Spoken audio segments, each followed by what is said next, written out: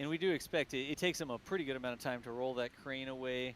It's about a 1.5 mile, not quite 2 mile journey, depending on exactly where they're sending it.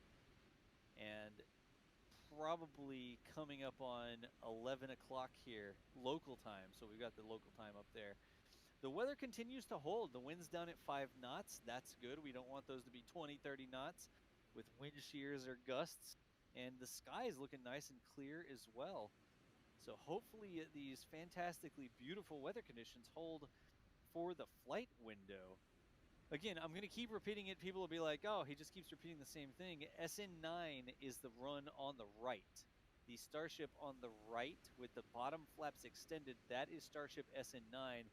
Starship SN10 is the Starship that is center of the screen here. But SN9, the one that we expect to hop, is the one on the right. We do not expect them both to fly at the same time. There's only one landing pad. So there is only a single landing pad out there. There's actually not space for two Starships to fly. Now, could they try to land one on one corner and the other one on the opposite corner? I mean, stranger things have happened. But there is only one LZ, one landing zone out there at Boca Chica. So we don't expect we certainly don't expect both of these to fly. I don't know that they're ever going to have cause to launch two separate Starships at the same time. I don't know what experimental data they would hope to get from that. Like, why would they need that? So, as exciting as it is, we're not getting two Starships. The reason they rolled out two of them is most likely just because they were trying to make use of their time while they cleared up the safety paperwork with the FAA. The experiment, DOS, would be, what is the effect of two Starships launching at the same time on how awesome it is? Ragazzi, bene, sono un gran cretino. Ho lasciato il microfono spento. Sono veramente un genio. Un genio indiscusso. Comunque, bentornati finalmente a questa diretta. Finalmente lo Starship ha ricevuto il permesso. La FAA ha rilasciato, insomma, la certificazione per far sì che il razzo possa decollare e possa fare il test. Intanto le strade sono già state evacuate, quindi è tutto pronto per il lancio. Noi abbiamo una finestra che varia da quest'ora, quindi dalle 17 fino all'1 di questa mattina, e saremo qua in live per commentare finalmente questo hop di 10 km. Noi attualmente siamo in diretta con NASA Spaceflight e ci trasferiremo anche sulle live di Lab Padre. L'unica cosa che voglio dire e confermare, giustamente, queste sono live di privati, quindi dovessi mai salvare il video su YouTube, purtroppo potrò salvare solo la sequenza in cui noi switcheremo sulla live di SpaceX, e questo perché SpaceX farà la live ufficiale giusto prima del lancio, e adesso attualmente siamo collegati in realtà con NASA Spaceflight e anche Lab Padre. L'unico problema di queste emittenti, che essendo private, insomma, si rischia il copyright, quindi noi adesso non vogliamo fare disastri, facciamo un live commentary di questa sezione e poi ci trasferiremo dopo per il lancio. Allora, dunque, intanto guardiamo un attimo Telegram e vediamo se tutto funziona alla perfezione. Beh, alla perfezione non funziona mai nulla, però, insomma, proviamo a vedere. Fare disastri, facciamo un live. Sì, beh, pare funzionare, insomma. Ok. See how the haze is hazy? Yes. Ah, yes, the haze is ok. quite hazy. The atmosphere is hazy. The view is hazy. The haze is hazy. Chissà perché ho lasciato... Vabbè, pazienza. They are going to evacuate the village later today, and that is official.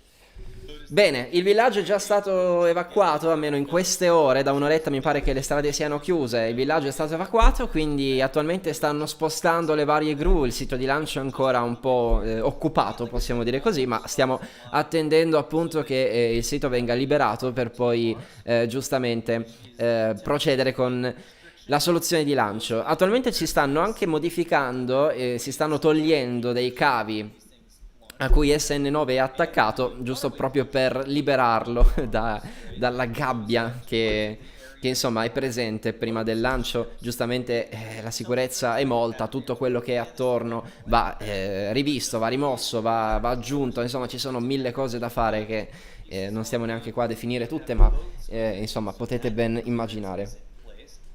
Noi saremo in live, che bello, per ore. e vedremo insieme questa roba. Devo un attimo modificare, perdonatemi, non ho avuto il tempo necessario, il bilanciamento del bianco. È veramente pessimo.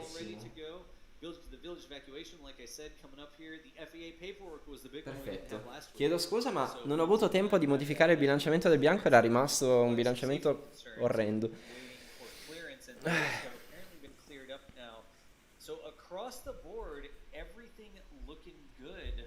Vorrei anche zoomare un pochino, in tal modo che possiamo vederci bene. Perfetto. Again, the flight is not going to be before noon. I'm not trying to clickbait people into staying like, oh yeah, oh you never know, but it could be in 5 minutes, don't miss it. Like that's not how we are around here on the NASA spaceflight streams. The flight is not going to be before noon, I don't believe. The village is not even evacuated yet. So I don't want people to think like, oh yeah, better stay around, it'll be here in 5 or 10 minutes. Geez, keep those super chats coming in the meantime. It is still a little while. The crane has to move and the village will be cleared. And we'll see. We'll have almost an hour notice. They'll clear the pad. Comunque c'è da dire che, allora, questo è il comunicato della rassegna che è arrivata poche ore fa. La FAA ha spiegato anche la causa del ritardo dell'approvazione. SpaceX a dicembre del 2020 ha richiesto una deroga per superare il rischio pubblico massimo consentito dalle norme di sicurezza federali. Questa deroga non è stata concessa dalla FAA, ma SpaceX ha comunque effettuato il lancio di SN8. Di conseguenza, di conseguenza dell'incidente, la FAA ha chiesto a SpaceX di condurre un'indagine. Nel frattempo tutti i test, quindi il lancio di SN9, sono stati sospesi. L'investigazione si è poi conclusa e tutte le azioni correttive necessarie per tutelare il rischio pubblico sono state attuate in vista del lancio di SN9 e integrate nei nuovi permessi. Si suppone inoltre che SpaceX avesse i permessi della FAA per lanciare, ovviamente, ma probabilmente non ha rispettato dei criteri del permesso su cui in precedenza aveva richiesto una deroga non concessa dalla FAA. Ora probabilmente con SN9 hanno dovuto fare in modo di rispettarli e il tempo più è stato necessario all'FAA per verificare che tutto rientrasse realmente in quanto accordato. Quindi attualmente teoricamente dovremmo esserci, insomma. Certo che alcune rassegne le scrivono veramente col cavolo, cioè veramente. Vabbè.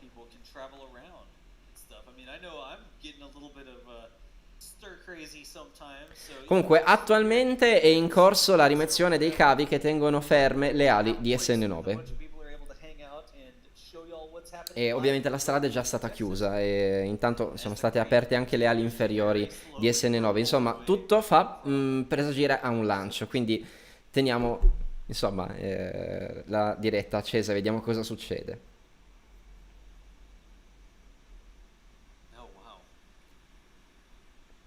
Just to give you a little bit of a context as to how far the crane has to move here. I think we're turning another one of the robots around. Go for it, be good. There you go. So it's like, wow, the crane's right there. Look at all the distance the crane has to go. I don't know, Michael, do you want to try and pan to the right real quick? There we go. Let's see here. So this is the path. Tanto vi ricordo anche di seguirmi sul canale di Telegram, attualmente non ho ancora la grafica sistemata. C'è un canale, c'è un gruppo, sono entrambe molto interessanti perché si può commentare insieme, si può insomma avere un rapporto diretto con quello che è la passione di questo lancio e di quelli che avverranno. Quindi mi raccomando, seguiamo poi il gruppo di Telegram che è interessante. Anzi, ne approfitto per mettere la grafica anche qua, così siamo a posto.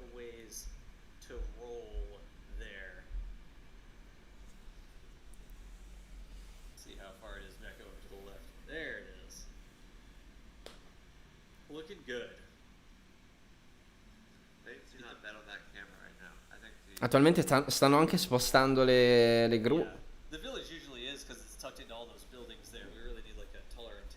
Arrivo subito.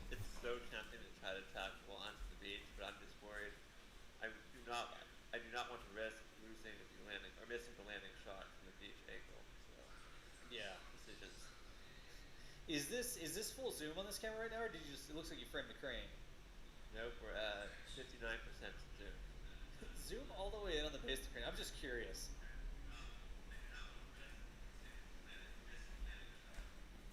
And this is one of the weird Eccoci. things. Like, what a new organization talking about their cameras like they're playing around with them. We built these robotic remote-controlled cameras ourselves. A little bit of haze there, but that's part of our show. Like, we talk about how we get these things to work. If there's a technical issue, we usually talk about it and let you know what's going on. But that's part of our show is sharing with you how we're able to bring you this coverage. Because it's not just, oh, I don't know, hire a production company to do this stuff. This is all us building the cameras and deploying things and the remote control schemes. Michael's written the software that he's running right now to control the camera remotely. Michael's all the way over in California, thousands of miles away from Boca Chica, and he's able to send these remote commands to the camera to get the shots that we want. It's also sort of cool because the robotic cameras allow us to minimize our COVID exposure. Instead of rolling out, you know, here's like 15 people involved with this webcast. Look at us all here. Check it out. We only have 2 people at Boca Chica that are involved with the webcast. And one of them lives there. Mary lives there in the village in the first place. And then Jack has traveled down, but we're able to get 1, 2, 3, 4, 5 different camera angles, all interactive cameras that we can point in different directions, zoom in and out, and that sort of stuff, with only 2 staff out there. And they're all geographically separate. We get all sorts of different angles and ways to look. Here we go. This is actually cool right now because it's right between the 2 starships. Ricordiamo che sul sito di lancio è presente ancora, è lì, SN10, che è l'altro razzo che poi lanceranno dopo il test di SN9. SN9 ha la possibilità di esplodere durante il rientro. Mi pare che la possibilità rispetto a SN8 sia un pochino diminuita, ma comunque è bella presente, quindi sicuramente sarà interessante vedere tutto quanto.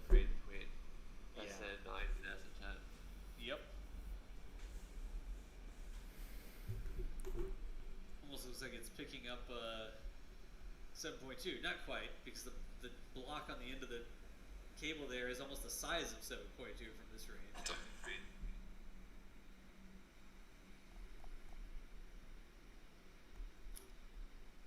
Wonder if we'll get some bees buzzing around this camera today. Every now and then we get to, you can see them like bees actually flying around. I think there's some sort of flowering bush nearby or something. I'm not sure why the bees like this camera. But if you're just Scusate un attimo, volevo spostarmi un attimo sulle live di Lab Padre, vedere un attimo com'è la situazione lì.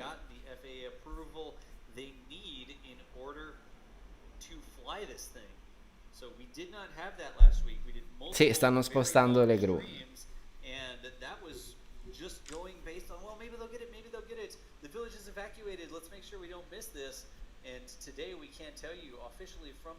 Il villaggio teoricamente è evacuato.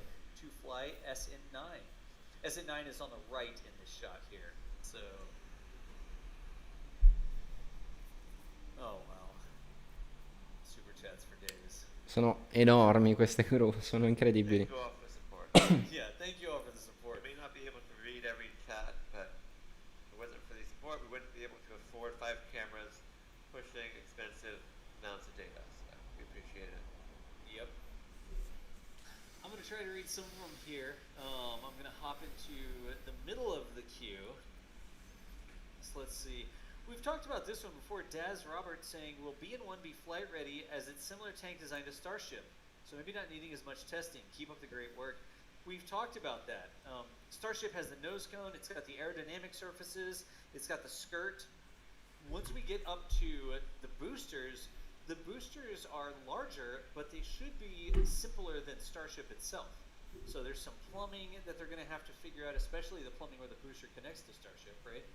But we do think that they may be able to go a little bit more quickly with the boosters because they're slightly less complicated than the Starship itself.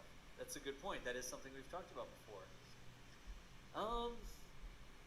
Bruce Willis, Mark Osterlund, thank you so much for the support. I'm not exactly sure the win double hop there, but appreciate you.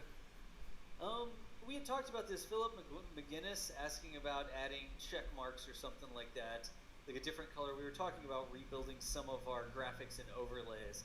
So we appreciate the feedback there. We're always trying to make improvements with our coverage. That Taco Guy, here's to the DOS Does Art Telestration Fund. Nice.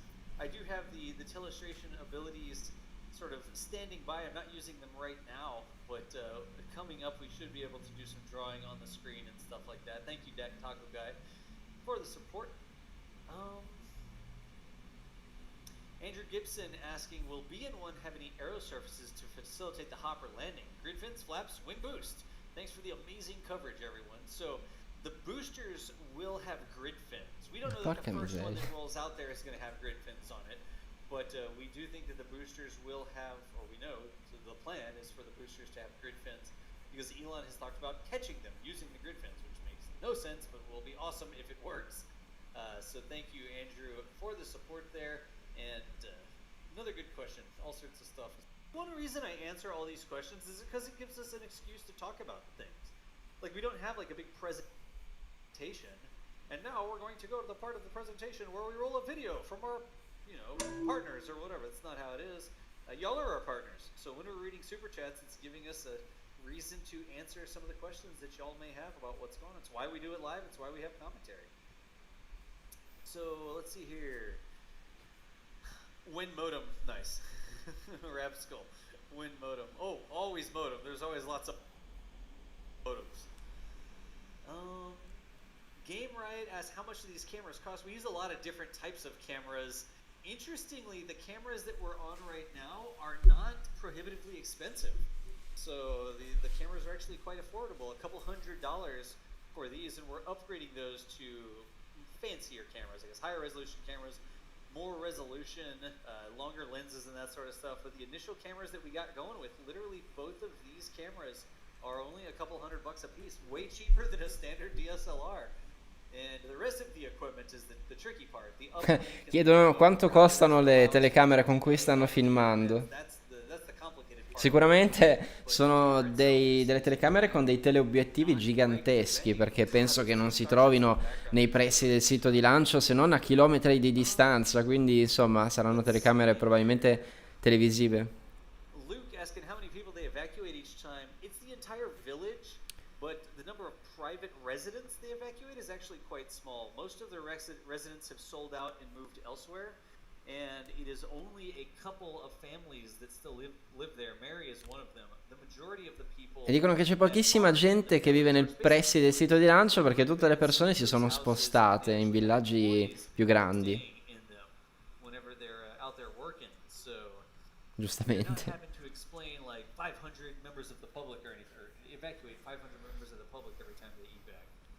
Sono 5.000 le persone da evacuare. Relativamente poche.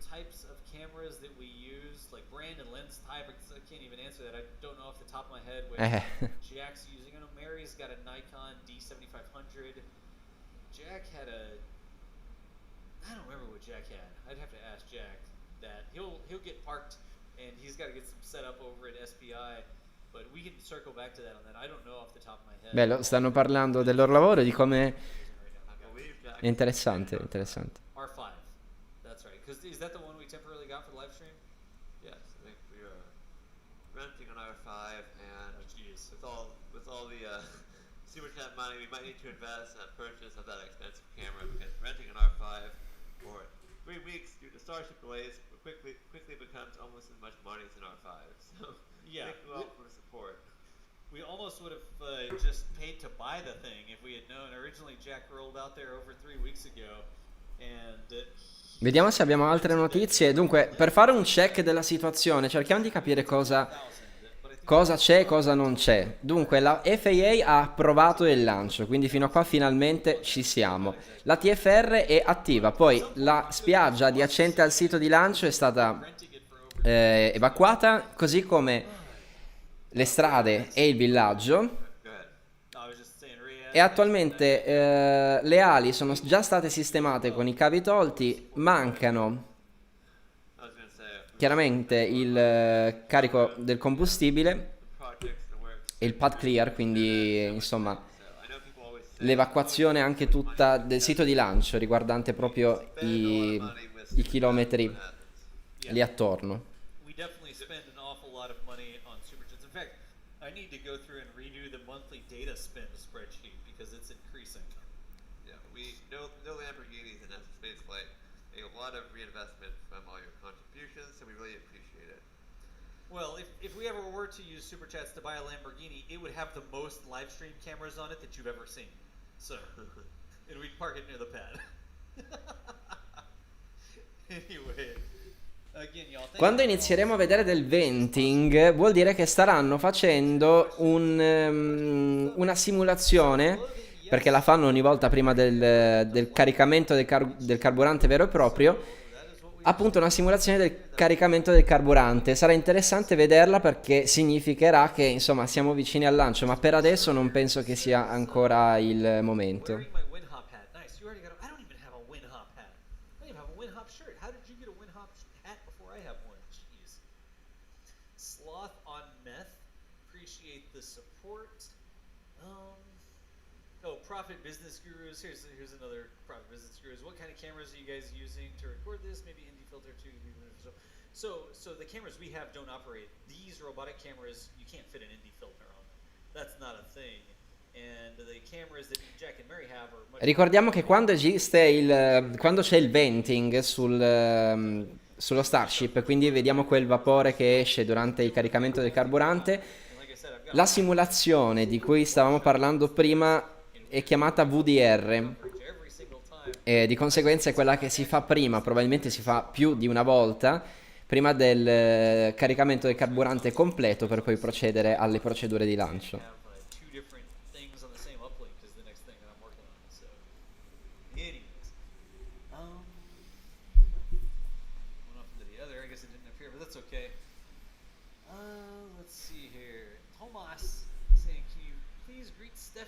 Comunque stanno facendo domande molto tecniche a riguardo del loro equipment a quelli di NASA Space Flight. Sono domande molto interessanti.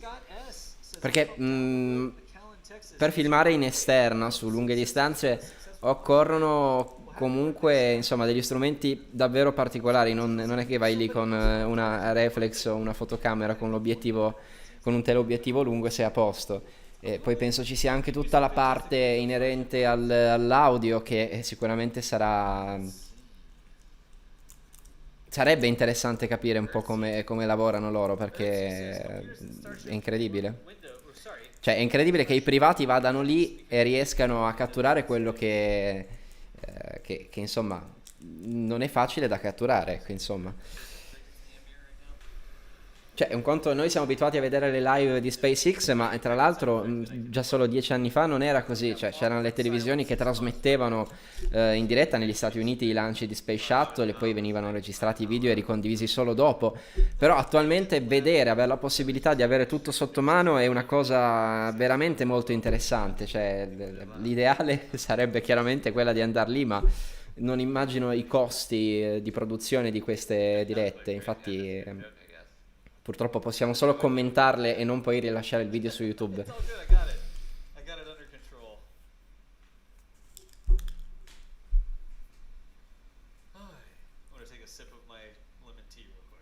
Vorrei mandare in pubblicità, ma no. Non ho una scena qua su OBS adatta. Vabbè, piuttosto torno subito, una roba del genere più tardi e magari la mettiamo. Not very well. It's good that my microphone doesn't transmit eating noises and slurping noises and stuff like that. Let's see. A couple of questions. Is SpaceX still Ok, probabilmente dobbiamo cambiare la diretta proprio per questo motivo. Adesso proviamo ad andare su un'altra diretta. Abbiate pazienza, ma chiaramente i problemi di copyright esistono e nonostante sia uno stream, nonostante insomma ci siano tutte le buone intenzioni del caso, bisogna assolutamente cambiare diretta. Dan, I'm going to assume that was a joke. Jay Wizzo, wow, thank you for the $50. Thanks for making these events a really enjoyable experience. Here's Central Texas.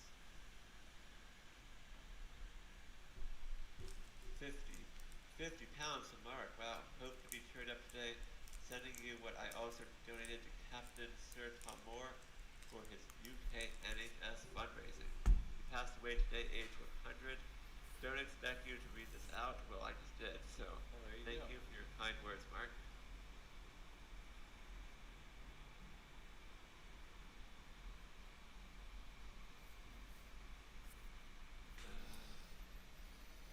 And another super chat from Conbor. Very cool. Thanks for all the support, everyone.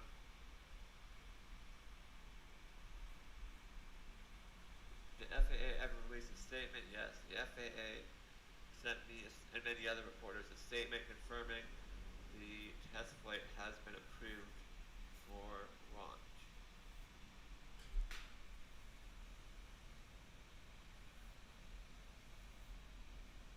What's the difference between SN8 and SN9?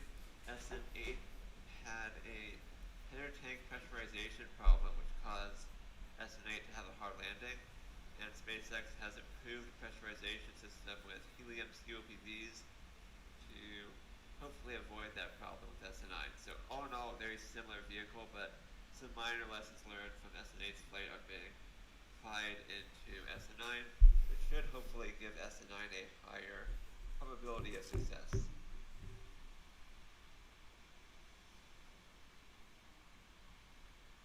looks like the crane is about to hide behind the forgery on this camera, but making good progress towards the building site.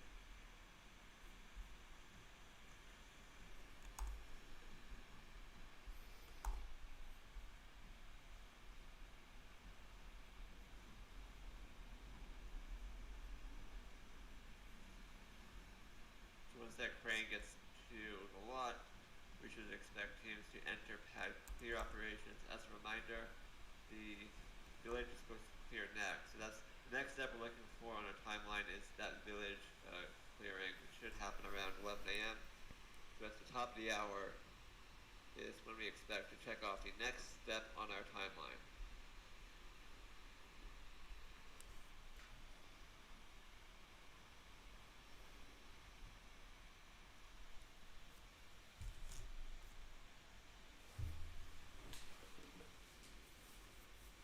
I'm getting caught up on a technical issue real quick, Michael. Sorry. You're good to go. I am reframing robots so that we have some nice views of the crane arriving at the production site.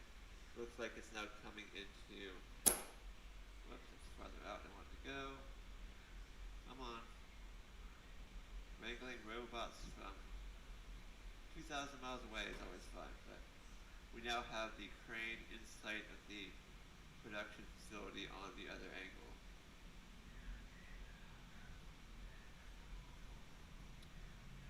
When Hop shirt came in yesterday, please be the sign. Hi DOS, thank you for purchasing the shirt, Porter. What's up, Porter?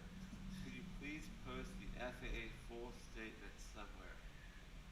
Well, that's a good excuse for me to plug my tweet, I think, so I will put a link to the tweet that I sent with the FAA statement quoted in chat in case you want to check that out, although chat is so busy right now it might be hard to find it, but I'll do my best. I mean, Michael, we're up to 72,000 people watching right now. Yeah. 72,000 people and 24,000 likes. Yeah. At Next Spaceflight on Twitter if you want to find it. Next Spaceflight, not a NASA spaceflight. I know that's confusing. I did not ever imagine that I would be affiliated with NASA spaceflight in any capacity. So that thought process was not something that I went through, and I paid the price.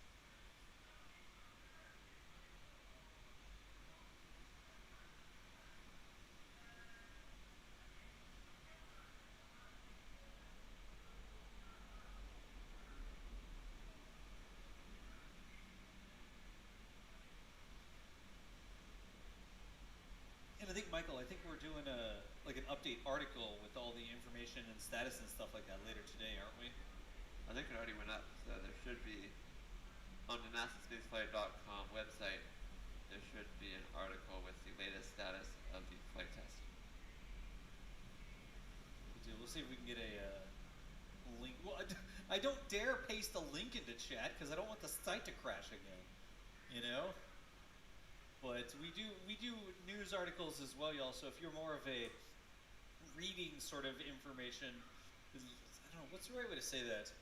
Like you read to get your information instead of watching videos. You can get a summary in the article that should be on the main site, nasaspaceflight.com. I mean, written is a lot more concise in a communication form than spoken, so some people like to read their details, and that's fine. Obviously, for live stream, written does not work as well. Kind of hard to type out live updates in real time. Written is more concise than spoken, especially when I'm the one doing the talking. So I do know that that's a thing that some people like. So let's see here.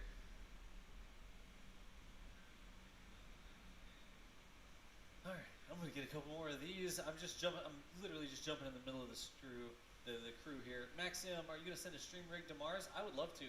I'd love to have a live camera on a small sat or something like that, just to say that we could do it. I can't say that I have the skill set to build like a CubeSat or anything like that myself, but it would be fantastic if NASA spaceflight had a camera in space, even if it was like a limited life CubeSat. That would be a fantastic project. On a Mars lander or a moon lander or something like that, sign me up. It's not my skill set specifically. Kai, appreciate the pounds. Peter Ian Telly asking, how do you think they'll catch the first stage? I mean, Elon's talked about catching the first stage. I don't know. It seems like it would have to be something that has some sort of give to it, right? Like it'd have to move some. Plus, even though it's really, we say, oh yeah, look how accurate it is. It's accurate to get it on the drone ship, like putting the Falcon 9s down on the drone ship. But that's not necessarily accurate enough to catch it with something like an arm. You have to be able to move that arm around to adjust it. So I'm very curious if that actually comes to fruition and what SpaceX's design will be. We've seen a lot of people render different designs, but I don't know exactly what they're gonna end up with. It's a good question that we'll just have to wait and see.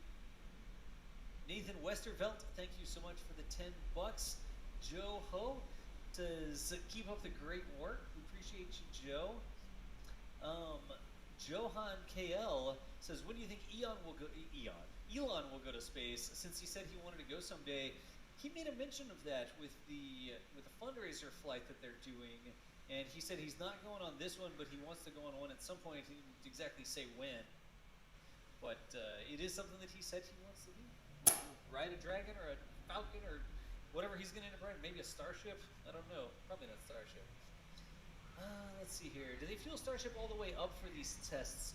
So Gingerbread Ben, no, I don't think they completely fuel it up. Michael, am I correct on that? Like when SN8 flew, No. It was not completely full of fuel. Yeah, just the minimum amount of propellant to perform a test flight, and that reduces risk in the blast radius if something were to go wrong. Gotcha.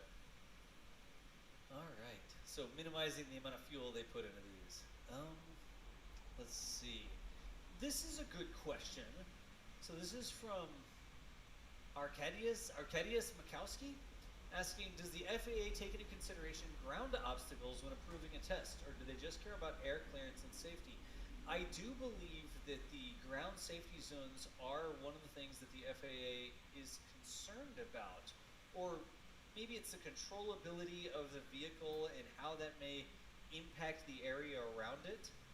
So, Michael, do we have any more information on that? Like, do you know? They definitely make sure that, like, Boca Chica Village and stuff is not at significant risk. So any, valuable property or areas that the public would care about, the FAA is looking at that into their risk assessment. Gotcha. And Michael, could you grab a question or two real quick? I'm checking something with Jack. Let's see. What is the estimated time of arrival on the crane? Asks Philip. It's getting pretty close. Maybe another 20 or 30 minutes. It's hard to judge it precisely, but it is definitely making good progress, as you can see on that camera there. It will turn to the right here in a bit and kind of end up at a parking lot towards the right of the camera frame right now.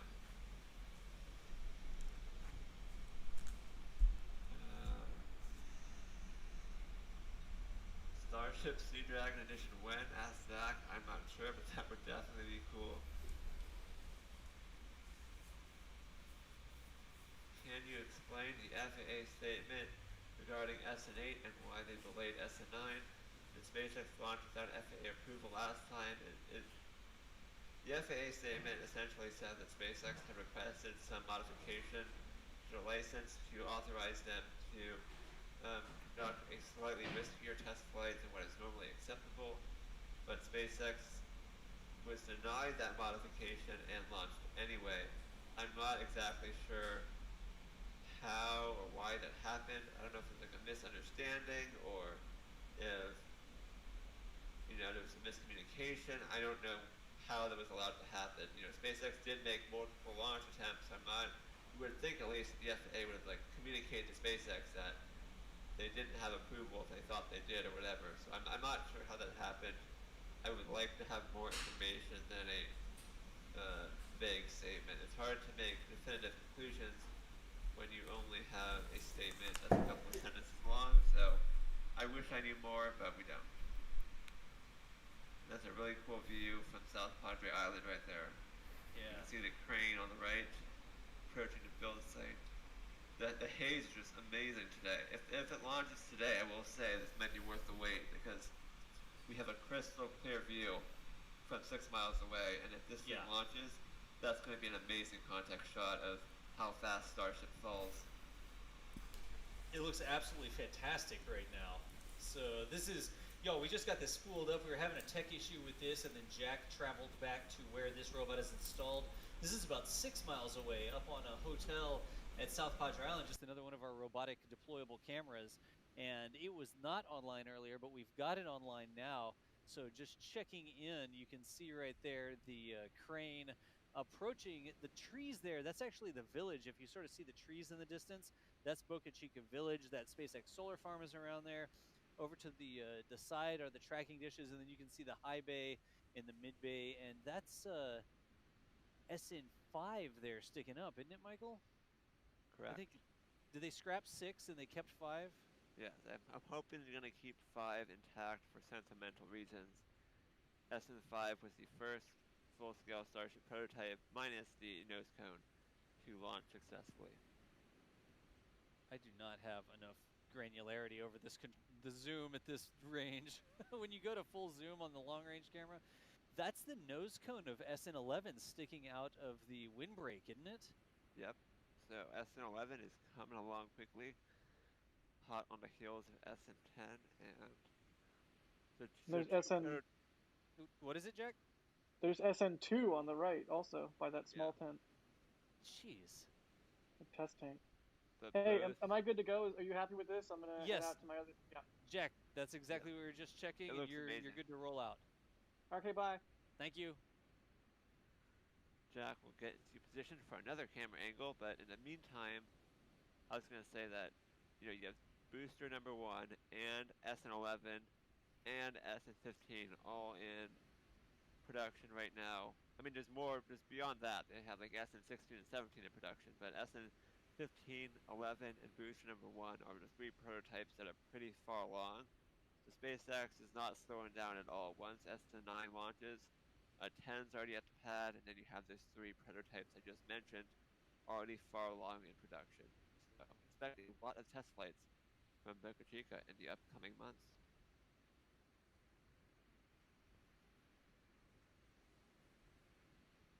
All right, I'm rolling one more technical thing here.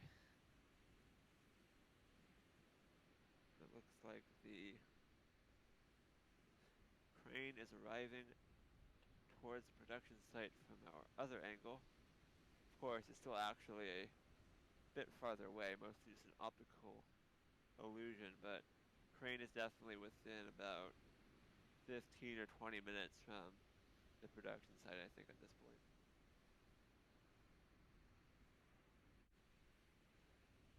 Let's see if we have any questions. Where do the robots get their power from? I think most of them are powered into a wall, plugged into a wall, and then that one robot is on a battery. Yeah. Is that correct, Doss? All the robots have internal power, so they have like a backup battery, and the internal battery will run them for 10 to 12 hours. If we want them to run for longer than that, we either need to put them on a larger battery array, or they can run off shore power as well. So you can plug them into a wall. and that'll keep the internal battery charged while they just pull their power, off of an AC outlet or whatever. And then the robot that we have deployed off grid is fully solar powered. So it's got a battery array and a solar array, and those things charge up during the day, and then it pulls off the batteries at night.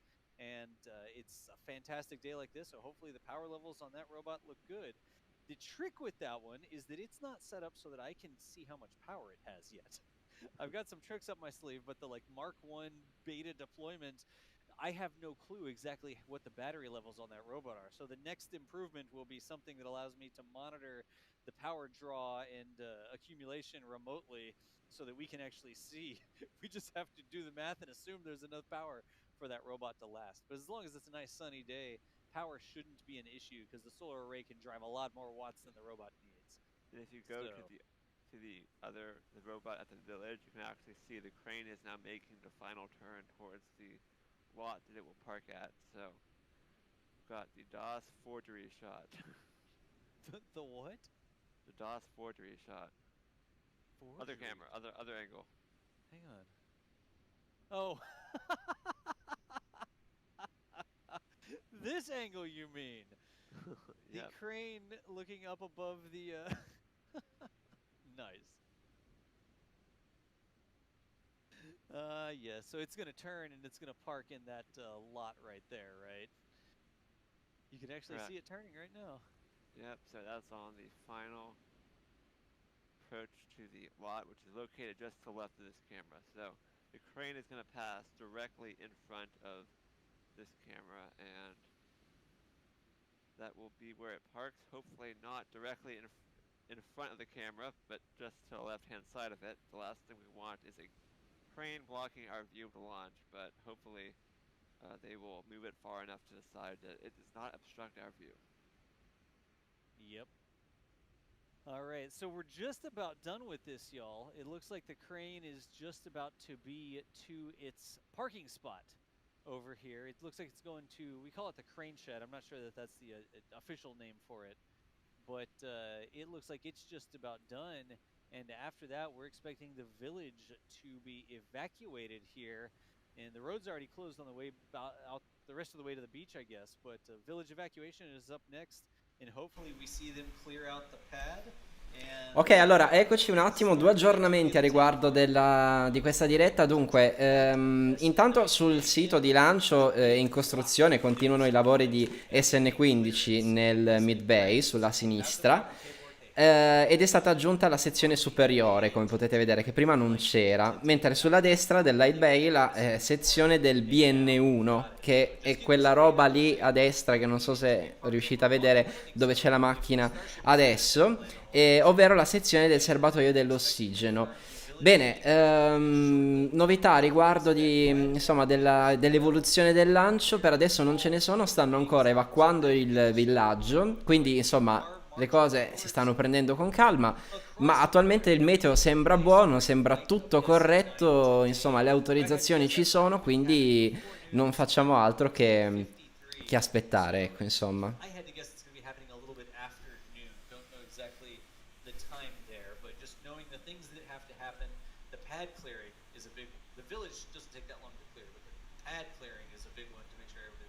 Everybody gets off the pad. So, yes, and the weather is absolutely sensational today. Look at those skies. Yeah. Look at that wind on the upper right-hand corner of your screen. That's just cool. I hope that this holds the 5-knot wind. Look at the starships in the background as well. Yeah, incredible. It's almost impossible when this crane gets to its parking spot. You almost can't see the entire crane. You can zoom, pan up, tilt up. Sorry, Jack. You can tilt up and see the top of the crane, but the crane gets so close and it's so huge, it's hard to see the entire thing. But look at those 2 starships off in the distance. That's SN9 on the right and SN10 on the left. SN9 is the one we're expecting to fly today.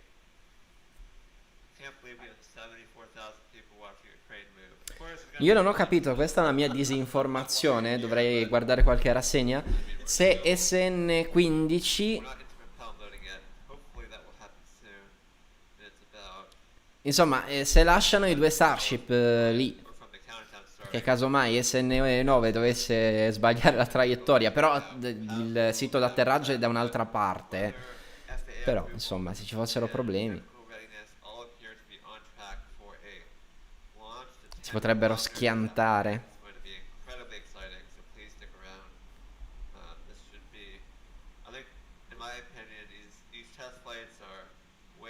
Chiedo scusa, non è SN15 quello che è lì presente, SN15 è nell'hangar, nel mid bay, mentre quello che è qua presente insieme a SN9 è SN10. E non è presente qua il serbatoio dell'ossigeno, ho sbagliato immagine, chiedo scusa. Qua si vede solo SN10 e SN9.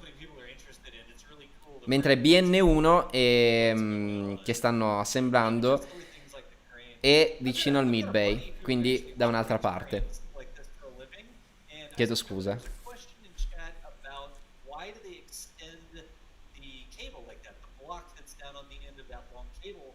Why would you bother extending that?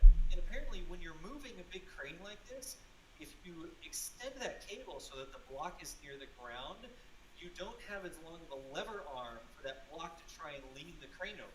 So as you're going over uneven surfaces, if you have the mass of that block up at the top of the crane, you can actually get into situations where that mass can get moving and actually be in danger of tipping the crane over. So they extend the block. Ma anche perché ok, devo solo capire un attimo come.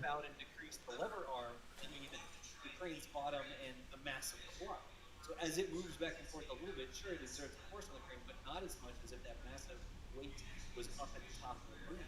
So, appreciate the text there. Go with people who sent me a text explaining the question, saying they saw the question in chat. So, that's why they extend that cable instead of tightening it all the way up. Scusate, credo di avere un problema con l'audio, in realtà funziona tutto alla grande.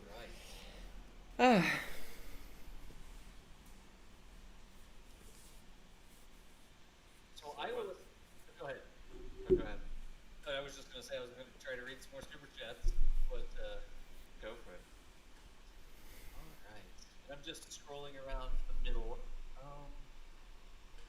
Let's see. Baron Von Gogo says, enjoying the broadcast. My 9-year-old son wants to know how environmentally friendly are the rockets. So, environmentally friendly. There's a lot of different things that go into environmentally friendly. Ok, è sicuro che il lancio non verrà effettuato nell'arco di queste 2 ore, perché attualmente chiaramente si sta ancora liberando la zona, quindi siamo tranquilli che per 2 ore non succederà ancora nulla. Però eventualmente dopo, insomma, dopo le 8 possiamo già iniziare a parlare di possibile lancio. Teoricamente.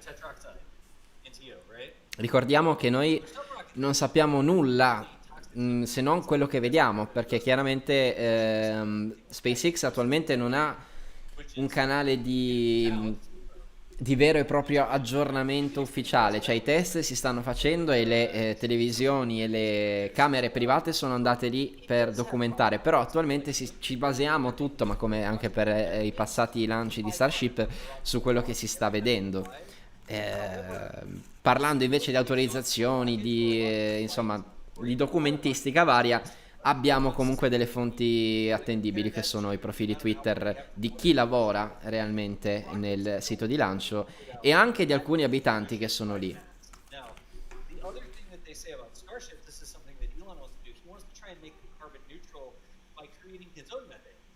Però è bello proprio per questo, cioè capire, entrare proprio in quella che è l'informazione, la formazione di questo progetto.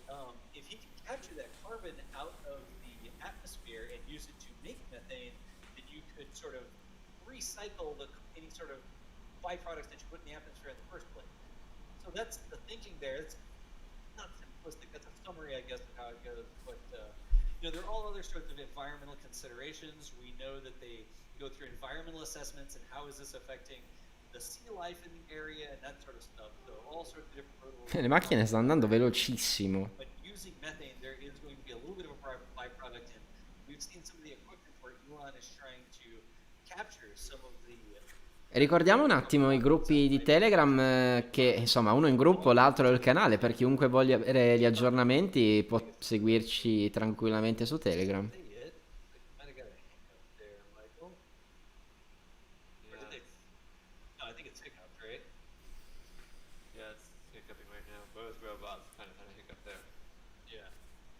All right.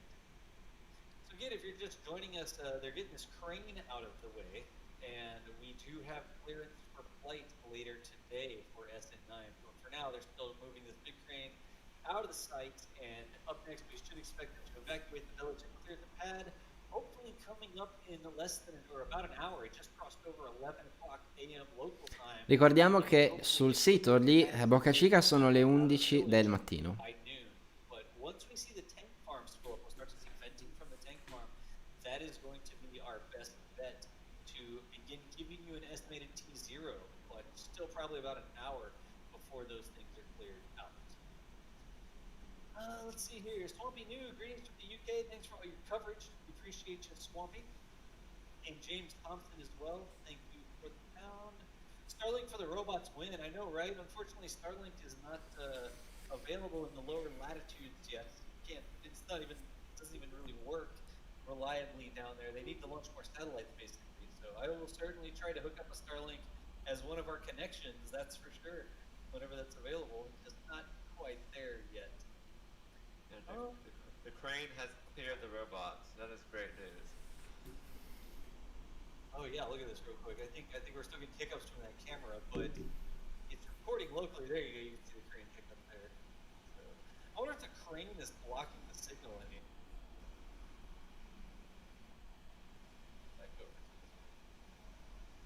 Su NASA Spaceflight stanno facendo vedere le gru che si stanno spostando per lasciare chiaramente spazio al sito. Però ci sono un po' di problemi di connessione, purtroppo. Marcelo Lopez, again, I can't answer all the questions, y'all, but this is something we've talked about. Hi, thanks for the content. I was wondering what's the G-force experience by the payload inside Starship during the belly flop descent. So, off the top of my head, I haven't seen that. It depends on exactly where you're sitting. Like, Comunque ora possiamo dire che tranquillamente il decollo è stato confermato, ecco, quindi su quello non c'è dubbio. But I don't know, nor have I calculated off the top of my head exactly what G-forces you would get. Certainly, again, something SpaceX has thought of if they're planning on actually flying this thing with cargo in it, and specifically returning with cargo in it. You may fly with the cargo up to orbit, but then Casomai non fosse confermato, fosse cancellato, abbiamo comunque le grafiche per quello. And at the status update, we're currently at village cleared. They were expected to clear the village at 11, and that's the current position on our timeline. Up next, teams should start moving into pad closeout operations. Now it looks like the crane move has been completed. You can also see one of the tracking dishes to the left of the crane has moved into the launch position, so that's another good sign. and you can see, yeah, you're right. You see the dish there. There's one that's pointed straight up, and there's one that's sort of pointed sideways, and those dishes pointed sideways. Entriamo un po' nel vivo, alziamo un po' il volume di Of course, they have ways of controlling what's happening at the NASA pad. Space But, Flight. You see those dishes sort of lean over. We are continuing on towards a launch. Again, Starship SN9 is clear to fly, and there's that big crane. That's a great place to leave that crane. Just leave it right there. That won't even block the landing because the landing is like behind and slightly to the right or left. It's literally right behind the pad, right? Yeah. Last time they parked it was the other way around, so that big boom was kind of sticking out towards the camera, but this time it's a more convenient orientation for our purposes. Gotcha. What is this? Oh, come on, camera. I just tried to pan a camera in. It said remote host close the connection. Okay, there we go. Now we can pan the camera. So checking in back over from South Padre Island. This is one of our long-range cameras. You could see me wiggling it to make sure it was online. Looking out over the ship channel going up to Brownsville there. You can see the crane. Questo è il mid bay. That's about where the crane is going to end up. D'altra Production parte. facility over there with the high bay as well. And if we pan over to the left, we should be able to get ourselves some starships here.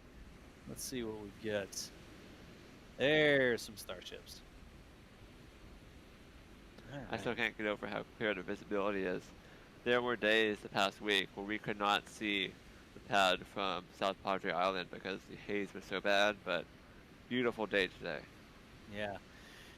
just to give you all a sense of context, again, our cameras sometimes trick people because of the lenses, the amount of zoom they have, basically. So just to give you a sense of context, those are the Starships, but let's pull this camera all the way back out. This is on top of a hotel out there at South Padre Island, and I don't want to fool anybody like, wow, it's right there across the way.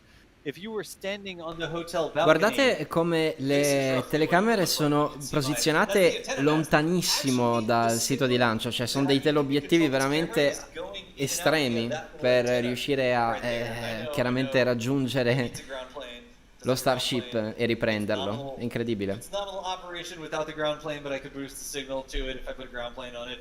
I'll get around to it. I'm busy, okay? But that is the long-range camera. All the way over there at South Padre, and hopefully we get a great context shot. Probabilmente riprendono direttamente dall'hotel, è incredibile. Il post è incredibile. Però è pazzesco, è veramente pazzesco. Wow. Vedete tutti quei camper che ci sono nei parcheggi? Sono tutti giornalisti e persone privati che trasmettono anche su emittenti quali YouTube, Twitch. Ce ne sono veramente tantissimi. Chiaramente ricordiamo che questo è un evento di portata globale, quindi sicuramente l'interesse mediatico è altissimo. Both of the flaps on SN9 look like they're in the deployed position right now. Attualmente i flap, le ali di SN9 sono in una posizione pronta per il decollo perché le ali sono aperte. Again, all three of the cameras we're using right now are robotically controlled remote cameras. They are deployed. We do not have people there zooming them in. Either Michael or I can log into the camera and actually control its orientation like this. This is Michael controlling the village camera right now. Guardate che meraviglia, che bello. Not only decrease our COVID exposure, so we don't have to ship 5 staff members down there to get 5 different angles. We've got 5 different angles with only 2 people, and one of them lives there. But it also allows us to keep cameras inside the safety area. So right now the village is evacuated, but this camera is at the Ok, il villaggio è stato evacuato. Sì, perfetto, abbiamo la conferma che il villaggio è stato completamente evacuato, quindi perfetto. Tutto procede secondo i piani. Twitch plays camera control, nice. Do it, you won't. I'm going to take us up to pad closeouts on the status as teams continue to work to clear the pad. I'm also going to pan the other camera towards the parking lot, and we will take a look at how many crew members are still out there. Looks like a good number of cars, but we will keep an eye on that throughout the stream, and as the cars continue to file out, we will continue to check up on that parking lot so that we know when the pad has been fully cleared. Alright, we literally turn the camera to look at the parking lot to see if the pad is cleared or not. That's how we roll around here. We don't get an official word from SpaceX that it's cleared, we literally just look at the parking lot. So, again, folks, if you're just joining us, we are up to 79, there's almost 80,000 people watching right now. Alright, well thank you for watching, in my very best professional tone that doesn't make it sound like I... Bene, io torno subito, datemi qualche minuto che bevo un po' d'acqua e ci sono. Are a news organization that covers all sorts of things spaceflight. Started out 15, 16 years ago with a super shuttle fan. Figa Chris cazzo. Bergen was the founder, or is still the founder, and was starting a forum and news site long ago. So I do believe in just a minute we'll be able to get Chris on here. But if you like this sort of content, make sure that you subscribe to the channel. You know how to do it. Click on the subscribe button. Turn on the notifications. You don't want to miss live streams. Also, the daily videos we have from Boca Chica just about every day. Mary, Boca Chica gal, is out there, actually lives there, and sends us video just every single day so you can keep up with what's going on with Starship down there at Boca Chica, Texas, amongst all the other launch coverage and news articles and all sorts of things that we do. Now, I believe, I don't know if his ears were burning or not, but talking about the founder of NASA spaceflight, Chris Bergen, do I have you on comms? Ew, I heard the word shuttle. I thought, hang on a minute. That's me triggered. So yeah, that's my keyword for getting me on. You just want to get me on, just say shuttle, and I'll turn up out of the blue from nowhere. You just, if I say shuttle 3 times, you magically appear. It's like, Yeah, or it's like STS. Beetlejuice. Yeah, exactly. So, folks, where- this is Chris Berg, and Chris, thank you so much for joining us. Oh, my pleasure. It's surreal, isn't it? I'm literally just put on the screen what we're looking at, and there's 2 starships just pointing out there on the launch mounts, and we're going to see one hopefully launch in a matter of hours. It's just I never get bored of this view. This view is surreal to me because it's the thing of sci-fi. It's the thing you see in cartoons and films. This is real life. This is going to happen, and this is the first steps towards a base on Mars. That sounds surreal even saying it, but it's reality. It's where we're going. Yes, there will be lots of tests. Yes, there'll be lots of cargo launches with Starlinks and shaking out. There'll be failures. Yep. We'll have setbacks. They'll have issues with this rocket, but that's why they've got this test program, and a test program that is so set to a cadence that they have other starships waiting to go in the production site. We've got 2 on the launch mounts right now. When Elon first said this would be coming, when he saw that Photoshop version of RGV, he said that's coming. I thought, yeah, okay, maybe in about a few months' time when we've got enough cadence to have 2 on at the same time. The cadence is there already. And we've got SN11 in going to the high bay before long. It's in the mid bay right now. Next door to that's SN15. They are way ahead of where they need to be as far as launch cadence goes. It's just things like the approval. And I've got to say, I'm quite surprised by all this FAA situation. Do we really, really, really think SpaceX, with all their experience with the FAA, with all their Falcon 9 and Falcon Heavy launches and what have you, would make such a mistake like that? I'm curious to see what SpaceX's side of the story is on that one. Yeah, I mean that's what the FAA said, is that when they launched SN8, they did not have clearance to actually launch that thing the way they did, and that doesn't make any sense at all. So, Chris, you're absolutely right. It doesn't. I'll tell you what. The reason why I don't think it makes any sense is because when the sources were telling people, other sites were saying SN8 was a cause, everyone assumed, oh, fair enough, the explosion. And I flagged that because I thought, well, they expected that. It actually performed better than they expected.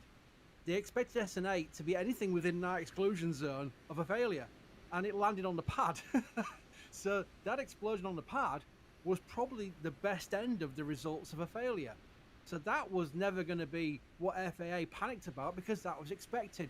Yeah, we knew that was going to happen. And they hit the pad, too. I mean, right there on the pad. It's not like it ended up in the dunes somewhere unexpected or in the ocean. I mean, it was right there on the pad. It was. I really want to give SpaceX. Well, I don't. Everyone wants to give SpaceX the chance to give their side of the story. Yeah. And it was just kind of ironic that Elon said before it. I'm going to go off Twitter for a bit. I'm sure Elon was tempted to do his 420 situation where he's going to come out and rampage on Twitter saying, "Hang on a minute."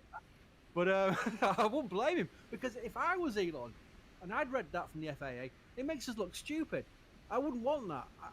I want to hear what SpaceX have to say about it, and I may assume that SpaceX will say nothing and say, let's just take this one on the chin and get on with what we're going to be doing, which is launching SN9. They got the approval. That's the main thing. I think that is the silver line to everything.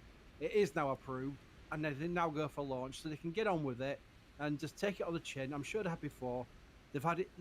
Remember when SpaceX first started, they immediately went to a lawsuit with Lockheed Martin and Boeing. They had it from day one, where they had things against them, and I think they use things that go against them to their advantage and use it as motivation. I think we all do in life. When someone tries to bring you down, you got 2 ways of reacting to it: either like sitting in the corner and sulking, or saying, right, I'll prove them wrong. And I think that's what SpaceX mentality over the years has been. We'll prove them wrong. So, we've got to be objective journalists here, but I'm rooting for them. I really am. Oh, I think everybody's. To say, I am rooting for them. I really am. I think we're all rooting for them. I don't think there's anything wrong with that. I mean, I get the objective thing, but I think we all want to see this thing fly. And again, we've got to be careful, because there's a good chance that SN9 might just go do a tipple tail halfway through the first stage of ascent. It might.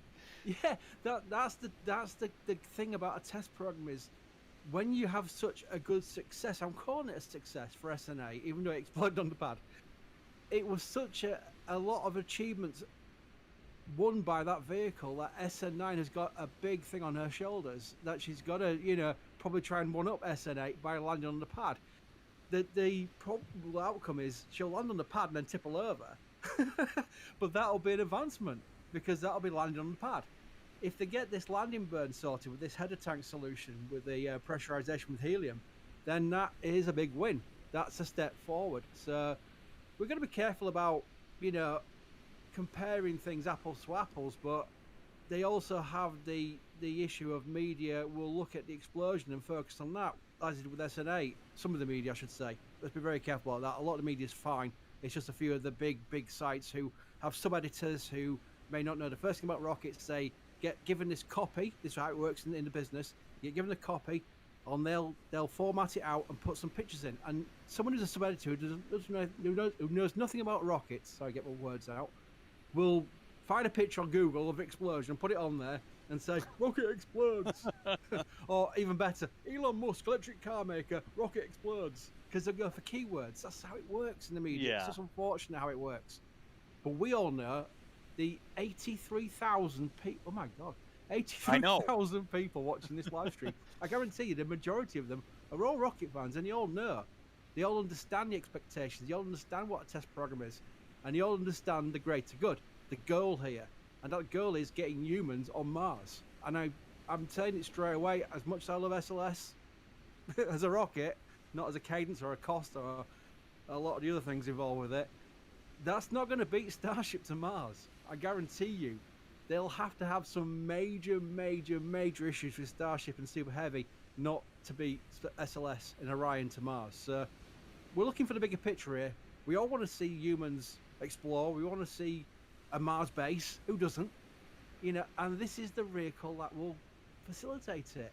It's just incredible. And yeah, that's my long-winded way of saying I'm excited. Well, Chris, you said about looking like a spaceport, right? And I wanted to share this. This is actually a low-resolution preview. I pulled this off the robot this morning, but check this out. This was the view first thing this morning. I sat down on console and fired up, making sure all the robots are checking in, make sure we had all the cameras. And this is the real view. It's not a movie or anything like that. And I apologize, it is lower resolution. It's not the full res because this is just like an operator preview. But even that, it looks so cool. It looks like sci-fi. It doesn't look real a lot of the times. To have things like this that actually exist in real life, and it's not just a theme park. Both of these are actually supposed to fly, right? You could go 15 years and put that as a movie poster, and people will go, that's a good sci-fi movie, I'm going to go to watch that. It's real life. It's happening. I think I love the idea that the fact it's in Boca Chica where you get these amazing sunrises, which Mary films. Yep. That it just adds to the whole aesthetic of it all. And these shiny silver vehicles in these wonderfully deep coloured sunrises and sunsets are just perfect. It's almost like they planned it that way, even though, of course, they planned the area as the launch site that worked for them the best. But, you know, the local area, it's a tourism advert for South Texas, I'm telling you straight away. Oh, yeah. I guarantee you a lot of people have seen Mary's videos and photos and thinking, I want to visit there, not just for the rockets, but I just want to visit there. It looks like an amazing place, and it is. You know, I feel the same way. All right, I'll bring that back down like that. But Chris, we do have the ability to like show tweets and stuff like that. If something comes up, I've spooled all that up. So if there's an announcement or something, we can put those on the screen as well.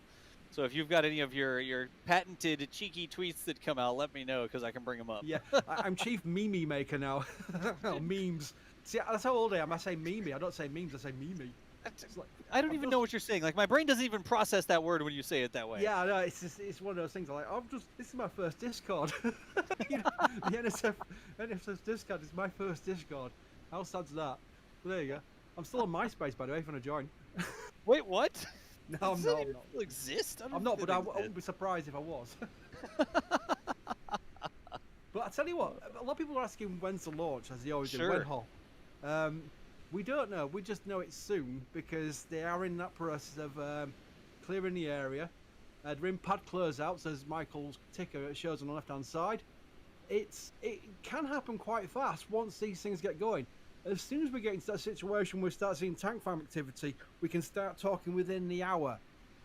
that kind of timeline. So we won't really know until we see the tank farm activity, and then the condenser, which also gives you the clue they're going to go into fueling, and then we'll start seeing things like the real big clues like venting, the tri-vents. It's when we get close to 10 minutes, so then it gets exciting. But of course, then it gets exciting. Yeah, well, it is, but that's when it gets really tense. I would add there is also on this whole test sequence situation that they could have bought this thing. There's always the anticlimax for a scrub. That can happen if the vehicle's not happy. We won't fire her Raptors up. She won't be launching, and we'll probably be coming back another day, depending on what the reason was for the abort.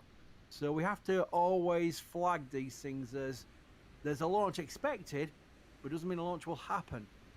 But we're seeing a lot of cars move. Are these cars? Are they in a roadblock right now? In a roadblock, what do you mean? Is the roadblocks actually up now? Because if they are, these are all pad workers. These should be all pad workers. They were clearing out the beach earlier, and I believe the road has been closed since they moved the crane. So I don't believe there's any more members of the public. They cleared Jack out.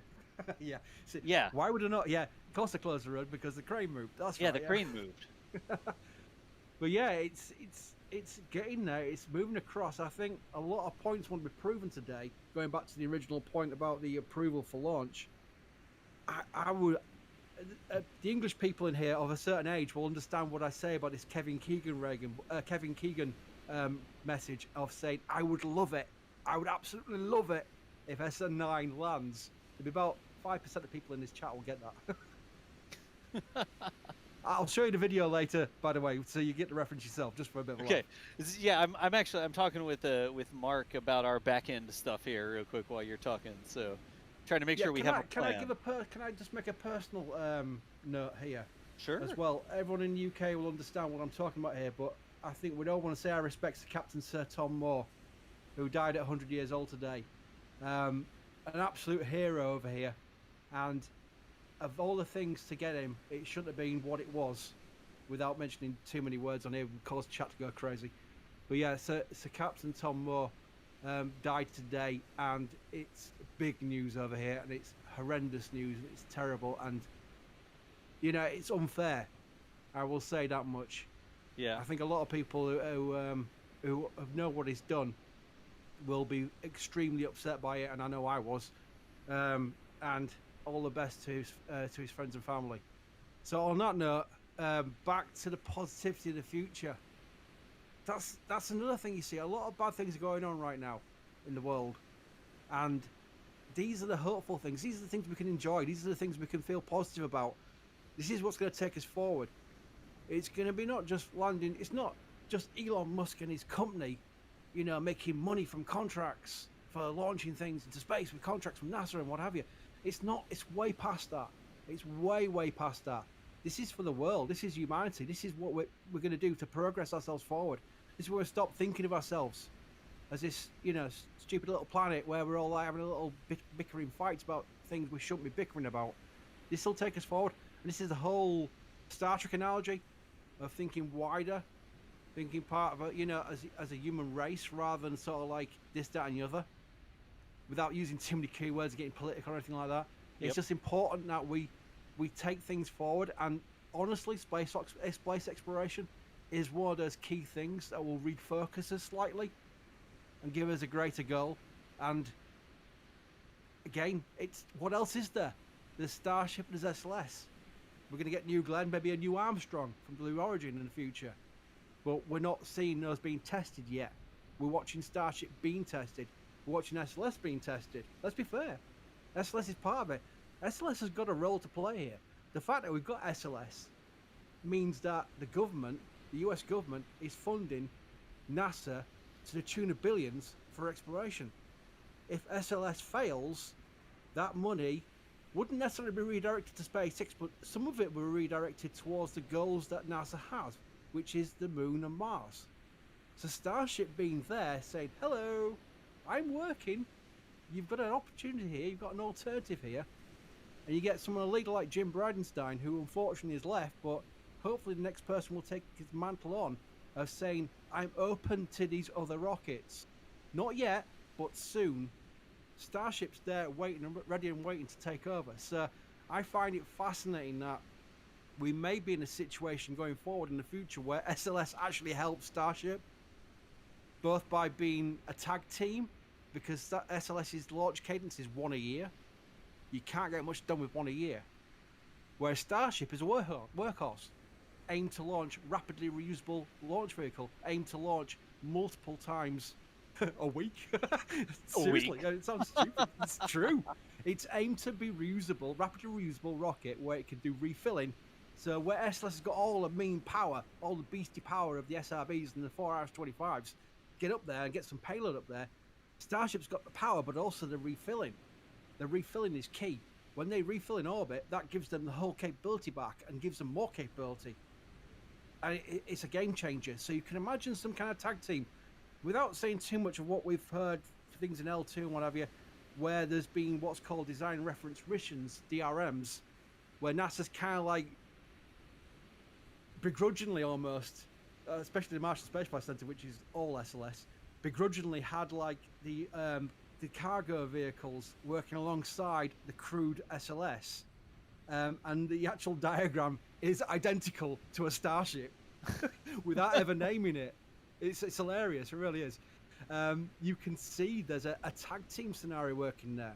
Even with SLS still being funded and still alive, there's an opportunity for Starship there. So there's a lot of cyclical goals, a lot of synergy between the two vehicles, as much as they're technically rivals. It's hilarious, really. And it plays into Elon Musk's whole methodology of saying we are not NASA versus SpaceX or SpaceX versus NASA. It's never been like that. If it wasn't for NASA, SpaceX wouldn't exist. If it wasn't for SpaceX, NASA would not have crew on the ISS right now launched from American soil. They'd be on Soyuz still. So there's so much synergy, and I think that could play into the whole SLS and Starship thing. So again, a lot of that's assumption. Some of it is sourced, some of it is documentation. What the future holds will all depend on how fast Starship can get onto Super Heavy and launch an orbital. And if that happens this year, it's a game changer. No two ways about it. It's a game changer. So that's another reason why I wanted to do well. Not just because I'm like, I love Elon Musk, I love Starship, it's great, and it's so popular, so I'm going to say things which are so nice because that'll get me more Twitter followers. None of that. That's rubbish to me. All I care about is that I covered Shuttle, and I covered it to the end. And I guarantee you, in those final years of Shuttle, a lot of people were asking me, and I was thinking to myself, what now? We had Ares 1, absolutely terrible rocket, a single SRB. A single SRB with an Orion capsule that couldn't even lift on top. That was our future per shuttle.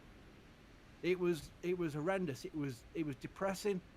And then suddenly this guy called Elon Musk comes along with these revolutionary ideas of landing rockets and reusing them, and he's made it work.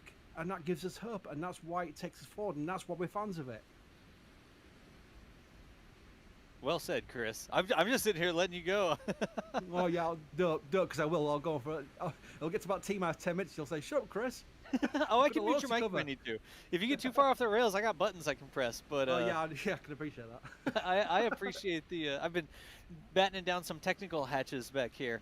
So I appreciate you hopping in. Again, y'all, the new voice that you're hearing, this is Chris Bergen, the founder of NASA Spaceflight, hopping over from York. Is it? Okay, Chris, no, I'm actually in Leeds right now. I'm in a car park in Leeds. I'm doing 30 minutes, going to drive home and then come back on again. You're parked in like a parking lot? I'm parked in my car. I'm in a car park in Leeds. Isn't technology grand? Yeah. I took my microphone with me. I've got a laptop. I'm all right. So, Chris Bergen joining us from the car parking lot. Y'all didn't even know that, did you? How about that? You sound fantastic, Chris. Somebody in chat put dirty Leeds. That's just made my day. See, I wasn't sure I was allowed to say that, but that's what you always call you are. it, so. Everyone's allowed to say it, trust me. Hopefully there's no one watching from Leeds right now. There actually is. I tell you what, if you see someone talking to a microphone on Wellington Street in Leeds, that's me. Oh in a black car. If I get a knock on the window in the next 10 minutes, it'll be just the most amazing thing ever. But yeah, have we got any questions, by the way? Because I'm sure we've got about 5,000 questions which we need to get through.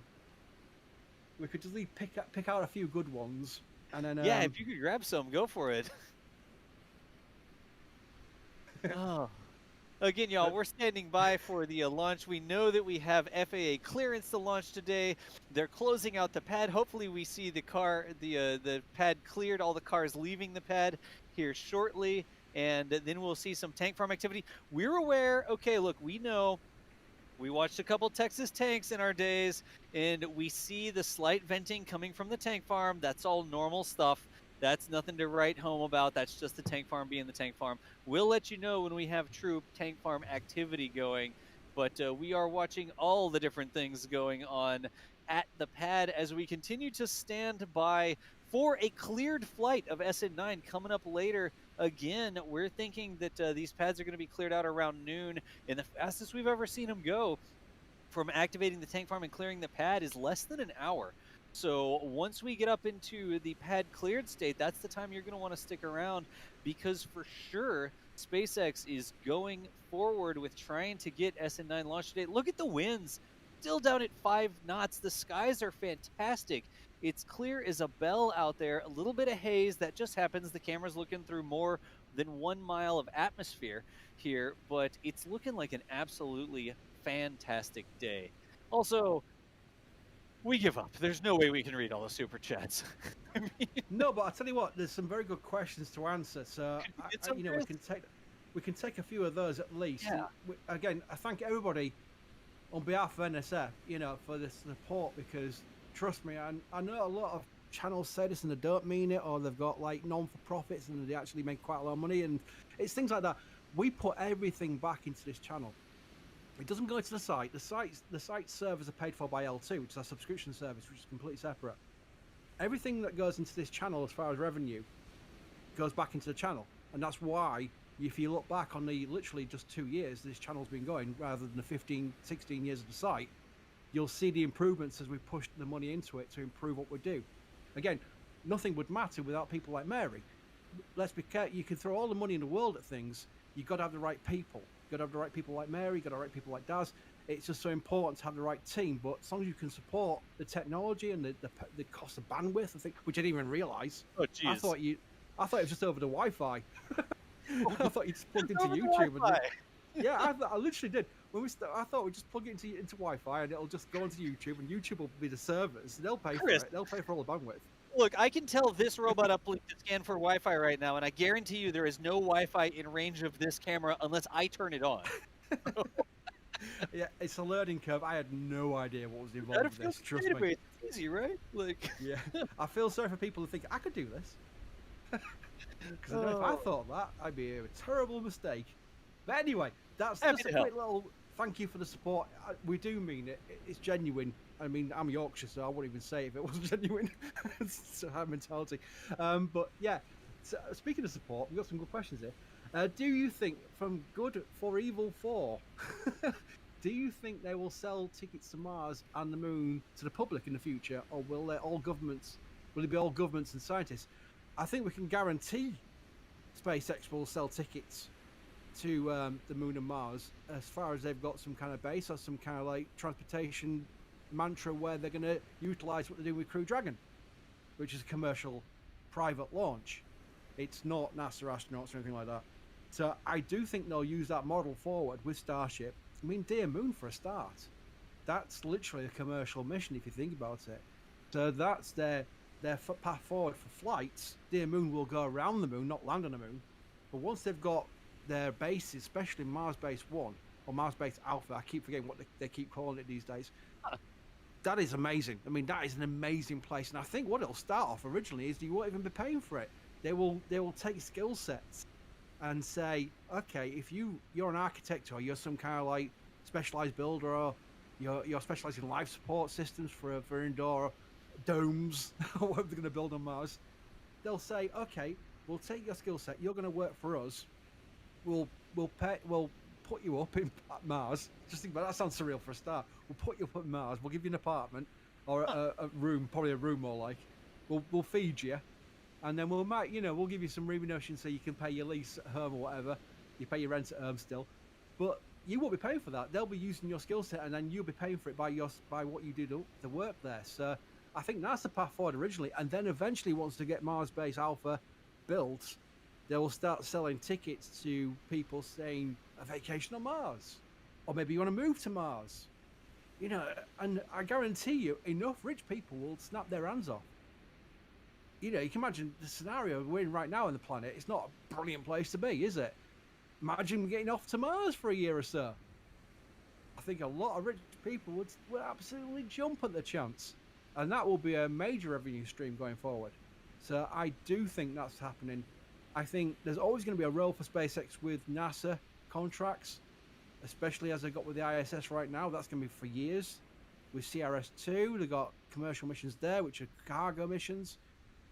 I think, going back to what I was saying earlier, I think there'll be a tag team scenario going on with the cargo version of Starship and the crew launch of SLS. And eventually, maybe, because Starship's proven their worth by then, they'll say, oh, we could put crews on there. We could definitely put crews on that. We could get a lot more people up. And that may become a situation where SpaceX does both its government and commercial missions as a private mission being commercial, NASA being commercial, and it's just money, and it just pays for the whole thing. So, yes, I do. As a short answer, I do think they'll be doing commercial, tourist, private missions as well, especially for the Mars missions, which will be a large amount of money. Let's see what else we got here. I mean, I'm randomly picking questions at random here. A lot of people asking about when the launch will be. Again, we don't know. We'll get a better idea once the tank farm activity picks up, and that will give us a clue. We're about an hour away. All being well, pending some holds. Remember, they always have these mini holds. The tri-vent will be the big clue. They get to about 12 minutes ago, so that's the thing to look out for. Of course, no siren today because there's no one there. You evacuate the place. The sirens are for when people have just got roadblocks and they're in the area. They get warned to be away from their windows in case of an overpressure event, which is when a static fire goes wrong, like SM4 did. So that's why there'd be no siren if there's no one to hear it. I don't think the Boca Chica deputy will still be in the area either, so he won't be able to run around in his police car. Lots of thanks, by the way. Again, that's always very appreciated. People actually, you know, they do a super chat. They could just put a normal question in, but they do a super chat and say thank you. That means a lot. That's not just the fact that you're thanking us, but also you're supporting what we do. So, just a quick appreciation to all those people who have done that. Let's look at any questions that we may find interesting to answer. Anybody in the back room got any questions they want to throw at me while I look through this massive list? People asking how many cars are still there. We do see a lot of cars leaving the pad right now, so I'm going to check in on the parking lot on the other robot, and we will see how many cars are still out at the pad. Speaking of amazing, I was just scrolling through his questions, and as you were mentioning the car park, Paula says took a trip on Monday, saw 6 Teslas and 1 huge black Tesla X, and a smaller one in the village. Obviously, they're all SpaceX workers, and they're obviously using the Tesla as either a company car or they've got the car themselves. I don't blame them. Clear. Sorry, Chris. Go to the other robot, DOS. The final SpaceX security vehicle has just cleared the camera frame. Right at the bottom right there. That is with flashing lights. That is the final car. So that was the pad clear. I don't see any other vehicles on the other robots. So I think we have moved into the pad clear status, which is quite exciting. We'll get firm am I breaking my own rules here, Michael? Am I thinking timeline now? It's still a question of tank farm activity, but have we got a rough idea of what kind of timeline we're looking at based on this pad clear? Probably about an hour. I would say 60 to 90 minutes away at the earliest. But that's getting exciting. That's getting close, so yeah. I'm going to start making sure I have all these settings on the robots configured correctly and whatnot. By the way, first of all, I want to say thanks to Desmo Bluefire, just picking out one super chat because that was a lot. That was $99. So again, if you're listening, it was a long time ago, but very much appreciated. It's a lot of money, by the way. We've also got questions relating to Ok, teoricamente il pad è pulito. Chiedo scusa, ma purtroppo la camera ci ha lasciato. Ma la recuperiamo subito. From media reports that Tom Cruise and a cameraman, maybe a producer or director, is going to go with him on a Crew Dragon flight. Ok, eccoci. Dicevamo che il pad è stato liberato, quindi il sito di lancio attualmente è libero, il villaggio è stato evacuato, insomma tutto dovrebbe essere pronto per i prossimi step. And the Hollywood press have picked up on it because they will do from agents and stuff. We don't know what the scenario with that one is yet. It wasn't the last night's announcement, obviously.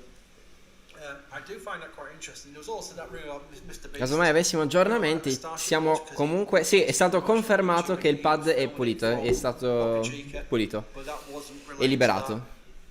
Liberato, scusate, ma sto traducendo grammaticalmente scorrettamente dall'inglese. Especially it's operational. But as far as Starship flights go, we've got the Dear Moon coming up, but Elon did say he wants to launch a lot of cargo Starships to shake out the system before he puts humans on it, which makes a lot of sense. So the caveat there is they probably will launch a lot of Starships over a very short period. That's the fun thing about Starship, is they can literally just chunk them out in the production site at will once they get to an operational phase, because they'll have their template of what they do. They've tested it, they've shaken it out, they know what works, and when they get to that process, they'll be able to launch several in quick succession. And the interesting thing I want to bring up is Florida. Starship was always tasked to launch from Boca Chica, Texas. Teoricamente la situazione dovrebbe essere abbastanza avanti. Il lancio è previsto probabilmente dopo le 7, ma non penso che si farà a questo punto in tarda serata, ecco, perché manca veramente pochissimo. Cioè mancano le prove di venting, quindi il VDR, che sarebbe la simulazione di caricamento del carburante e di scaricamento, e poi teoricamente l'unica opzione da fare sarebbe quella di caricare il carburante e partire, ecco, insomma questa è la situazione, quindi penso che sia tutto sotto controllo, ma poi ovviamente io non voglio gufarla, anche perché non è mai stato così. L'ultima volta con il SN8 c'è stato un break del countdown a 2 minuti dal lancio, è stato poi riaggiornato un'ora dopo con il lancio, appunto un'ora dopo, perché c'era stato un problema di depressurizzazione. Comunque adesso vediamo, siamo qua apposta. Se il computer regge, perché purtroppo non ho il caricatore, l'alimentatore adatto, quindi sta crollando di batterie e di prestazioni, ma dovrebbe reggere tutte, insomma. Speriamo.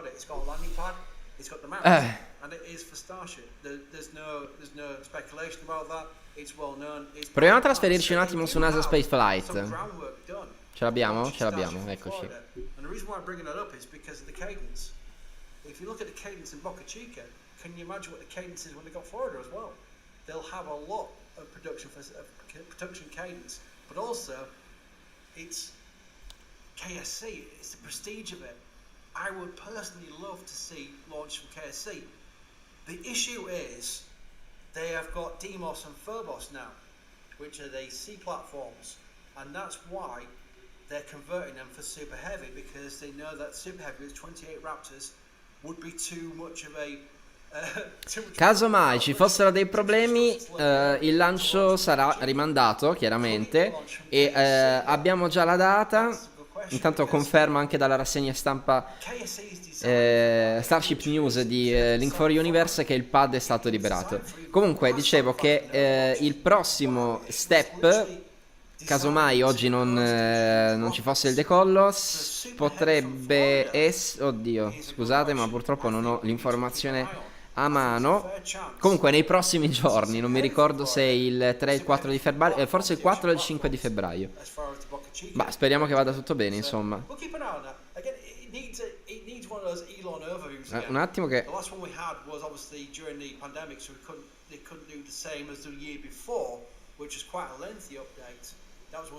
Ci sono ulteriori conferme che la FAA ha ufficializzato l'autorizzazione, quindi perfetto.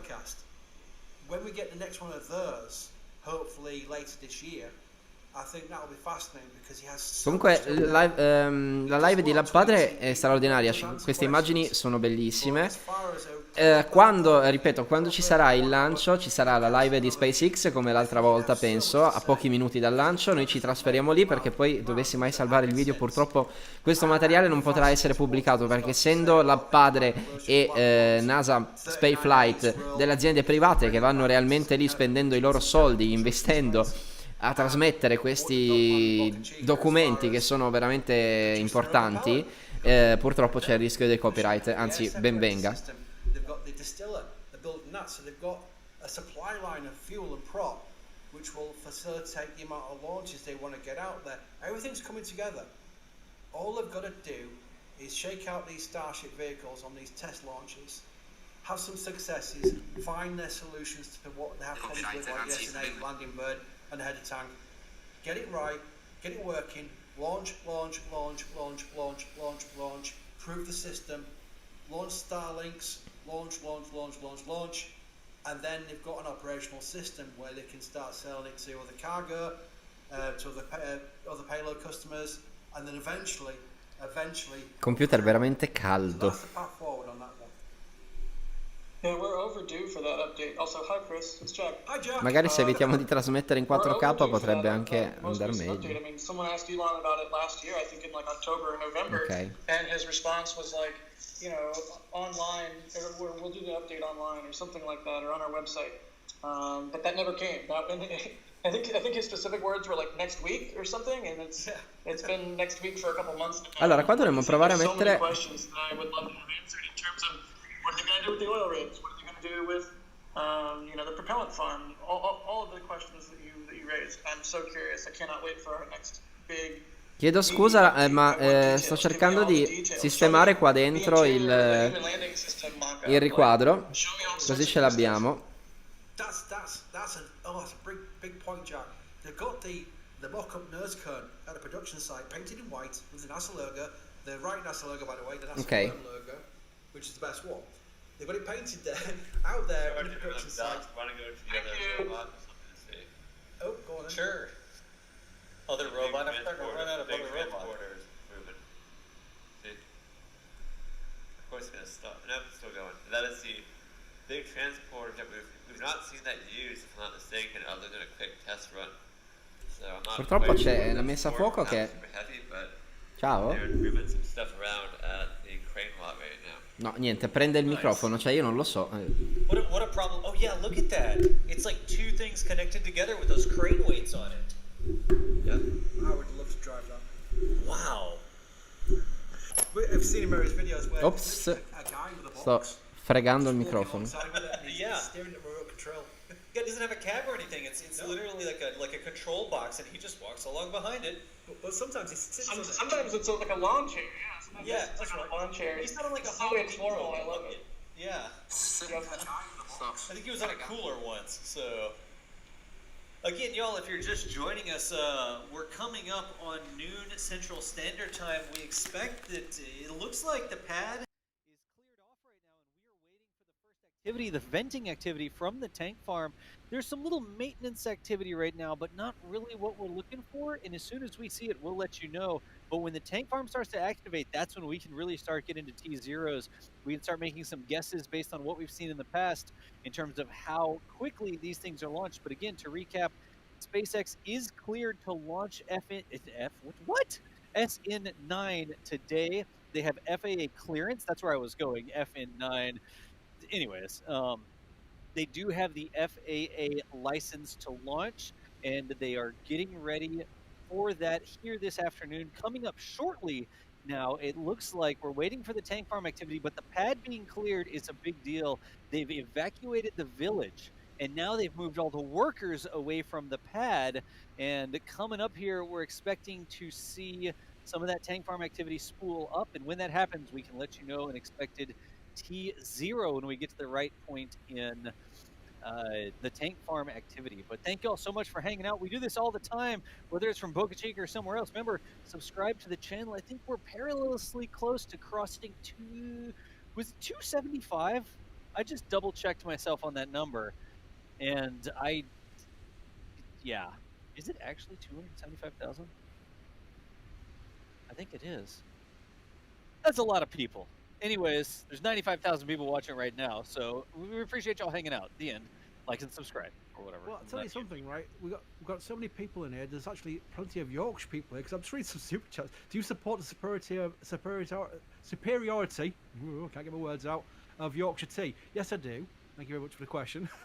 And Andrew Hart, my dad used to work on Wellington Street, Yorkshire Post, small world. Yeah, I'm literally across the road from there. So that's just a surreal thing about these live streams, that you've got so many people in here. You've literally got people who are like, oh yeah, I'm next door to you. But can I bring up another question? Unless Michael wanted to say something. I heard Michael in the background.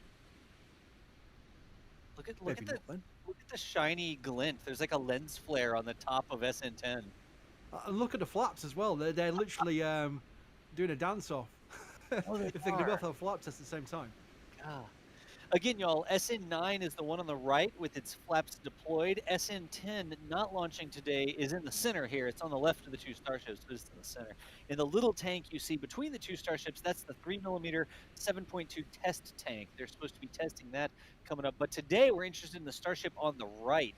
That is Starship SN9, cleared for flight today. So, Chris, go ahead. Whatever question you want to bring up. Absolutely, you can bring up questions. Yeah, while you're looking at questions, by the way, I've got one from Trek here. He mentioned that he asked me about covering shuttle. Can I just bring something up which has got synergy with Starship, and that is, I've said it before as well. Starship is what shuttle wanted to be. There's no two ways about it. Shuttle wanted to be a rapidly reusable vehicle. Again, I've mentioned that before. The fact is, it never ever achieved it, and I can imagine shuttles watching these webcasts, as ridiculous as that sounds, thinking, I wanted to be like this. Why did you design me wrong? Because it was designed. It was all designed. Everything else was right. The requirements, the capabilities, the missions, the range of missions were amazing. There's a lot of good things about Shuttle, but there's a lot of bad things, as we knew from yesterday. Yesterday was the anniversary of Columbia, and just a few days before that was the anniversary of Challenger. Those were horrendous events.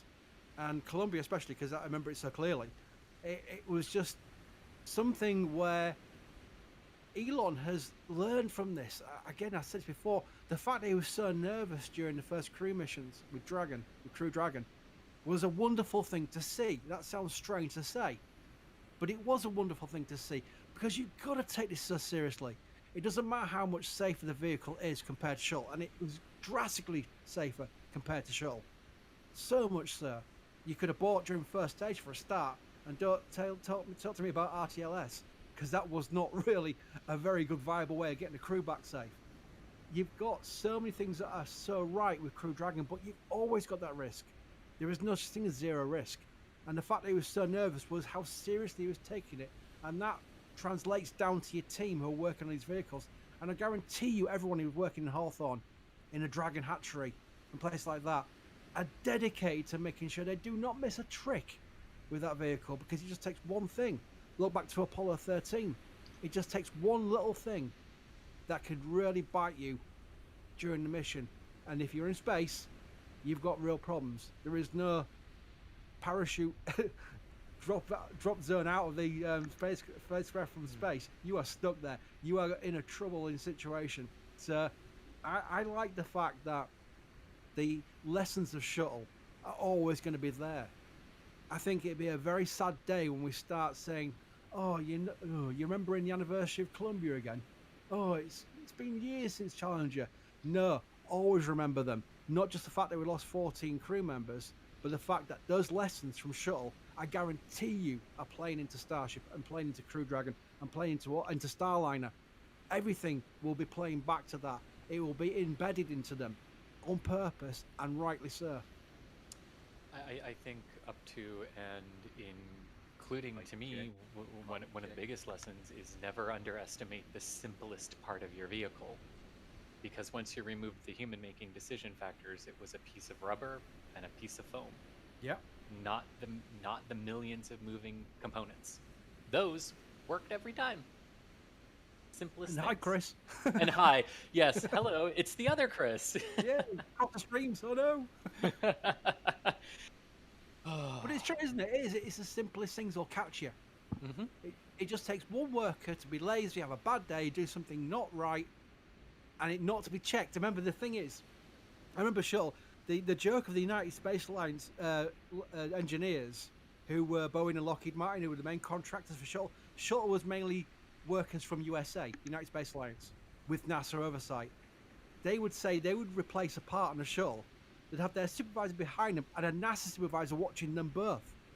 There was that triple redundancy of making sure even the simplest repair was done right. And that sounded like overkill and a waste of money. But trust me, it was so important, because if you've got that backup, you'll feel more confident in the repair you're doing and you'll do a better job. And that's what keeps the thing from going wrong, stops the thing going wrong in space and the prospect of killing people. I cannot even fathom the fact that, you know, you're working on a vehicle that could kill somebody if you don't do the job right. That's pressure, and you've got to do it right. And that's why it's so important that everything we've learned from the disasters we've had will achieve the goals we're looking for going forward.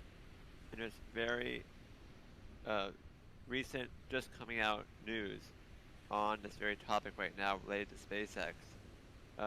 Michael Sheets of CNBC just reported that SpaceX's Vice President of Build and Reliability, Hans Koenigsmann, is retiring, and he is being replaced by a name that people in the space community will know very well, and that is Bill Gerstenmaier, the former head of NASA's Human Spaceflight Division, will be taking over as the new Vice President of Build and Reliability at SpaceX. So, Brilliant. So two immediate things there. One, to Hans, really hope you enjoy retirement. Yep. Gonna miss you. Gonna miss you. The second, hands down, that is the outright perfect decision. Just, yeah. That's amazing. Hans has been brilliant for SpaceX. He has been brilliant for SpaceX. He has been a key part, just as much as Gwen Shotwell. They are so important to SpaceX. And I hope Elon, I'm sure he does as well, says it's a blank check on your next contract. Because, for Gwen that is, because they are so important to what they're trying to achieve there. But for his retirement, well, wow, what a capture with Bill Gerstenmaier in the first place. His departure from NASA was horrendous. I mean, it was a mistake. I'll say that straight away. It was a mistake. And the way that SpaceX took him on was not only brilliant for SpaceX, but great for Bill Gerstenmaier, because he gives him it must have been getting quite tiresome for him after a while, because he's been with NASA for so long and he's gone through so much with NASA, that this new challenge of SpaceX must have really remotivated him into a new gear. And SpaceX has now taken that, seen what he's worth to them, and given that promotion. He will be amazing for them going forward, not just from his own experience, but the fact that he has that passage back to NASA, where if he phones up NASA, I guarantee you those at NASA will listen to him. So it's brilliant all around. Yeah. And actually, I mean, you know what too? I mean, that is another very critical thing I think to focus on here is so the two of the big giants in the human spaceflight arena for orbital operations are led by two of the most well-respected people in the industry, with Kathy Leaders over NASA's human spaceflight program, and now Bill Gerstenmaier, soon to be over SpaceX's overall design reliability initiative, which will automatically include all of these crew missions and things that SpaceX seeks to do off-world. That's really important to see two of those companies led by those people. Quick shout out to some quickly. Melville, who's £50, which is a lot of money. Thank you very much.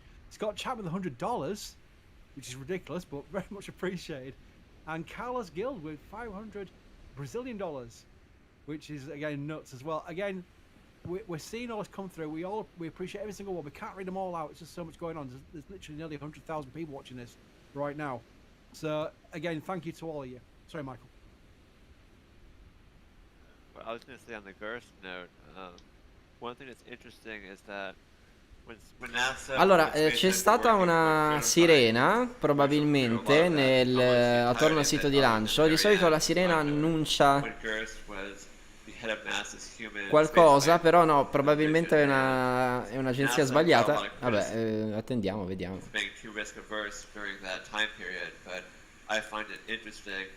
SpaceX has now hired the head of NASA's Human Spaceflight Division after that happened. To me, it seems like it's a good indication that a lot of that criticism from people outside Comunque sono le 19, teoricamente la finestra di lancio... Siamo in piena finestra di lancio, teoricamente da quanto è stato detto anche prima, dopo le 19, insomma, tutto è possibile. Starship prototype test, no lives on the line. SpaceX clearly, by hiring Gerst, to me is a good indication of how seriously we're going to take crewed spaceflight in the future, and that they already are doing that now. But I think it's a good sign for the Starship program moving forward. All right, hey, I'm gonna jump in real quick. We've got a lot of people on the line, so I want to make sure we reintroduce everybody. People coming and going. Again, we're NASA Spaceflight, folks. We cover all sorts of different space news, like Starship. Of course, we cover a lot of Starship stuff because there's a lot of Starship to cover. But I'm John Galloway back here in the studio, and I'm joined by a bunch of different crew, a lot of which are who of which are remote, starting with Chris Bergen. Chris Bergen was out there in York. Ok, allora. Chris, say hi real quick so people know your voice. Hello. All right, and do you need to get going? I think you were getting ready to... I'm in Leeds. I need to drive back to York, which is a whole 1,000 miles. Oh my god, how many breaks? Wish me luck. So we'll let Chris Bergen get on the road here so that you can join us for the upcoming flight. It's now past noon, and we're hoping that we start to see some tank farm activity. But Chris, thank you so much for joining us. My pleasure. See you later. All right, we'll be here. We'll hold down the fort while you go. And then the new voice that just came on was Chris Gebhardt, Assistant Managing Editor for NASA Spaceflight. Chris, say hi so everybody knows your voice. Hello, everyone. How's it going today? Oh, well, pretty good. I mean, we got multiple live cameras on a Starship that's cleared for flight, so from my perspective, pretty good, Chris. We have multiple cameras on multiple Starships. I'm also loving the symmetry between, like, SN10 has Starhopper as its little, like, follow tank, and SN9 has SN7.2 as its little follow tank. It's like the symmetry here is wonderful. Yes, exactly. Each has their little droid. Their little droid. Yes, their little droid. Yes, I love that. In this case, these are the droids we're looking for. Okay, well, hello, everyone. Well, that's Chris Gebhardt right there, folks. And let's get through. I think we've got another new voice joining us as well. Thomas Berghardt, do we have you on the loop? You do. How's it going, everybody? Chat, let us know. Is Thomas sounding good there? His level good and everything? Thomas is another one of our commentators. Guardate la bellezza della simmetria tra i due Starship, è bellissimo. È fantastico. Sorry. So Thomas will be helping us furtively glance at the super chat queue and then not read any of it. There's right, yeah. I pulled it up. I was like, oh, cool, 3 hours. That's about normal. And we're up to 99,000 people watching right now, Thomas. Well, I'm glad. Thank you all for joining us. Hopefully we'll be able to show you something really cool here before too long. Let's see. You've been hearing from Michael Baylor over the course of the day as well. Michael, say hi real quick, because I know we don't spend any screen real estate on faces. Well, except for that little icon. Appena ci sarà la conferma, chiaramente anche da SpaceX, dalla live di SpaceX, noi qua abbiamo il timer che può essere attivato quando vogliamo, come potete vedere, quindi saremo tranquilli. Super green. It's super green. So that is what Michael sounds like, and we're probably going to have spotty comms from Jack. Jack is out there at Boca Chica proper. I'm not sure what his audio situation is going to be right now, but oh, there you go. He's actually got the boat camera. Allora, tra l'altro, noi abbiamo la possibilità di switchare da una live all'altra. Qui siamo in diretta dalla padre, ma dall'altra parte abbiamo l'audio di NASA Spaceflight, quindi ci sono le due live attive. è fantastico, quindi benissimo. Finché non ci bannano va tutto bene. Oh gosh. In case we have to comment on it. Goss, do we know? It should be SN. Oh, there's another boat. It should be SN9. Allora, vediamo se ci sono altre notizie. We have. So SN9 on the right of all angles that we have. Okay. Okay, gotcha. Allora, teoricamente ci dovrebbe essere del venting. right here. Il venting è vapore che fuoriesce dallo Starship perché probabilmente è in atto un VDR. Adesso vi spiego meglio che... Scusate un attimo, ma... This into the right. Gotcha. Okay, good. Yes. It's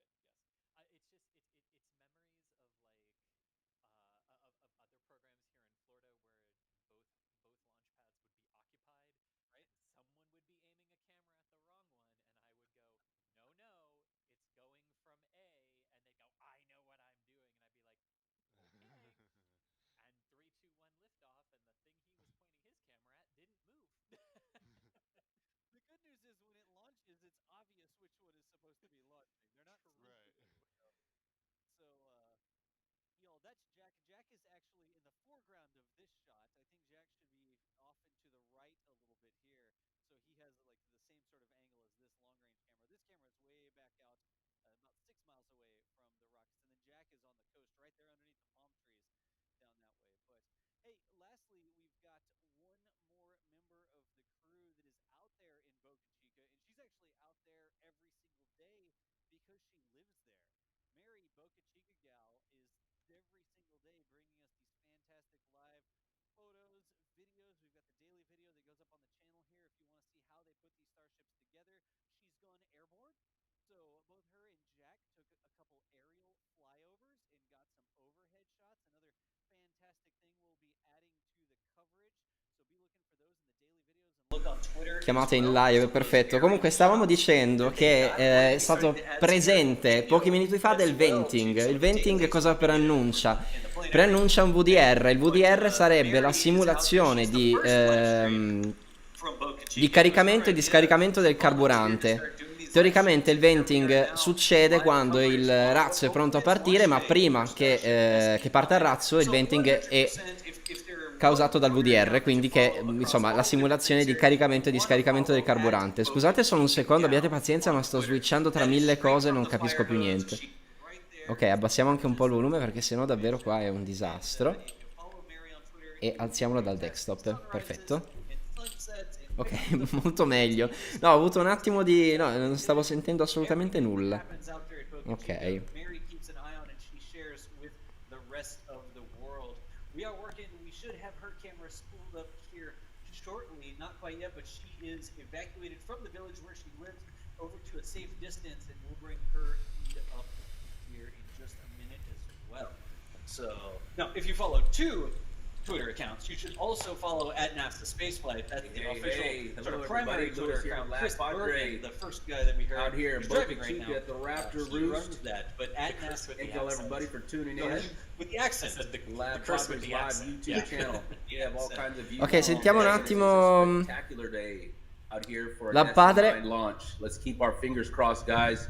We're hoping for what is it, a 10-12 kilometer launch today. Right now, looks like the pad is clear. Pad clear. Pad è stato liberato, quindi è tutto pronto.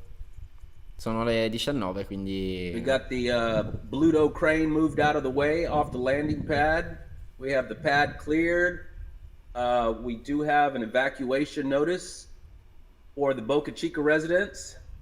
The only thing we don't have yet is the evacuation from the Stargate facility area. Ok, non è ancora presente, non c'è ancora stata l'evacuazione nel sito di lancio, nell'area di lancio proprio. Però il villaggio è già stato evacuato ore fa. We have some special guests coming in this afternoon for commentary. Sentiamoci un attimo la live di La Padre. And I also appreciate everybody that has signed up for memberships today and all the super chats. I haven't been able to keep up with them, but our commentators and moderators have been keeping up with that, so we'll be thanking everybody here shortly.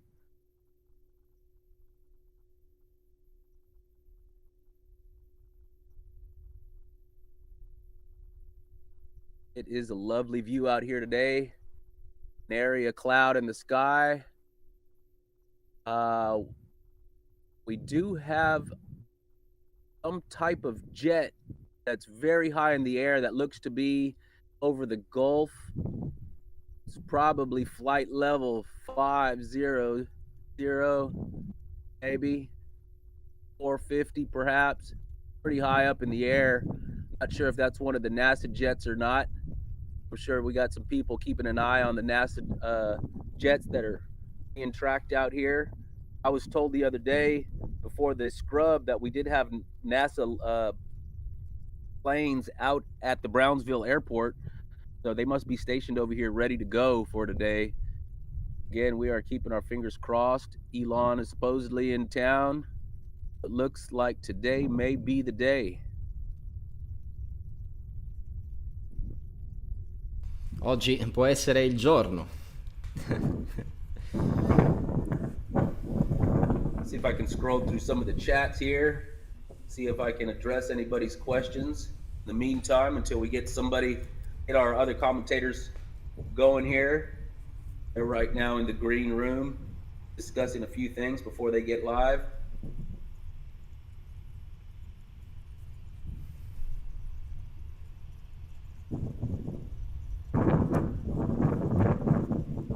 C'è molto vento, Ma è chiaro. First and foremost, we'd like to thank our moderators that are keeping the live chat a nice groovy gig to hang out at. Please, everybody, give them a break and keep the trolling down. Matter of fact, keep the trolling out of here. We don't need any trolls in the chat.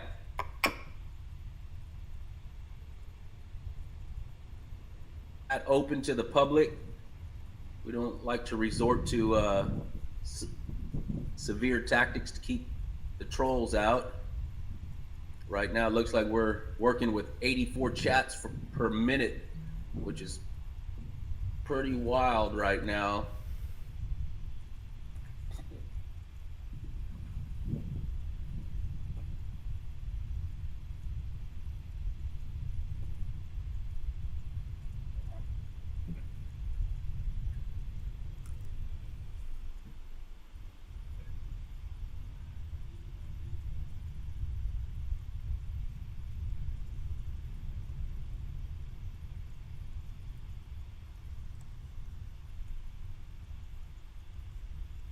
Right now, I'm not able to keep up.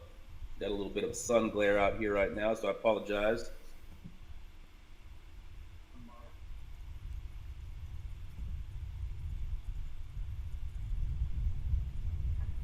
I do see one new member that just came in, David Zochi. Welcome to Lab Padre Gold. And TMC3D, welcome to Lab Padre Elite. Thank you all very much. Thank you for your extended support. I did see quite a bit of others that came through earlier. Of course, our commentators will address all of y'all later on.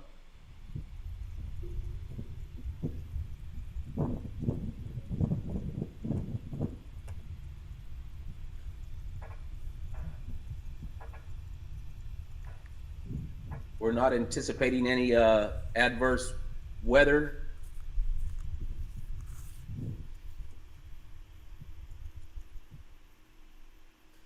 I just cannot get over the view of those two starships in the distance right now. From this shot right here, it is just gorgeous. Two nose cones gleaming in the sun. Molto bella sta inquadratura. Two starships in the distance. Boy, it's going to be something else when they both go up at the same time one day. We can only hope. Keep our fingers crossed for that.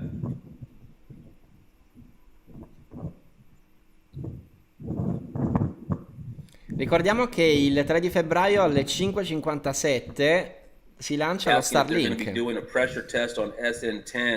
che è un altro razzo che porterà dei satelliti. Pressure test on SN10. I don't believe it's going to be today, although I was thinking that last night, but with what's going on this morning out here, it looks like we may very well have a launch after all. Yesterday, they started installing the Raptors on SN10. We did see one come down the road and make its way under the skirt. I'm not sure if anybody caught the other two. Sono carico. I also see some people asking about only chat. Members only chats are the lab cam, predator cam, sapphire cam. Nerdle cam is public. Launchpad cam is public. Raptor roost cam is not public.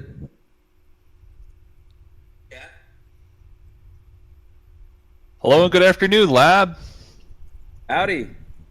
Looks like a really good day for a nice flight and hop of SN9. So you were just going through, and I could listen in to what you were saying here. The weather you're saying looks really good where you're at? Yeah, it looks awesome right now. There's not a cloud in the sky. Sì, il tempo è molto bello, Blue quindi skies right over insomma me, in the distance, tutto fa out over the presagire Gulf, it alla does look like a perfezione. slight bit of Vediamo come va. haze, But that's definitely on the other side of the starships. I got a completely unobstructed, ultra clear view right now. So it's looking good. It's looking good. Well, talking about weather, we do have a bit of ground venting going on the launchpad cam again. It's been on and off all morning. We even see some frosting on the condenser for the lock side of things, so that's been going on for a while.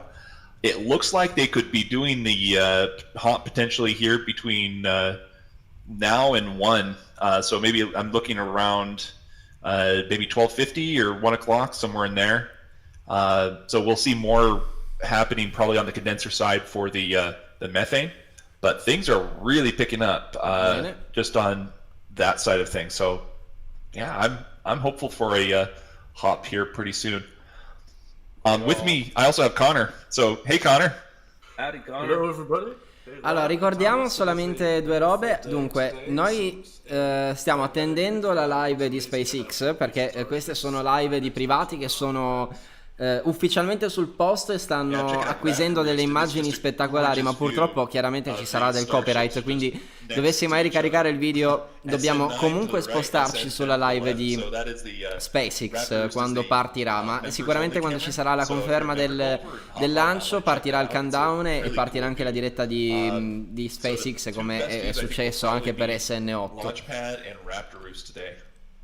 Per adesso però cerchiamo di fare un prologo facendo un commentary live grazie al lavoro di queste emittenti. I think we all will. I gotta agree with you there. Just seeing SN10 in its like sleep position right now, and SN9 ready to take flight with its flaps opened up, and man, this is a day I've been waiting for a while. Yeah, this is quite a sight. I saw this before and was just aghast at like seeing both of these starships coming down, or one of the starships coming down the road, just watching the other one just sitting there. I'm going, holy cow, they're actually doing it. So we technically have 4 vehicles out there. One's just a test article. One's Hopper. So we've got 7.2. We've got that's in the middle of the 2 starships. I like to call that one Dottie because it's 7.2. Torniamo un attimo sull'audio di Space Flight NASA. So yeah, they that camera.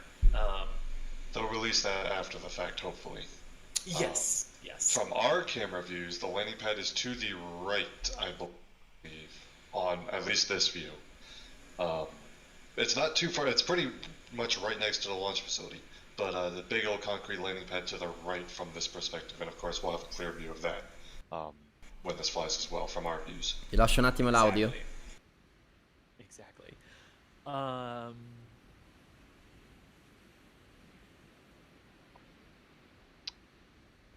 Sorry, just looking for. Okay, yeah. So here's a question that we do get a lot because it's a really good question. Troy is asking, can they reuse SN9 if it lands? Well, they can if they want to. The question is what they want to do that. So the biggest thing after an SN9 flight, whether it lands or not, is going to be to inspect the vehicle and get all the data they can from that test flight. So if that means just doing very thorough inspections without taking it apart, maybe that opens the possibility of SN9 being the first Starship to fly twice on maybe another test flight. But they also might opt for a more destructive testing or a destructive inspection method where they kind of rip it apart and look at the insides of everything, in which case obviously it's going to be pretty hard to fly again. So it depends on what exactly they want to do afterwards. Keep in mind also that they've already got SN10 literally on the pad next to it, with additional Starship vehicles already beginning stacking.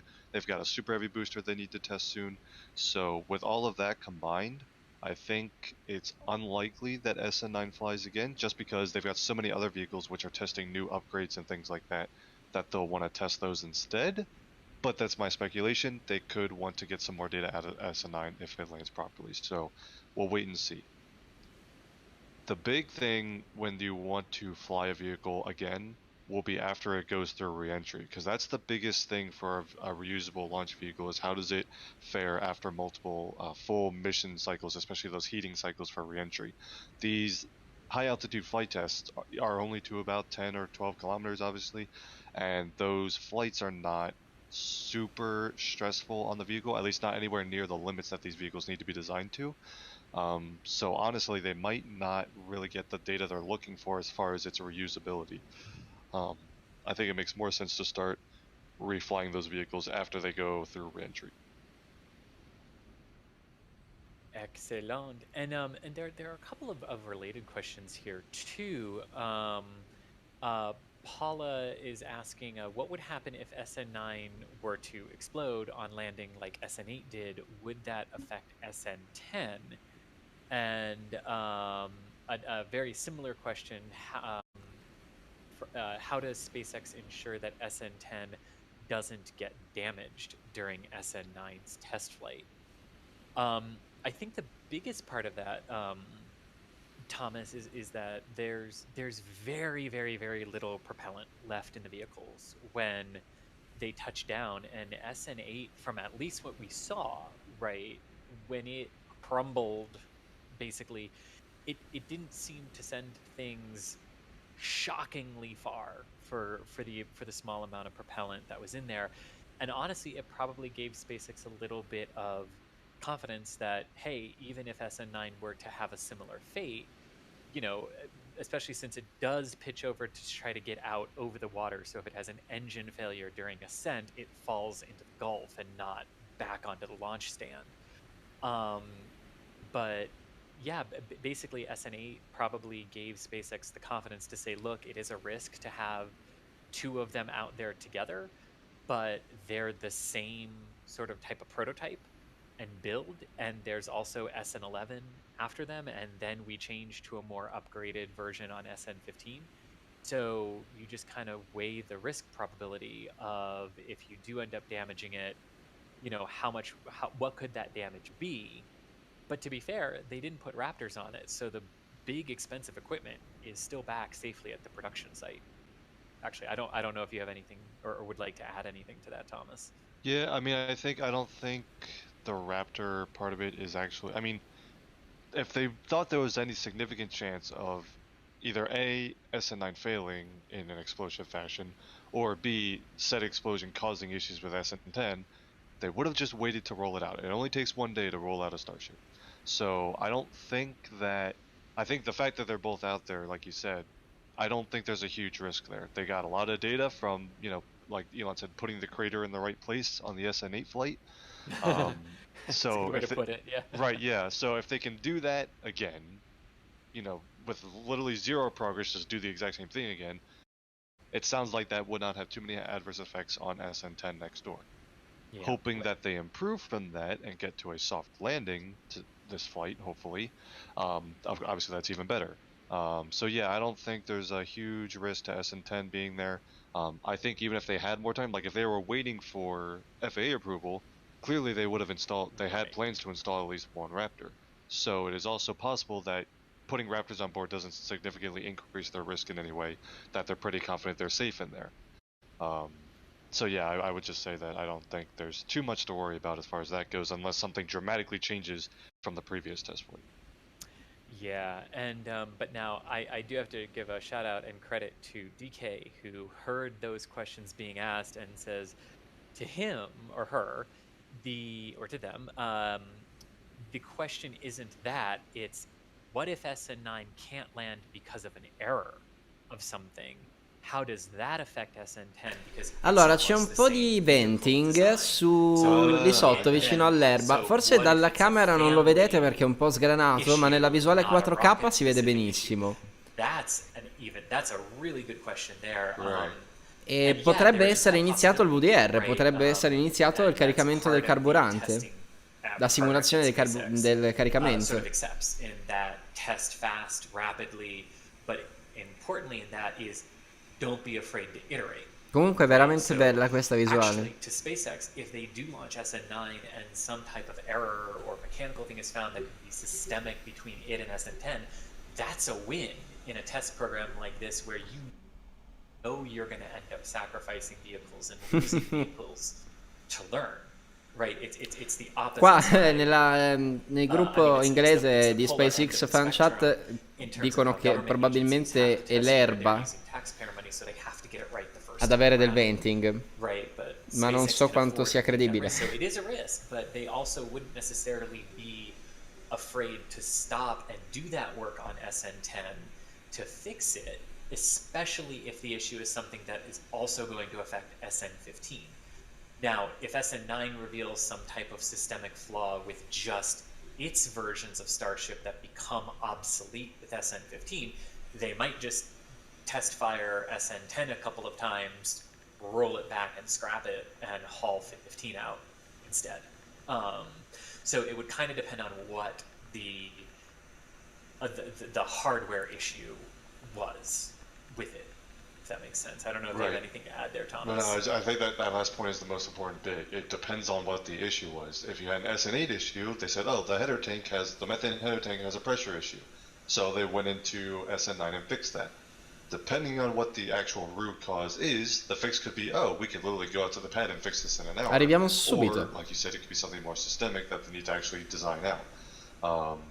So it's kind of hard to speculate on what the effects of an SN9 failure would be without knowing what the failure mode was. So I think we'll reserve most of our speculation for after the fact if that comes up, just because it could vary greatly depending on what the actual issue is. Yes. So it's kind of hard to speculate Here's on a good what question. It's a little bit different and it aims toward more of the operational element of it of the system, Thomas. So Robert is asking, how will people disembark Starship on return since it doesn't land like a shuttle or a Dragon? Well. So I know we kind of have an answer for this for the moon, at least from the drawings, right? And it's the little exterior elevator. But yeah, they have an elevator system. Yeah, but I think this question is more toward like people returning to Earth on Starship or point to point. How do you get out of it? Since it doesn't since it lands vertically. Right, so I mean you could just do the elevator thing. That would still work on Earth. But that doesn't but they could also I mean if you're landing like especially Earth to Earth, if you're landing at like a spaceport, you would probably just have some sort of more like less fixed in place crew access arm to account for the vehicle landing slightly different spot on the pad than like dead center, of course. But I would imagine you would just have some sort of flexible crew access arm system to hook up to the hatch, maybe. Or just a big giant inflatable ramp. Like the big emergency exit slides on an airplane. Yes, thank you for flying SpaceX up point to point. There's your slide. Jump on the slide. I feel like that height that could even be dangerous. But yeah, you could have that built-in elevator thing, but if you want to design that out for certain variants of Starship, obviously you do need something like that for the moon because you're not going to have any landing pads when you do the first mission to the moon. But returning back to Earth where you can build infrastructure around it, there could be a crew access arm system. There could be something similar to that. I don't know. That's a really good question. That would be my guess. Yeah, I mean it could also be something like something mobile, right? That would go inside of a building for protection for the landing, and then would just or built to withstand the landing, and then it would just wheel out, and it has little elevators, right? It has elevators Right. and staircases and everything in it. So you just kind of do it like you did airplanes before we built permanent terminals and airports and things like that. And you just like the air stairs used to be, and you roll them up to wherever the vehicle stops. It could be something like that. That's an excellent question, because it's part of the design of the system that we haven't really seen yet. I like that question. Thank you, Robert. Here's another question from Space Parks. Does SN9 only fly to 10 kilometers to save fuel, because SN8 flew to 12.5 kilometers? This is a great question. Yeah, I think the prevailing speculation, which of course is not very concrete, but I think it is just a speculation of, we know they've been looking at winds this entire launch campaign. I think they might have just said, look, we can accomplish the same test objectives by going to a slightly lower altitude, and that means we have to deal with 2.5 kilometers of less upper level winds. So let's just do 10 kilometers instead and make our lives easier.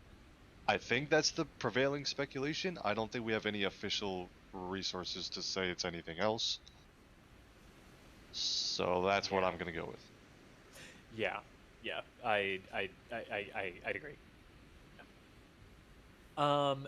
Here's a good question from Russell. So we after liftoff on the test flight, hopefully today, Starship will pitch a little bit to get out over the Gulf and basically clear the launch area, so that if it does have an engine failure on ascent, and it can't make it to apogee, or it's uncontrolled after it reaches that 10-kilometer mark, so and they have to use the flight termination system on it or whatnot.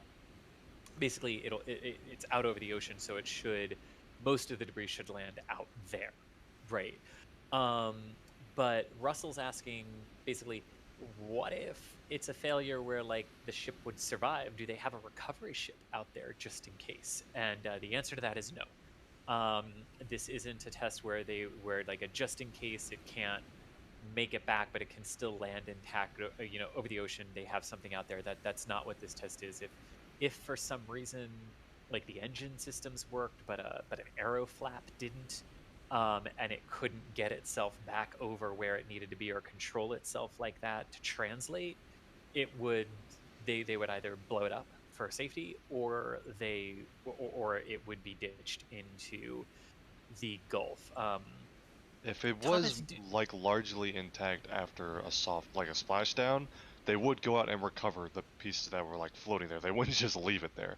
But yeah, they don't have any like boats stationed out there for that event, if that clarifies that.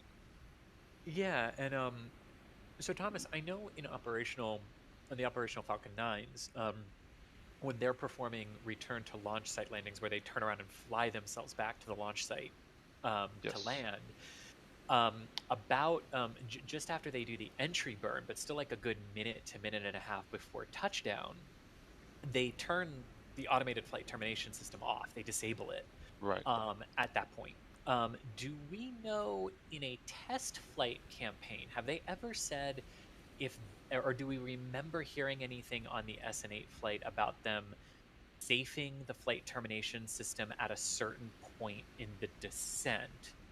Because basically at that point, just let it crater into the ground, because that's going to reduce the footprint of potential damage, right? Well, that's interesting. So I do not think... Well, they definitely didn't call it out at any point like FTS has been saved or whatever. Keep in mind, Starship does not have an automated flight termination system. It is a more traditional FTS system triggered by the range personnel on the ground. But there's actually also, and again, I believe this is also speculation. I'm hedging a lot because there's not a lot of official information. It's a test program. But right. I believe it's possible that the FTS was activated when it was about to hit the pad at the very last instant, because like you said, if you blow up, a kilometer or so above the pad, you now are raining debris down on your pad, which is less than optimal. But if you blow it up at the very last second, you reduce the risk of there being a tank that gets like stuck, or a tank that survives intact, and then you have a pressure vessel that you no longer have control over. So there was there was an idea that maybe the FTS activates at the last second when it realizes, well, this landing's not going to go well, so that all of the pressure vessels are depressurized in an explosion, so it's easier to safe the pad afterwards. You have a fire, like you would have anyway, but you don't have any uncontrolled and still highly pressurized vessels sitting there. I do not know if that's been confirmed anywhere or where that speculation came from. I know I've heard it. I know it seems like it would make a little bit of sense. But to answer the main point of the question, I do not think we know the FTS gets safed on any particular point of the flight. Gotcha. Yes, I'm grabbing more questions. These are awesome. Please do. Awesome I love it. Questions. Yes. Here's a good one. Little Crutch is asking, will any future Starship prototype have a mock-up crew capsule? Well, I think that this question is like basically when might we expect them to start testing, or do we know when they might start testing the variants of Starship that will have pressurized habitable volume inside of them, instead of just raw payload volume? So yeah, eventually a vehicle is going to have that, and I think at that point we'll still be calling them prototypes. At some point you're going to want to test a pressure vessel that encompasses where the payload would be, specifically a crew cabin. Worth noting that we've already seen some components of a mock-up crew cabin in Boca Chica. They have painted one of the old Pathfinder nose cones into the human landing system paint scheme, and they've seen like crew cabin mock-up pieces, like little bunk beds and things underneath it. So we do know they're kind of working on mock-up crew cabins and things like that. Now, as far as when that shows up on a flight vehicle, it might be a little bit still. All of these vehicles are literally just the outside aerodynamic shape, no payload systems in the front.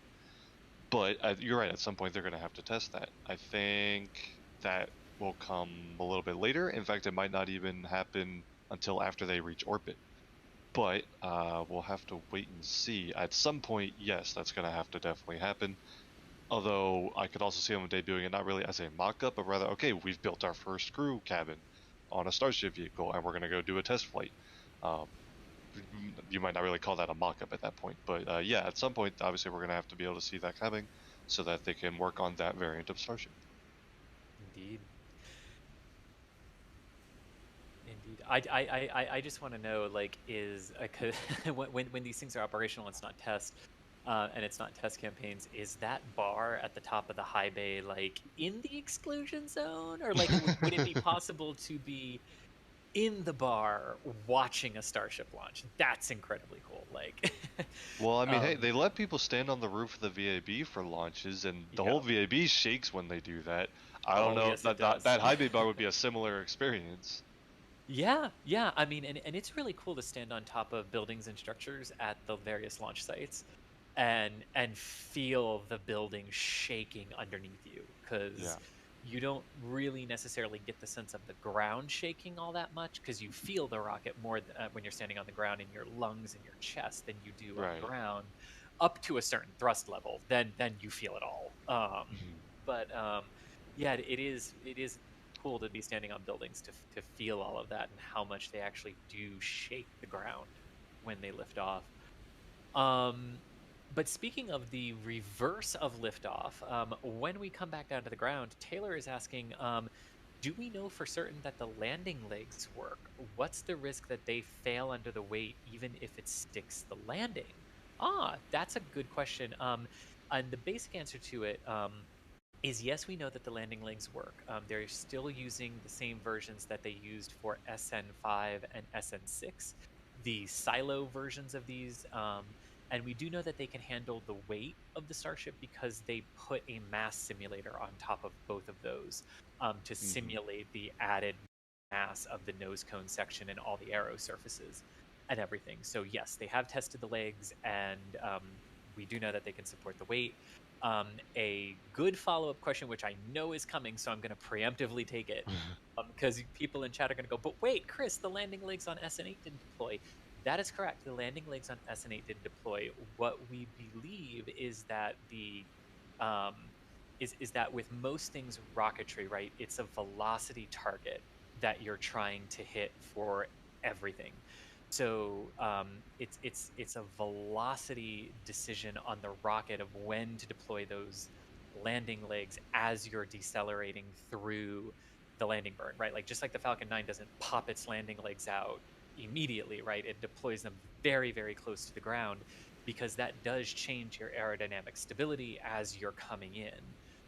So you want the vehicle to be very steady before you pop those landing legs out, and you want to time it so basically they're locking into place in enough time to allow, for like a couple of seconds of like a second of difference between their deployment speeds, but basically so they lock into place at the last possible moment so that your vehicle can maintain good aerodynamic control as you're coming down.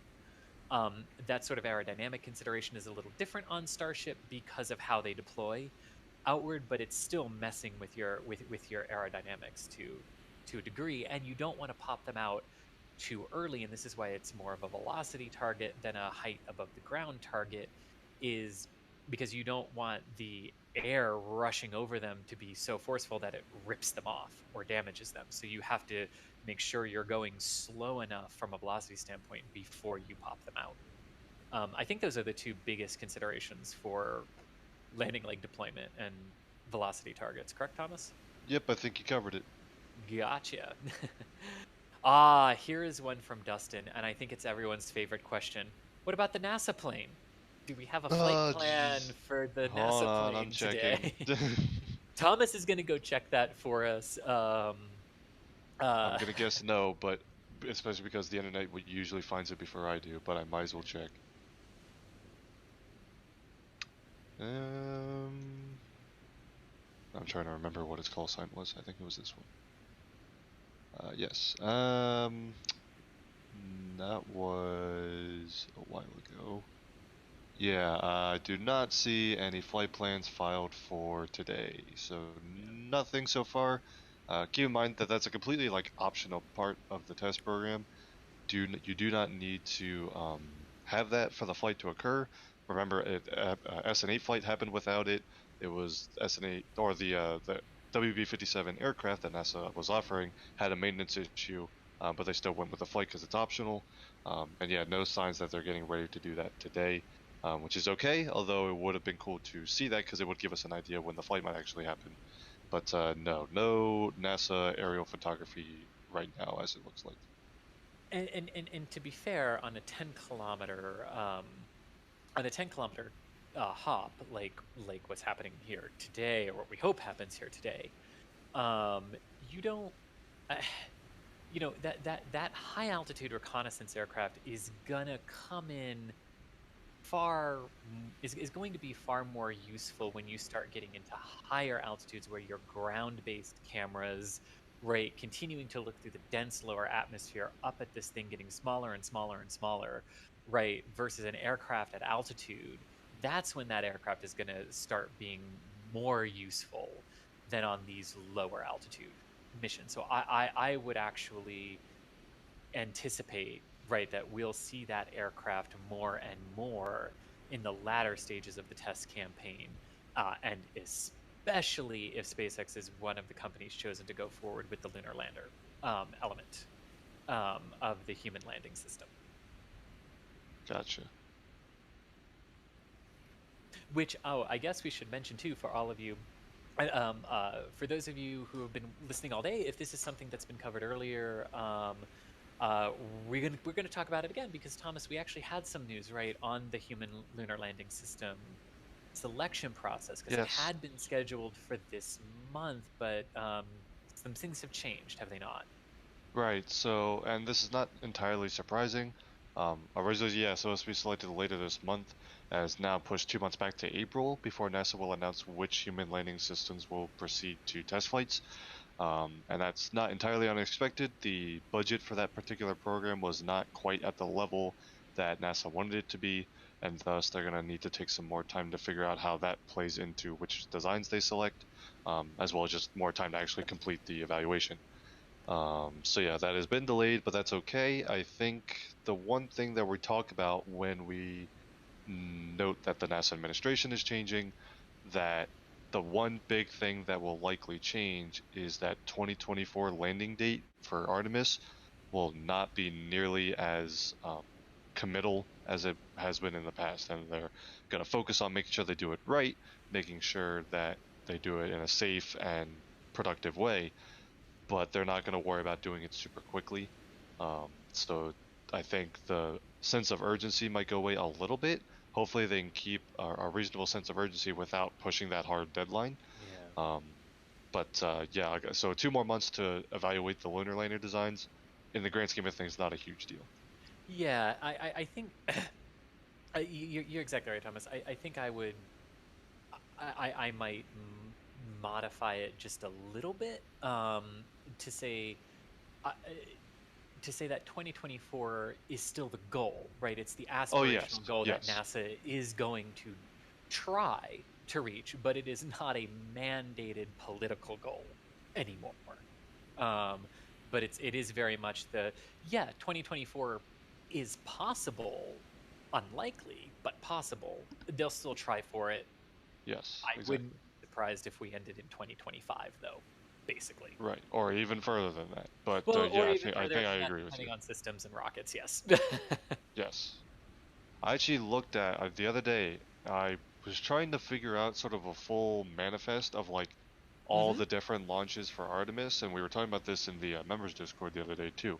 And I remember I went back, and when SpaceX first proposed Starship as one of the human landing systems, their proposal included several different key milestones, including a uncrewed lunar landing demonstration in 2022. For those keeping track, that's next year. That's not far away. Ragazzi, ci sono, siamo sempre qua in diretta. L'unica cosa, per adesso non ci sono novità e teoricamente le cose stanno come sono sempre state, quindi attualmente non abbiamo altre notizie per quanto riguarda il lancio. Sicuramente la cosa interessante è che è tutto pronto, quindi non ci sono state altre condizioni diverse da quelle che erano le condizioni iniziali. Questo vuol dire che comunque potrebbe essere un it's a go, però tutto dipende chiaramente da quello che viene considerato come problematica nell'arco di queste ore, quindi qualsiasi cosa possa essere, quindi siamo qua apposta per scoprirlo, insomma, per capire dove stiamo finendo, perché alla fine il discorso è sempre quello. Starship non si sa mai quando decolla, quando decollerà SpaceX attiverà la live, quindi noi ci trasferiremo lì e vedremo un po' la situazione. Cerchiamo di fare un attimo però un riassunto a questo punto, perché mi sembra più che consono. Allora, intanto c'è un'agenzia nuova? No.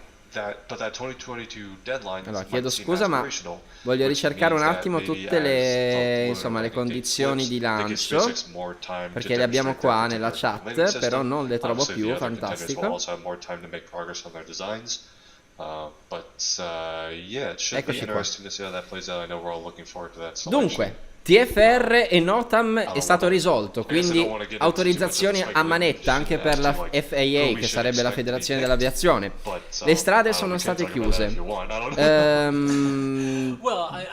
Tra l'altro, Boca Chica Village Evacuation è già stata fatta qualche ora fa, così come tutte le strade, così come anche il sito e l'area di lancio, e attualmente è stato liberato anche il pad, che è l'ultimo aggiornamento reale che abbiamo ufficiale, tra virgolette. Di ufficioso, tra l'altro, c'è stato l'ipotetico venting di un VDR, ma attualmente non ce ne sono ancora stati perché non ne abbiamo visti. Quindi per adesso è tutto fermo.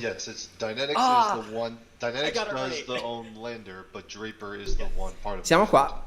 Spostiamoci un attimo su NASA Spaceflight, che ha una ripresa più grandangolare. Si vede appunto Starship laggiù lontano, bellissimo. SpaceX, who is kind of by themselves with Starship, and then you have Dynetics, and the sort of prevailing thought is that, you know, at this point we have seen mock-ups from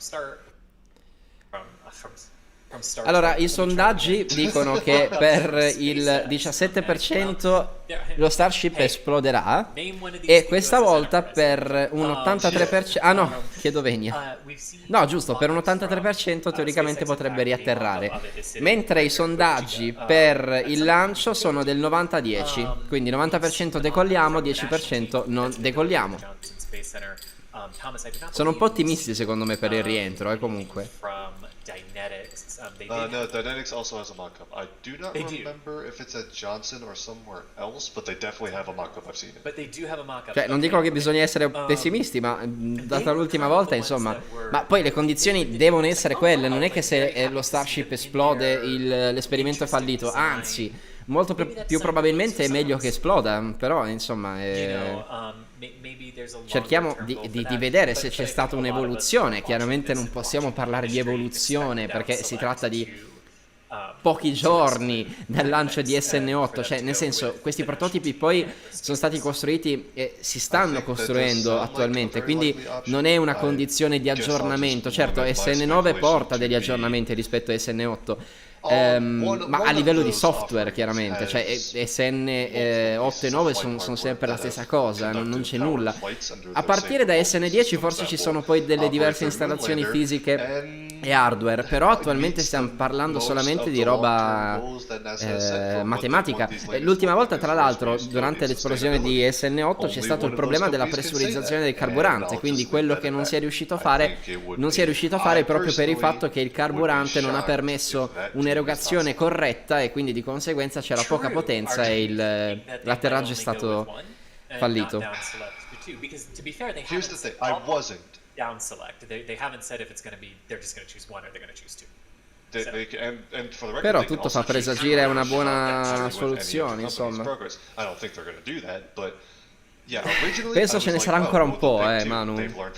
Cioè, io penso che almeno 2 ore ancora qua ad aspettare ci siano, perché manca ancora tutta la fase della simulazione del caricamento e dello scaricamento del carburante, che è quella che si fa prima del lancio. Quindi diciamo che nell'arco di un'ora sicuramente non succederà nulla, quasi sicuro. Poi non sono un veggente e non conosco le condizioni attuali, però a vedere, insomma, le condizioni sono queste. Spostiamoci sulla live di... tra l'altro noi siamo anche in diretta su Twitch, di là questa volta ci sono più persone di YouTube e questo non lo comprendo.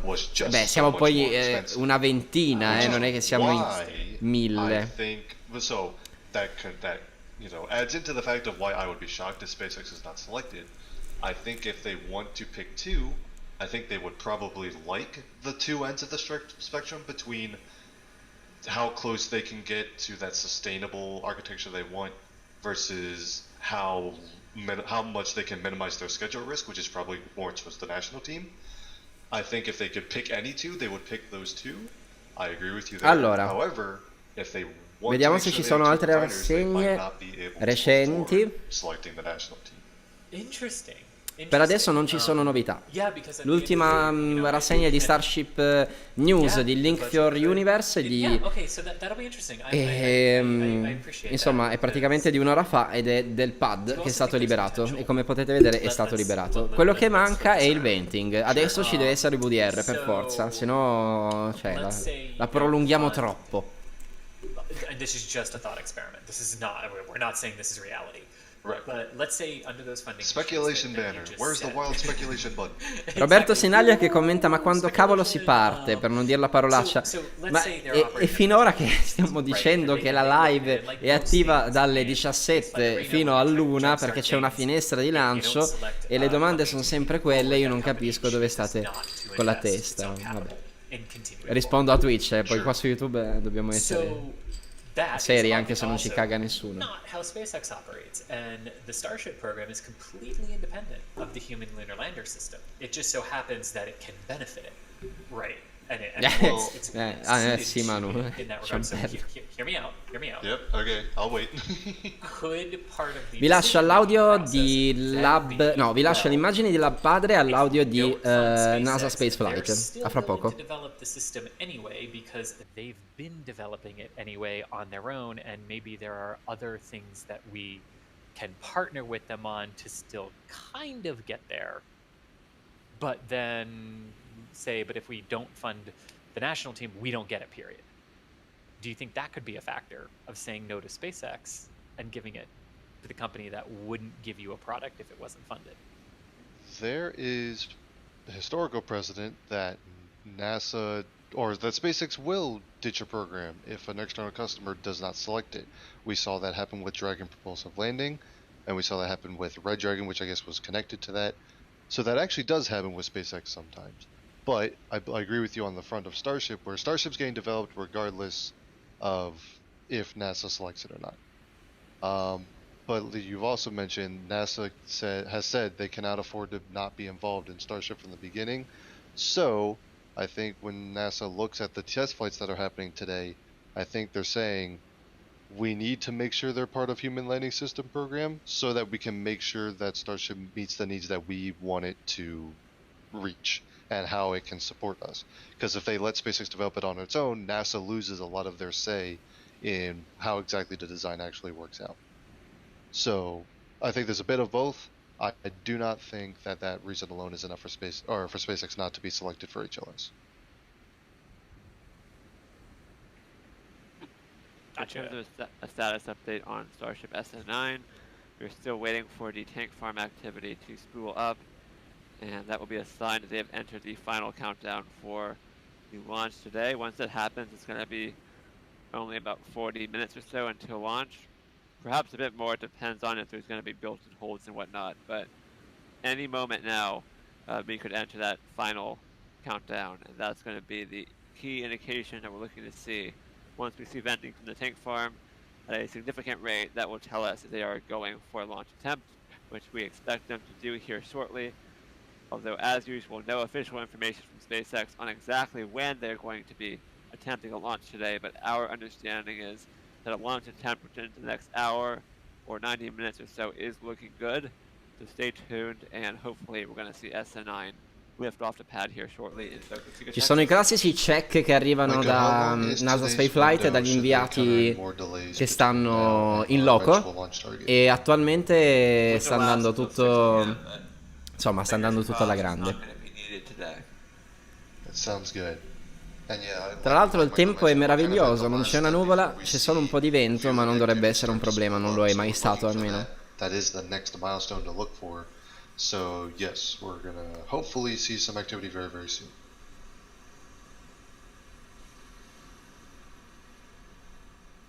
In the meantime, I am going to go back to our queue because I know we've been trying to answer some questions. We will find some regarding today's flight, or at least this flight attempt, I should say. Don't want to jinx anything. Let's see here. Here's people asking how much fuel would be on board SN9 today. So SN9 is not fully fueled for today's flight. It doesn't need to be. The fuel load is kind of the minimum they need to conduct the flight profile. Obviously with some little safety margins so they don't lose the flight due to fuel exhaustion, but they do not have a full fuel load, and that is part of mitigating the effects of a potential rapid unscheduled disassembly, RUD. If a failure occurs, they want to mitigate the fireball that can result from that. Like we saw that with SN8 too. The explosion on SN8 was relatively little because it had burned all its fuel all the way already. So it's a partial fuel load for SN9 for that reason. It also reduces the weight of the vehicle, which means that the engines can work a little less hard to get the vehicle where it needs to go. So yeah, that kind of answers that question. It's a partial fuel load for SN9. You won't see any full fuel loads for a Starship vehicle until they start going to orbital test flights or flights that literally need all of the propellant on board Starship.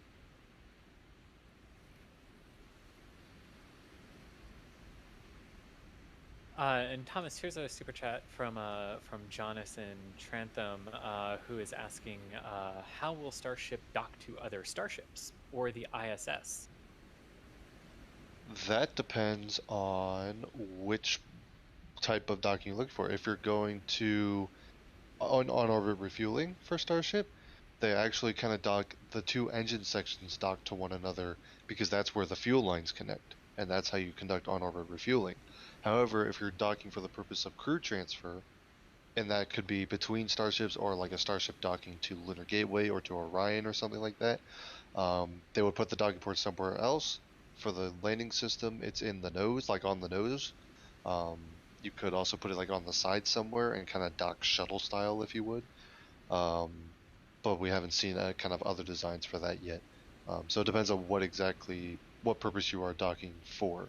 Fueling, it's definitely that engine section docking. And another super chat here. Thanks so much with $5 asking or saying, bearing in mind ownership issues with the 2 gas wells, do you ever think that Phobos or Deimos could be used to mine defloor methane nodules? I don't believe they will have any of their mining equipment as part of their use for SpaceX, correct?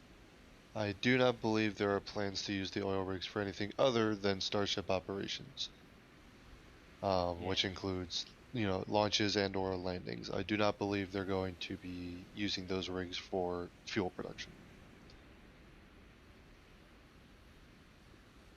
Gotcha. It's just looking for a couple of other questions in here. Sure. And again, folks, we're still waiting for signs of fueling to be started. The signs we're kind of looking for are a bunch of vapors from the tank area, all those small vertical and horizontal tanks. That's where all the commodities for Starship are held, including the liquid methane and liquid oxygen.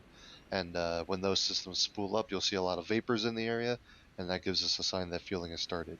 Again, this is a test program. We do not receive official information from SpaceX as far as when the launch will actually occur, or where they are in the countdown.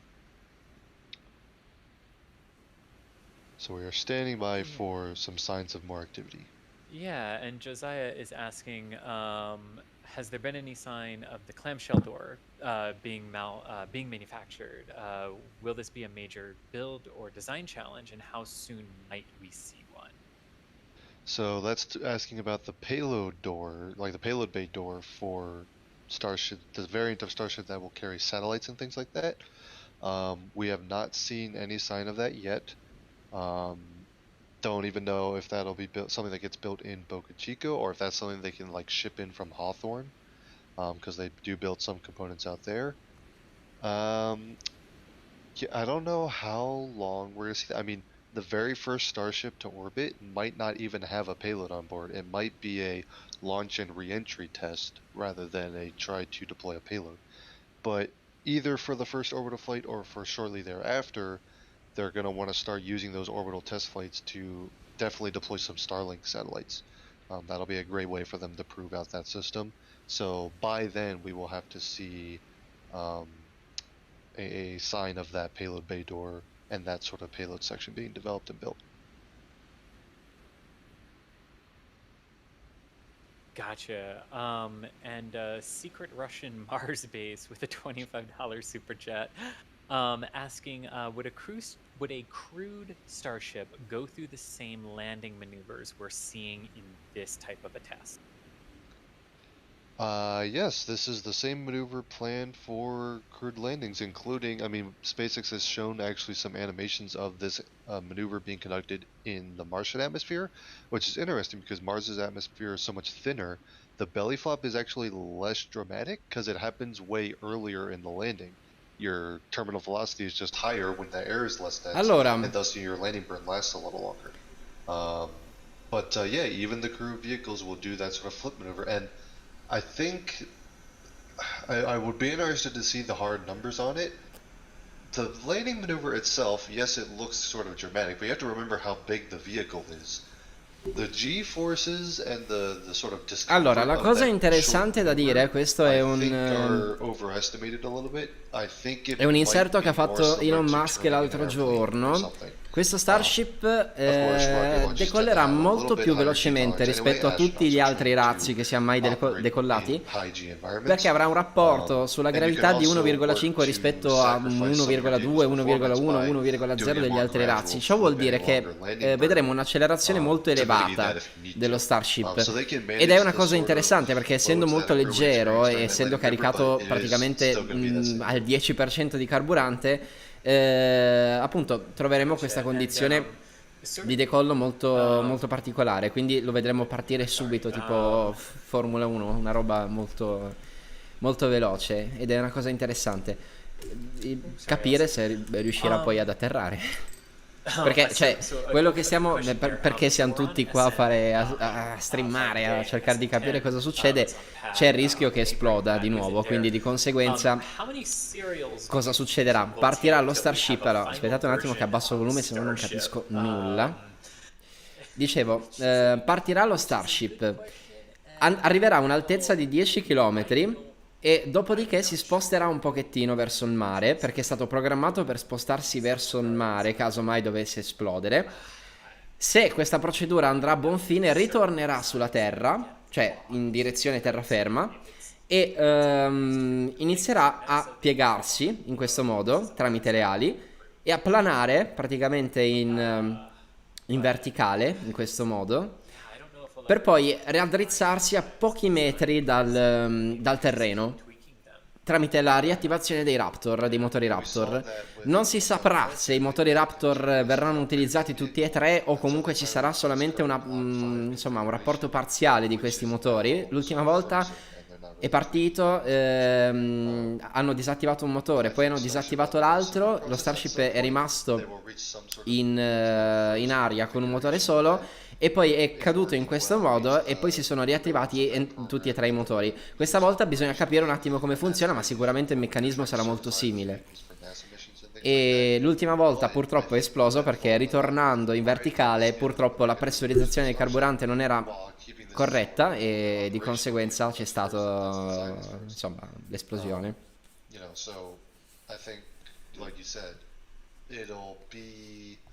The only time we might see a final version of Starship is when SpaceX wants to replace it with something else entirely.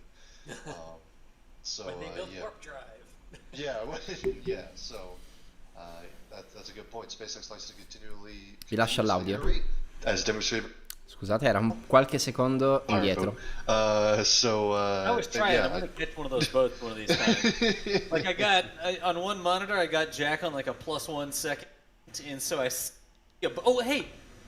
Well, there you go. See? Tanto uno yacht. And I see a boat out of the corner of my eye, and I try to switch to it really quickly, just to I don't know context or whatever. But, anyways, back to you. I think that wraps up the answer to my questions. So. Torniamo sulla padre. Yeah, and another question here Andiamo dal vivo. Cody, who is asking, why is the header tank for Dai che ci siamo. Sono carico. Mamma mia. Sarà bellissimo, ve lo dico. Cioè, sarà veramente spettacolare. L'obiettivo di questi esperimenti è chiaramente testare quanto di ingegneria, quanto di software si riesce ad applicare ad uno strumento che parte, va in aria e deve ritornare per terra, un po' come i Falcon 9, però qua la condizione è diversa perché si tratta di un blocco intero, cioè questa roba poi dovrà ospitare satelliti, persone, materiale, cioè sarà una cosa veramente pazzesca, cioè questo è il razzo che ci porta su Marte a tutti gli effetti, non è una cavolata e quindi di conseguenza tutti questi test preliminari che fosse stato 20 anni fa non potevamo vedere di Space Shuttle, cioè Space Shuttle ha anche avuto dei test, ma ovviamente la tecnologia non permetteva allora di capire tutti i procedimenti di evoluzione. Attualmente siamo davanti a quella che è la condivisione pura, la libertà di espressione, perché tutti i privati che vogliono possono andare lì e filmare le condizioni di questa evoluzione tecnologica, che è una roba assurda, cioè pazzesco vedere questo processo. Purtroppo, o per fortuna, siamo ancora indietro, insomma, lo Starship sarà operativo probabilmente con le persone a bordo fra molti anni e non è una cosa imminente, non è una cosa che dopodomani andiamo su Marte, però il programma Artemis esiste, la Luna potrebbe essere il primo obiettivo. Cioè in realtà il primo obiettivo è Marte, ma la Luna deve essere comunque un passaggio di mezzo perché c'è il programma, quindi insomma ci sono tantissime cose da vedere, tantissime cose da seguire, cioè questa più che una passione secondo me dovrebbe essere una conoscenza da parte di molte persone. Probabilmente tutto l'hype mediatico dovrebbe poi essere quello che c'è stato poi per lo sbarco sulla Luna. da parte degli americani, quindi dovrà essere una cosa a portata globale. Questa è veramente una condizione interessante. So there's that possibility, but yeah, we don't really have a firm idea. I suppose they could start testing payload doors or things Per like adesso that. non ci I sono think novità, that's more likely to come a quindi little bit tutto later when è they're ready to regolare. start going to orbit. Però dicono che Yeah, vedono I- attività I- nel sito di I lancio, think io non vedo the niente more dalla diretta, basic quindi aerodynamic non lo so. control of the vehicle throughout I its think I see entire activity flight now, envelope will continue to be the but nothing new primary yet. focus for a while. Yes. Yeah. Although don't take that to mean they're not working on that. Right. just that we think it'll be a while before they get to that. And by a while we simply mean far down in the test sequence. A while does not necessarily mean years in SpaceX's terms. Considering we got through the entire SN series. Mamma mia, che situazione. Yeah. And flew one of them to a pretty high altitude, which was really cool to watch. Mi faccio un bicchiere d'acqua, vi lascio all'audio comunque, ovviamente, non vi preoccupate. So here's a question. It's one that we get quite Mamma mia, often, YouTube è Thomas. malissimo, c'è proprio 3 where persone. Colin is asking, does Starship have enough fuel or thrust to fra reach poco. an orbital altitude on its own, or does it require the super heavy booster? I guess I'll answer this. This is one of the questions that I don't mind answering the same questions over and over again because I know they're very common questions that a lot of people have. This one's, I'm still going to answer it, but there's a myth that keeps persisting. Starship can only get to orbit on its own if you don't put any payload on board and remove all of its ability to be recovered and re-enter and land. So that will never happen. Needs the super heavy booster for operational flights from Earth. There you got it. And hey, y'all, real quick, John back in the studio here. One of the things we've been working on were some technical issues with the store. I don't know if there were people around this morning when we had like 30,000 people watching and we mentioned the store and it crashed. So if you were trying to get one of these t-shirts, either the 2 Starship Texas Tank Watcher design or the WinHop design, we were doing 10% off on those today, but we are not putting a clickable link into chat because that will destroy the store. What you need to do is go to nasaspaceflight.com/shop, and if you go there today only while this live stream is going on, you can get 10% off some of that merch from the store. We've got the new updated Texas Tank Watchers design with the 2 starships next to each other. We've got the WinHop, and I believe after SN9 flies, we are going to remove the single starship design. So we sort of update our skyline silhouette designs based on what's going on, and we had the old regular tank, and then we went to the single starship, and now we've got the 2 starship design. So if you're interested in getting one of those things, try nasaspaceflight.com/shop. Did it crash again? Probably. Oh, no. Really? All right, well, they said to go ahead and try it. They said go ahead, don't put a clickable link in and have people just type it in. So now we have additional experimental data. Apparently the store crashes harder than SN8 every time we tell people that there's So, anyways, well, be patient. Maybe refresh in a little bit, just not everybody at once, or form an orderly queue and stuff. It's not that the entire site is down, it's just that there's too many of you who are trying to go all at the same time. Even without a clickable link, it still crashed. You have to be kidding me. Okay, anyways, well, like I said, now we have more experimental information on that. So, good try. We will continue on with the rest of the broadcast. Hoping we get a flight from SN9 today. I really hope so too, and I'm really looking forward to seeing this tank farm activity spool up so we'll have a good sign that we're getting close. That is what we're still waiting for right now.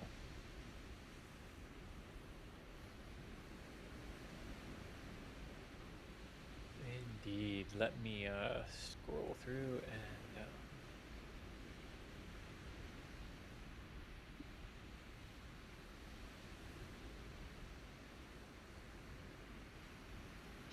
Oh, here's a good one. It comes from Matt with a $10 super chat. Really good question. So we've seen delays with wind here on Earth. How would SpaceX handle this issue landing or launching on Mars? With that said, how could SpaceX launch in heavier winds to launch more often? That's a great question. What do you do if you launch, you're on your way to Mars, and and all of a sudden, oh no, 1 month before you get there, dust storm. What do you do? That is a very good point. Part of it is just designing the vehicle to deal with it. Keep in mind that storms on Mars, while yes, can pose factors like this, because Mars's atmosphere is so thin, they're actually usually less powerful than the stronger winds you'll see here on Earth.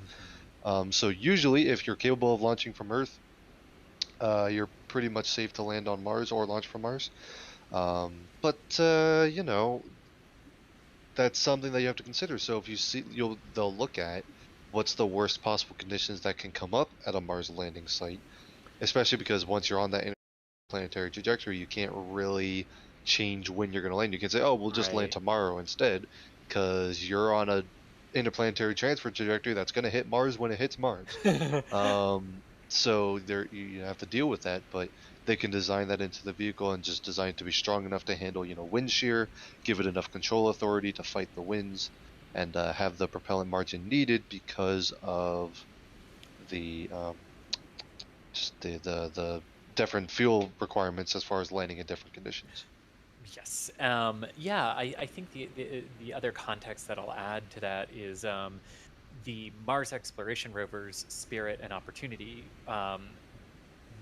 one of which survived one of the worst dust storms. Here we go. We have entered the countdown. Oh, yeah, the recondenser's on. And I'm going. So the order between the recondenser and the tank farm starting up first seems to always fluctuate back and forth. So I will. Every time Michael timeline. updates the overlay, they switch it. So y'all, you see right there, you see the 3 tanks in the foreground, and you see the vapors coming from behind the tanks. That's coming from an area we call the recondenser, and we've spent literally hundreds of hours watching these, and that is a very good indication that SpaceX is beginning the count here. That is exactly what you want to see when you're coming up on a T-0. Hopefully the tank farm, the rest of the tank farm continues to spool up a little bit here, but that is exactly what we wanted to see. Be on the lookout for Starship next. Maybe we'll get some more vapors coming off the tank farm. Yay, vapors on the tank farm, whatever. But be looking out for Starship, because when they start putting propellant into Starship, we'll start seeing vents from Starship itself. And we're looking at SN9 today. SN9 is the Starship on the right-hand side. It's the one with the flaps extended. Not the one in the middle of the screen, but SN9, the one that's supposed to fly, is on Pad B. Pad B is on the right-hand side, and be looking over there for some vapors to start to come off Starship, maybe some vents on the side or vapors cascading down from the bottom of the thing where the skirt is. But that is an absolutely good sign. Hopefully it wasn't super short-lived. Nope, okay, good. Yes, there's more. Thank you. Thank you, Recondenser. Ok, perfetto. Dunque, ragazzi, allora, la cosa interessante è che è partito il venting. Come potete vedere è partito il venting. E questa è una buona notizia, è un buon segno, perché ciò vuol dire che il VDR è in corso, ovvero la simulazione di caricamento e di scaricamento del carburante è in corso. Ciò vuol dire che, insomma, nell'arco di quest'ora dovremmo avere diverse simulazioni, probabilmente 1, 2 o 3, e poi il caricamento ufficiale del carburante e la partenza del razzo. Bene. Wow. Bene, bene, bene. Sono molto carico, non lo nascondo. This is exactly what we refer to as roadside rocket science, if you've Molto heard that bello. term on here before. Anche se il venting non sembra partire dallo Starship, ma vabbè. There's a shirt that has that on it. Bene, bene, Anyways, bene, bene, bene. Vediamo se ci all of these sono are rassegne good nuove, signs. ma adesso... So here we go. From the spreadsheets, the keeper of the spreadsheet is whispering in my ear over here. Ok, perfetto. And, SpaceX è entrata nella fase finale del countdown per il lancio dello Starship SN9. Ok, il decollo potrebbe essere nell'arco di un'ora, come ho detto. Perfetto, molto molto bene. E chiaramente il decollo sarà verso le 14, probabilmente dell'ora locale del posto di Boca Chica. E noi possiamo considerare questo tempo tra adesso e le 9:30. Quindi sono tutti pronti. Guardate che roba, guardate il venting, è pazzesco. I test stanno andando molto bene, molto molto bene. Il tempo è molto bello, c'è un po' di vento. Non ci sono nuvole, quindi la visibilità è perfetta. Insomma, è tutto pronto. Wow. Bene, bene, bene, bene. Gli amici di Twitter sono un po' di più, ma vabbè, non è che voglio far sentire in colpa YouTube, ma giustamente. Of SN9 coming up here now shortly. Now that we've got, look at all that activity coming from those vents at the back of the tank farm here. That is all exactly what we want to see. 131,000 people watching right now. Ci sono un sacco di telespettatori, cioè, pardon, di spettatori, di video spettatori sulla live di NASA Spaceflight. Bene, stiamo qua perché ci siamo.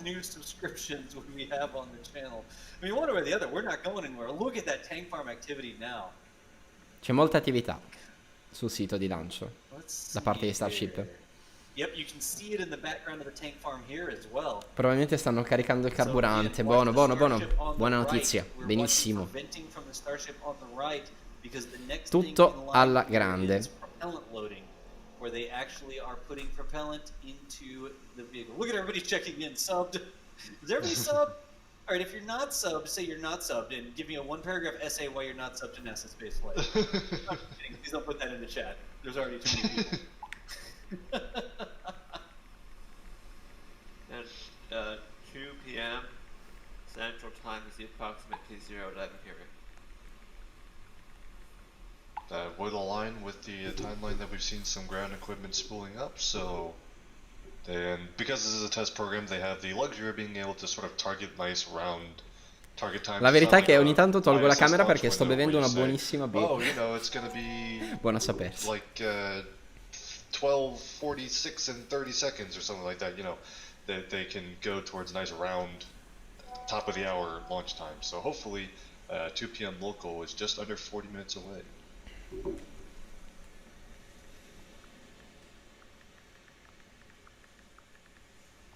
And we're now making sure all the other cameras are operated and ready to go. Michael, if you need anything, let me know.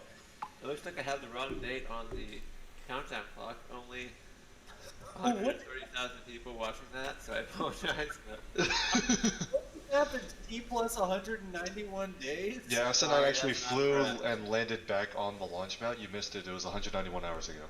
It was a retrograde orbit, and it went so fast that it turned time. It worked that way. That's not a thing. We're working on it, shit. I had the wrong date entered, but it should correct itself in a second here. It's taking a while to correct itself because my servers are getting absolutely slammed right now, but...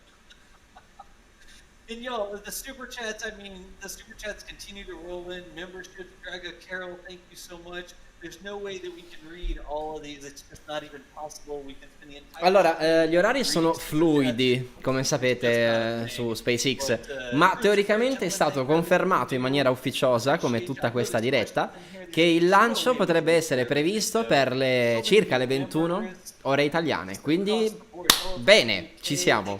Siamo molto, molto, molto carichi. Tutto questo recondenser venting è proprio segnale di... Insomma, che tutto è pronto.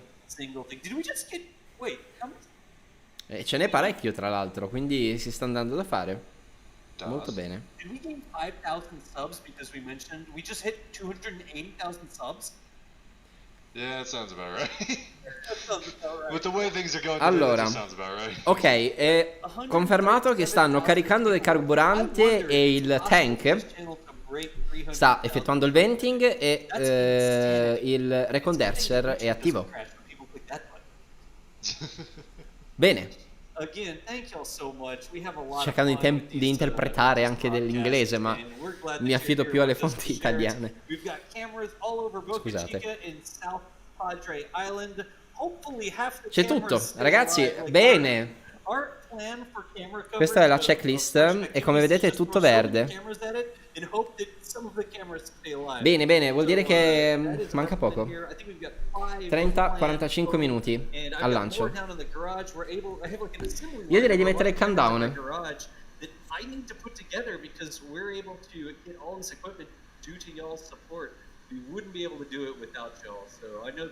AT&T and Verizon love us when we pay our data bill every month, but it means that we get to share this with people all over the world. So thank you so much for showing up, subbing to the channel if that's what you've done. If you weren't subbed before and you like these sorts of streams, make sure you get subscribed and sort of thing we love to share NASA space flight with people everywhere.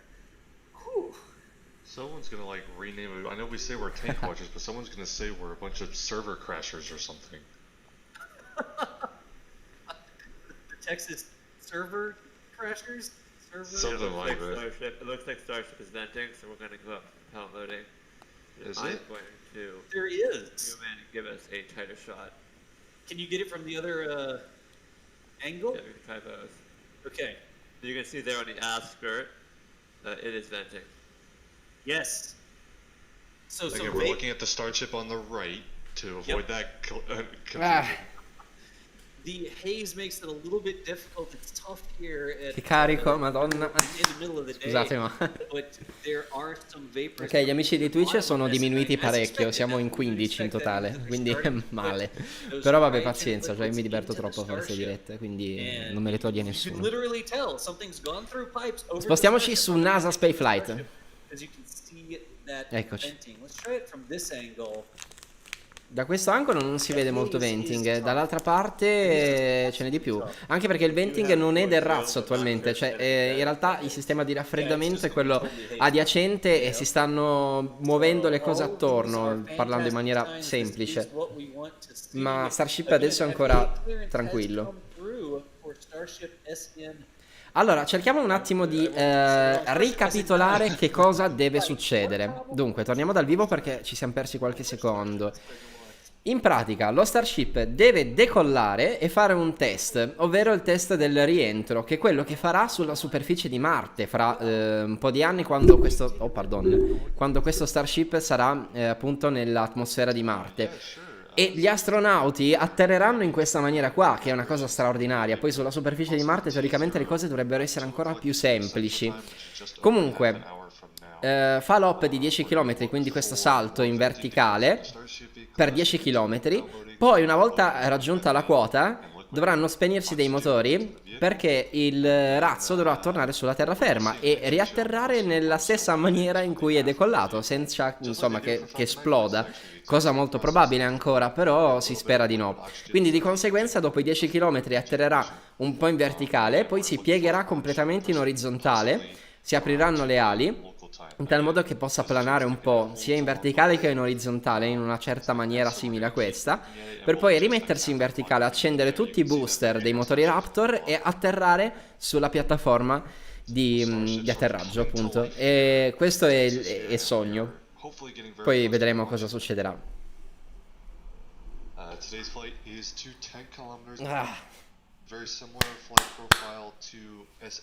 Il venting è molto presente, questo è un buon segno, è sempre un buon segno.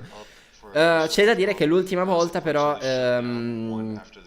Starship SN9 ha bloccato il timer a 2 minuti dal decollo perché c'erano stati dei piccoli problemi e quindi abbiamo aspettato ancora un'ora prima di rivedere un nuovo countdown che poi ha dato vita a quello che è stato il decollo vero e proprio, però solo un'ora dopo. Quindi bisogna capire un attimo come funzionerà questa situazione. Vi lascio con l'audio di Spaceflight e noi ci vediamo fra pochissimo. at propellant loading operations which are underway.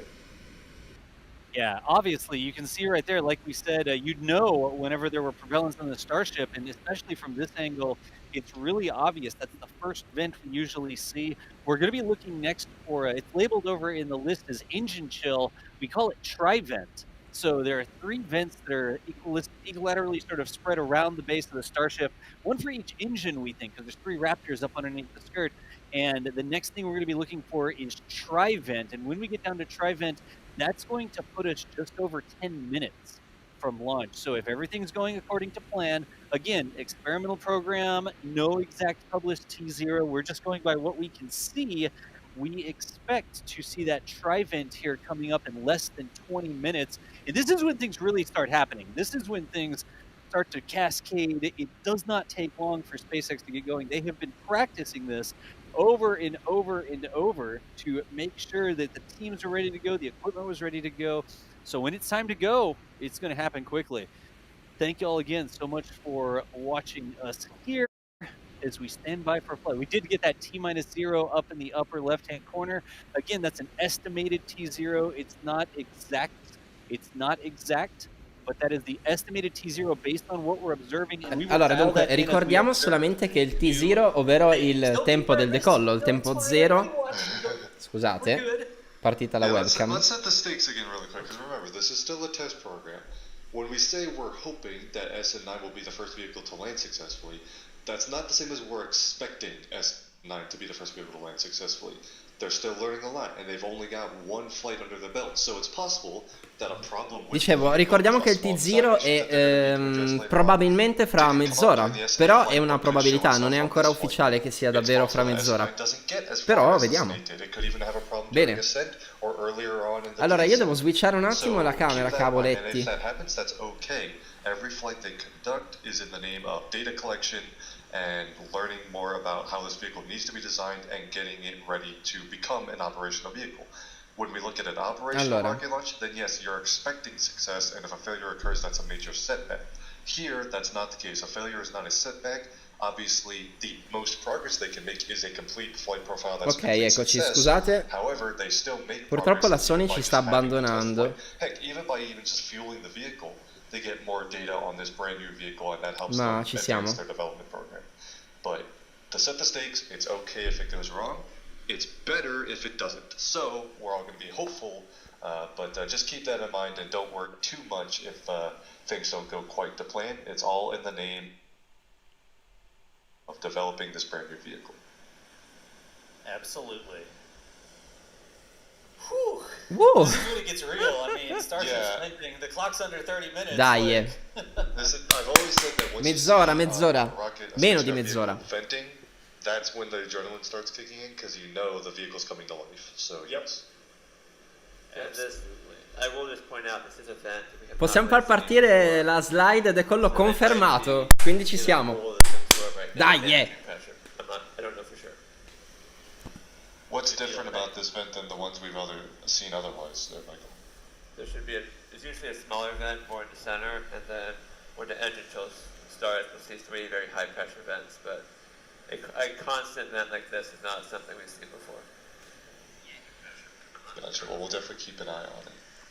What's different about this vent than the ones until we see another indication like the methane vent or the tri-vent, I'm going to pull our timer. I am not saying the normal countdown sequence that we've seen with all the dress rehearsals and static fire tests so far. I did hear a bit ago that 2 p.m. was the target, but with vi lascio le immagini un attimo. SpaceX is constantly changing the timelines and making sure everything is ready to go. It's very fluid, so expect the schedules to change throughout the day, and we'll know when the launch is going to happen, exactly when the launch happens. Right, yeah, exactly. Exactly. It'll launch when it launches. Launch when it launches. And also, y'all, we've got Mary's camera online now. Over there, she's at a safe location, but another different angle that we haven't seen yet. There is Starship SN9 on the, it's still going to be the right? Yes, on the right, and then a Starship SN10 on the left. So this is important. We have Mary and Jack at 2 different angles. and they are out there to track the flight. So it's one thing, we can certainly try to track it with the robots, the cell signal. Oh, my ping, I can't hit the shot because my ping is not working, if you've ever played any video games. But both Jack and Mary are out there to track it themselves, like human hands on cameras on tripods, to make sure that we get fantastic video. And Mary's camera here is online now. Thank you so much to Mary for rolling out. The heat haze is going to be a little difficult here because this is a crude camera. There's a human being operating this camera, and I don't care what sort of footage we would get, we're not going to endanger Mary by putting her in some place that could potentially not be safe. Also, we don't want to scrub the launch by being inside of an area that's not safe. And then they say, oh, hold, cancel everything. This isn't great because there's somebody in there. And guess what? It's our fault. No, we don't want that at all. So there will be a little bit of haze on these longer cameras. The good news is that when Starship takes off, it goes up. And instead of looking across this water and getting that haze, it'll become clearer the higher it goes in the sky. But we will have Mary's camera here at yet another angle as we continue to cover Starship SN9, which is cleared for flight here potentially quickly. Like Michael was saying, we've got a different vent. We didn't exactly expect that one vent, but we're going to keep watching what's going on and share with you, hopefully, a flight coming up shortly. Thank you all so much for hanging out with us here today. That vent stopped now. This is more what we expect to see, which is not much venting on the vehicle right now. So I'm not sure if that's a good sign or not, but we definitely have not seen a depressed vent, so they're in a hold. In the worst case scenario, they're in a hold right now. In the best case scenario, they have resumed the count. I'm not sure which one it is, but based on when we saw the recondenser turn on, it has taken longer than expected, so presumably they may have entered a hold for some amount of time, and hopefully we'll get more information soon. Yep.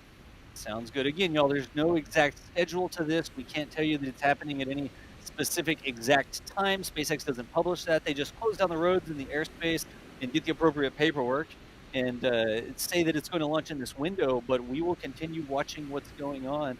This is all good. The pad is clear. The village is evacuated. Everything's looking good. So let's hope that we get a flight of SN9. Whew.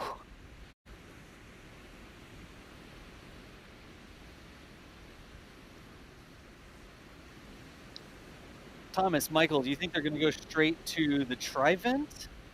Do you think this is a new procedure they're testing? Do we think that there's some sort of hiccup where they're maintaining temperatures or something like that? Like, what are y'all's guesses on what's going on? We still have Chris, too, right? Chris is still here, too. Yeah. Yeah. Yeah, I think my sort of take on this is going to be, remember, this vehicle has, whether Space explained to or not, been fueled and defueled over and over again. So they've got a lot of practice with at least this particular vehicle, as well as just the Starship vehicles overall, as far as how to conduct these countdowns. Hopefully that means the operations will go relatively smoothly. Like Michael said, some indication that they might have had a brief hold or something like that. So we're going to have to wait and see exactly what's going on. But I would be cautiously optimistic that they should have this sort of fueling operation nailed down at this point, and that hopefully that means we won't have too much of any delays once the countdown is started.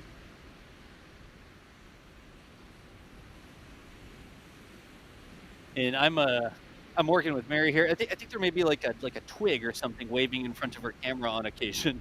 So I'm trying to work with Mary to see what's going on with the twig. The twig won't be a massive problem though once it launches, but. Michael, any experience with twigs in front of cameras? Be quiet, don't talk. Joss, can we mute Thomas? Good. How many super chats you got? Hey, I get super chats that say Thomas Fan Club on it, and I feel like yes.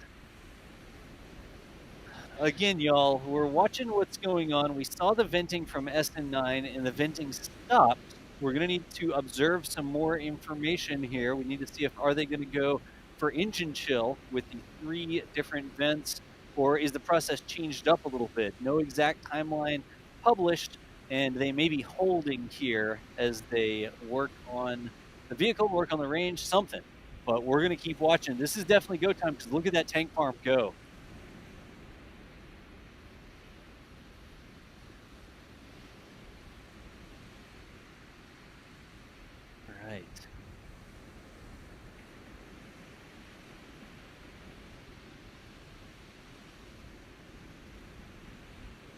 C'è molto venting, molto venting, quindi stiamo attendendo davvero. Don't know exactly what's going to happen here, y'all. Ecco, noi non sappiamo esattamente cosa sta succedendo in questo momento, ma da quanto si vede, insomma, il venting è presente. Ciò vuol dire che siamo veramente vicini al lancio. Siamo praticamente quasi sicuri. Quindi speriamo.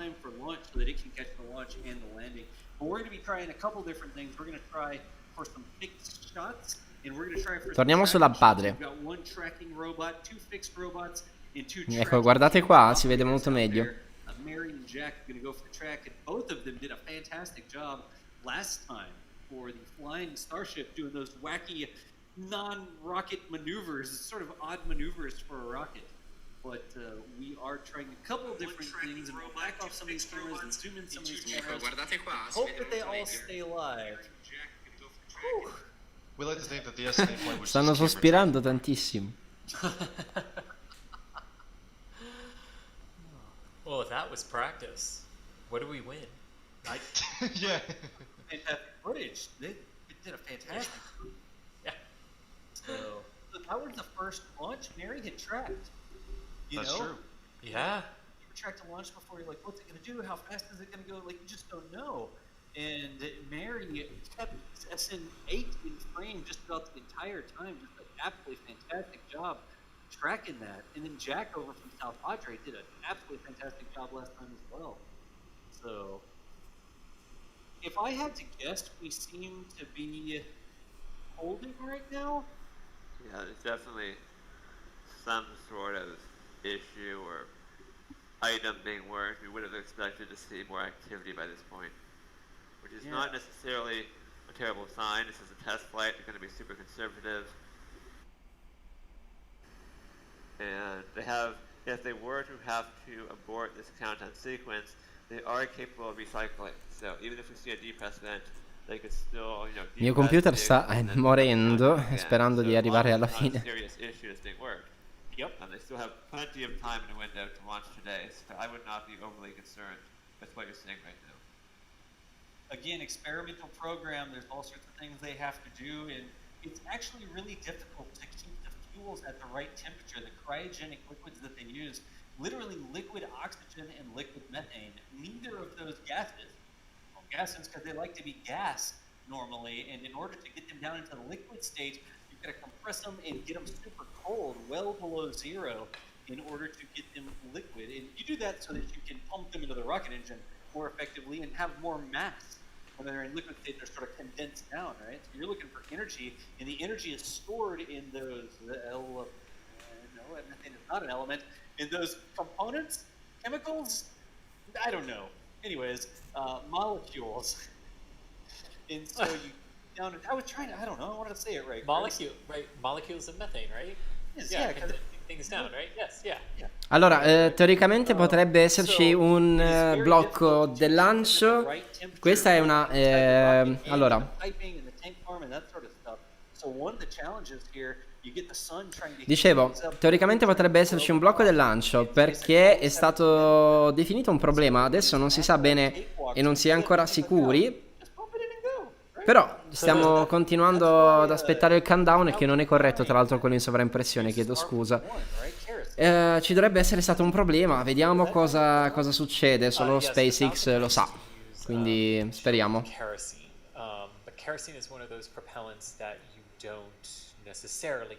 Allora, non può essere lanciato nell'arco di 10 minuti perché non c'è ancora stato il frost, scusate, quindi il congelamento del carburante.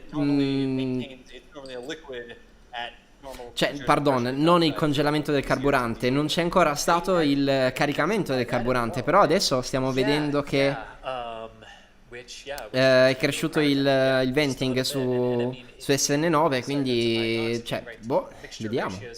Teoricamente cioè, la condizione sarebbe quella che il caricamento del carburante è stato bloccato. Vediamo cosa succede. Great day for a live stream. Starship has that effect on people. It's okay. Yes, it does. Definitely.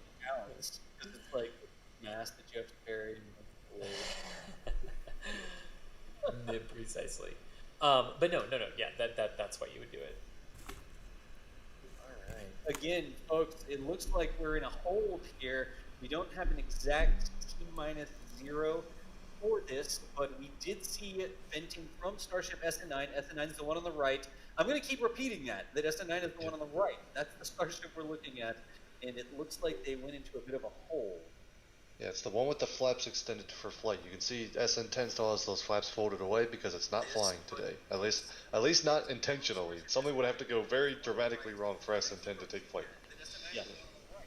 And we Ah, are mamma working on mia. confirming the reason for the hold. As soon as we have information, we will obviously relay that to you. Mamma mia. But we do for sure believe they at least were holding at one point. There's not really any clear indication we're going to get when they resume the countdown, other than at some point we should see one of the upcoming steps, such as the methane vent or the engine chill vent start, but we are continuing to monitor the situation. Yeah, again, y'all, we're looking all over Boca Chica and South Padre, but these are all going in the right direction. We know that the pad is clear. We know the village is evacuated. We know that they've got that paperwork to fly. I know a lot of you are like, why do you keep saying the same thing over and over again? Well, 174,000 people here. Not all of you were here a little bit ago. So if I try to repeat what I say on occasion, it's so that new people coming in wondering, what's going on? What's the status? Is it launching? Are they both launching? They're not both launching. There's only one landing pad. So you can't launch both of them unless you're going to throw one away. Non sono ottimisti sul gruppo di SpaceX fan chat.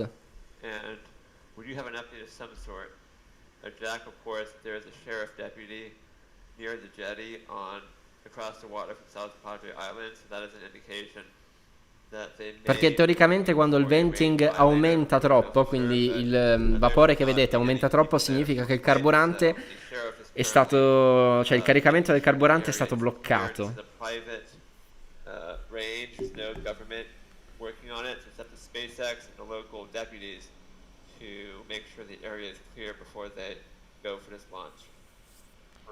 Oh, è stato bloccato, siamo veramente agli sgoccioli. Queste sono le condizioni. For the launch, everybody wants to say, okay, well, it's going to be fine, you know, it'll land on the pad or it'll get closer, the flight termination system will handle it, but it's just not the sort of thing that you even play around with. You don't want human beings anywhere on the range because it's a lot of energy stored in these rockets, especially once you get them up off the ground. So we're continuing to monitor the situation there, and hopefully we are all good to go.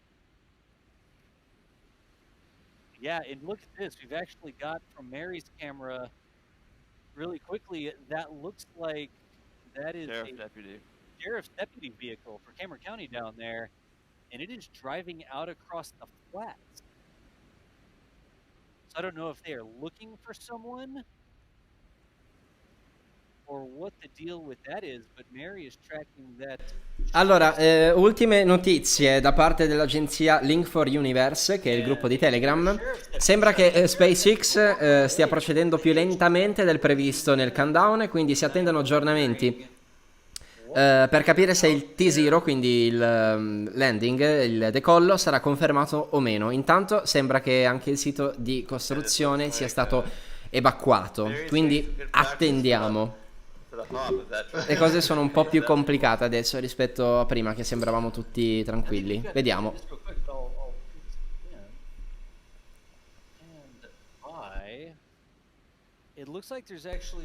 C'è veramente tanto venting. Guardate quanto vapore c'è attorno al sito di lancio. E ci sono purtroppo delle auto che si stanno avvicinando al sito di lancio, quasi come se dovessero soccorrere Starship SN9. Non è una bella notizia, sinceramente, ma vediamo come va. Vedete dalle immagini? Vediamo se la padre sta anche streamando la stessa cosa. No, la padre è sull'immagine principale. Vediamo. Allora, ancora NASA Spaceflight. Vi lascio qua. Oh, look at this. Wait a second. All right. I'm going to go ahead with this, okay? This is Mary's camera, and it looks like the deputy vehicle has found another vehicle out there. Ok, allora, ci sono dei veicoli che stanno rientrando nel sito di lancio. Of the sheriff's vehicle, and Mary has eyes on Ah, this. mamma mia. I'm not exactly sure Ci sono dei what that veicoli is. che stanno rientrando nel sito di lancio. Dei veicoli di sicurezza. Definitely looks like a truck. Attualmente il decollo non è confermato. Allora, And they might have got shooed away there.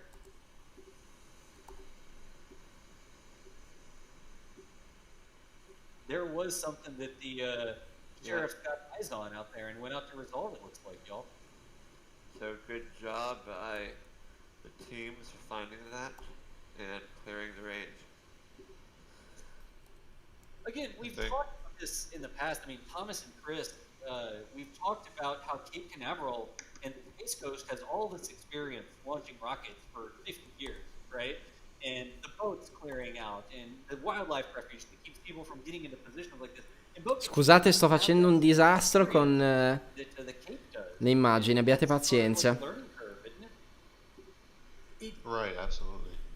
Yeah, because when you don't have the military ranges, the ranges that are controlled by the military, yeah, it's you don't have the fences, you don't have that.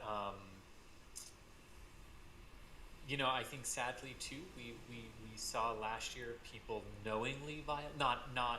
Allora, no, ok, abbiamo la notizia che in realtà quelle auto che abbiamo visto sono degli sceriffi, quindi della polizia probabilmente, che sta guardando se c'è qualcuno nel sito di lancio, quindi si sta facendo un controllo di sicurezza per capire se è tutto libero.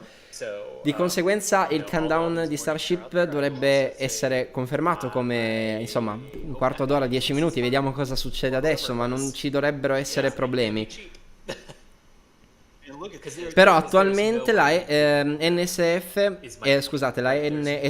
sì, riporta che in effetti il countdown sarebbe in hold. Lo sceriffo starebbe lavorando per liberare l'area dopo una violazione della chiusura della zona. Ok, probabilmente c'è stata un'invasione, non si sa bene che cosa è successo, ma attualmente, come potete vedere, ci sono dei veicoli che stanno, insomma, pattugliando tutta l'area di lancio. E questo vuol dire che il countdown è stato chiaramente bloccato, penso. E questa è una condizione particolare che non è ancora mai successa, quindi vediamo un attimo se ci sono aggiornamenti. Intanto vediamo proprio dei veicoli che si stanno avvicinando all'area, al sito. E questo non è un buon segno, chiaramente. I'd love to see you try that at Area 51. Right. Look, nobody's gonna Naruto run out there towards the That's not how it works. That's not how any of this works. Right. Again, it's one of the reasons SpaceX chose Boca Chica. It is a very limited area out there. There's not a ton of public roads. It's not like there's a massive freeway that runs right by the launch site or anything like that. You got to work to get there. In fact, Highway 4, that Boca Chica Boulevard, is the only road that gets you out there to the village or the beach. There's not like 3 ways you can go and then another bridge. There's only one way to get there. So it's sort of a secluded location in the first place. And it's one of the reasons SpaceX chose this, as opposed to launching from, the suburbs of a city. Look at this. The Starships are going to be in the background. Sì, si vede proprio lo Starship di sottofondo. No. È molto vicino. And keep in mind, Mary's got this long lens that she's zoomed in on this. So that truck may be a mile away from Mary right now. It is definitely inside the red zone where it is. E chiaramente questa non è zona accessibile. A really good job of putting these Starships right back down on the pad, but still, just in case anything happens, it's still an experimental program. Want to make sure that everybody is absolutely safe out there. But I'm trying to get my bearings here. So that to me is very. Ok, è stato identificato il mezzo che stava violando la zona di chiusura. Tra non molto potrebbe riprendere il countdown.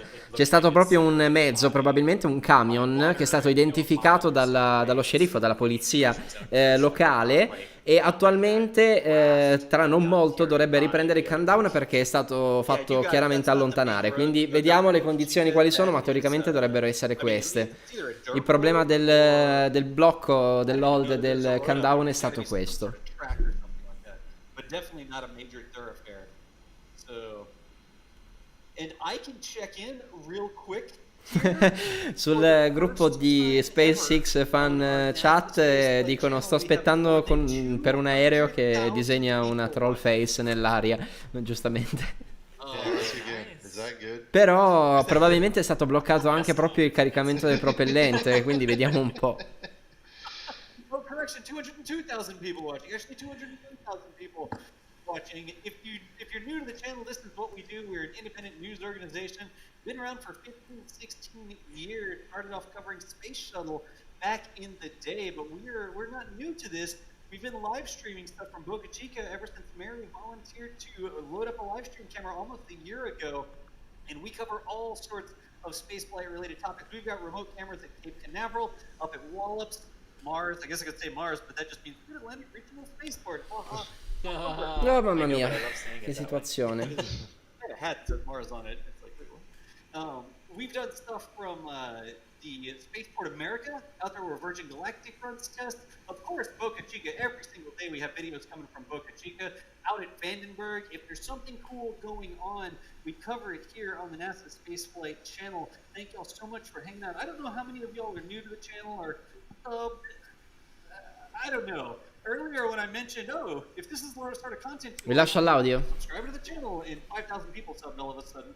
I'm not sure what would happen if 200,000 people were watching and we said, don't forget to like and subscribe or whatever the kids would think. I'm not sure. Anyways, NASA Spaceflight, thanks for watching. Is that good? Thomas, really? Did you say is that good? Listen, I mean, you know, I just gotta make sure put everything into context. Put it into context.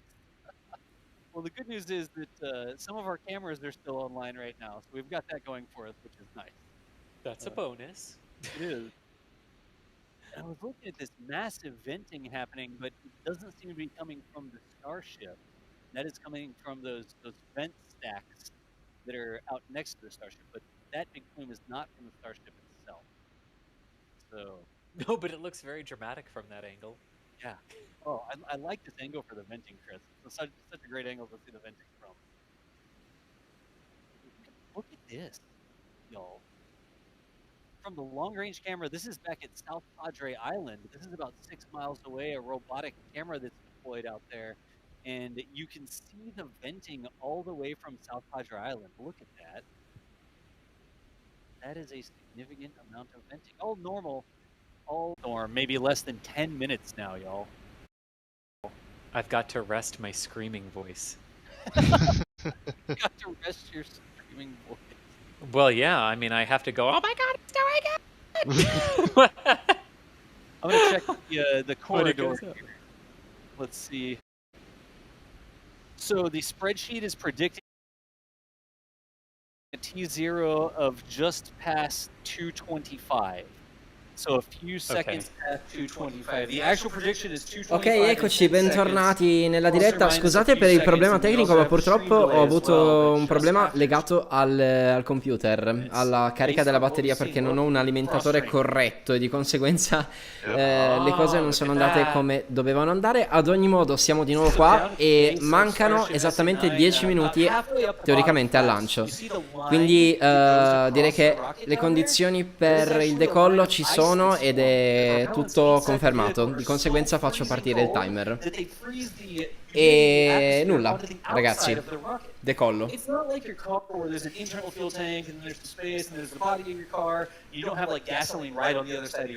Questa è una notizia ufficiosa che arriva dal gruppo SpaceX di Telegram, però teoricamente dovremmo esserci.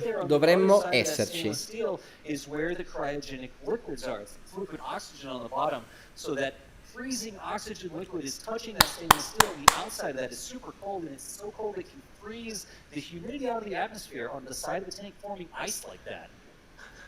Ok, il lancio è possibile fra 10 minuti. Engine chill. I just bene. smiled because I was like, well, Some of your cars have fuel tanks. Allora, Oh. bene, bene, bene, bene. Chris, Siamo pronti. Your car is not the battery, let's put it that way. There we go, exactly. Teslas. Massive, like all inclusive to all types of vehicles. Yes, let's check it from the beach real quick. The shading here, the sun's sort of behind it, so this is a little bit tougher shot to get contrast on that, but it is go time. È tempo di partire. 4 billion people watching this live stream. On the one hand, I want to be like, no way, that's amazing. But on the other hand, it's amazing that many people are interested in what's going on, right? Cerchiamo un attimo di fare un recap di tutto quello che è successo. C'è stato un intruso, una macchina che è entrata sul sito di lancio, è stata allontanata dallo sceriffo, dalla polizia locale, e attualmente il countdown ha ripreso circa 10 minuti fa e attualmente dovrebbero mancare 8 minuti e 10 secondi al lancio. Questo chiaramente dovrebbe essere la condizione, ma attualmente stiamo ancora aspettando per capire l'ufficialità della cosa. Dovrebbe partire chiaramente anche la diretta di SpaceX, ma siamo tutti pronti. Bene.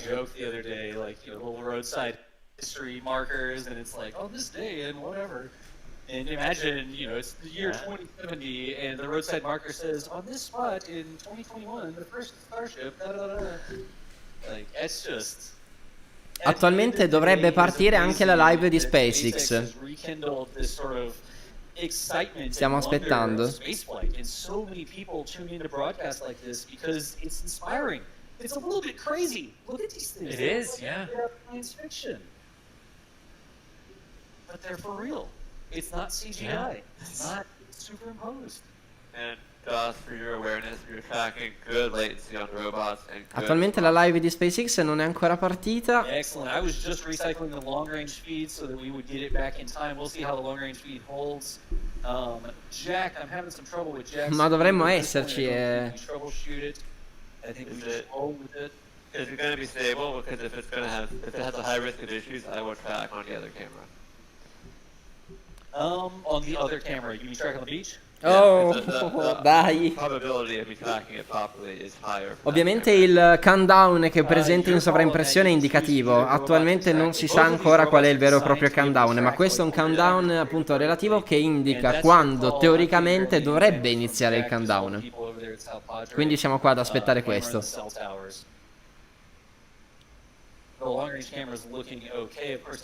Tutto sembra sotto controllo.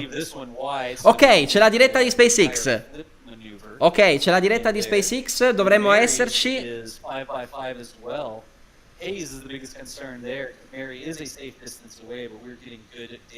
Perfetto. Allora, colleghiamoci subito con la diretta di SpaceX. Mancano 4 minuti. Mancano 4 minuti al lancio. Yeah, and if the clock is correct and we have not had and they haven't had an unplanned Allora, andiamo su SpaceX. The one sign we get a sign right before the Eccoci qua. Liquid oxygen propellants on the Starship. Today's flight will be similar to our previous flight. 3 minuti e 40. Dai, ci siamo. Ah, bene, ce l'abbiamo fatta finalmente. Ah, mamma mia, che fatica. Che fatica.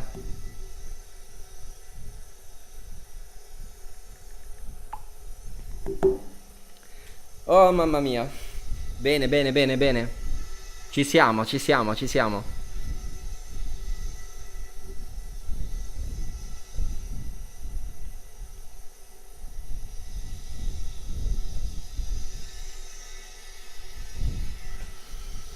Oh. Quindi il carburante è stato caricato e tutto pronto. Semplicemente è tutto pronto. Se non succede insomma l'impossibile, teoricamente fra 2 minuti e 50 secondi abbiamo il lancio. E questa è una buona notizia. Molto molto bene. Vi lascio all'audio di SpaceX. Allora, io vi ricordo che tra l'altro su Twitch abbiamo recuperato, siamo di nuovo in 12, su YouTube siamo molti di meno, però pazienza, chi se ne frega. Decollo 10 km in verticale per poi, eccoci qua, infatti è arrivata anche la notizia su Link for Universe, per poi riatterrare in maniera verticale con i Raptor che si accendono e riuscire ad arrivare sani e salvi per terra, insomma, sul ground, sul territorio. Questo è quello che dovrebbe succedere. Poi SN8 è esploso, speriamo che SN9 non esploda, però teoricamente le condizioni sono queste. Il lancio è stato confermato. Perfetto, molto bene. Direi di far partire la grafica in sovraimpressione perché mi gasa troppo, quindi decollo. On the left is Starship serial number 10, which is also being checked out for a similar flight later this month. Mamma mia. Ti prego non esplodere, mamma mia, non esplodere. Tanto la Sony ci ha lasciato, infatti questa è la webcam del Mac, ma pazienza.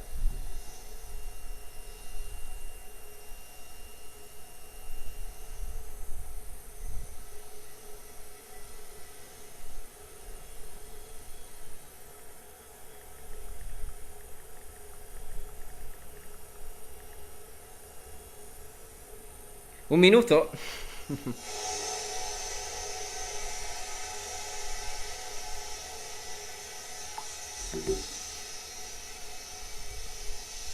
T-minus 1 minute to the launch of Starship serial number 9.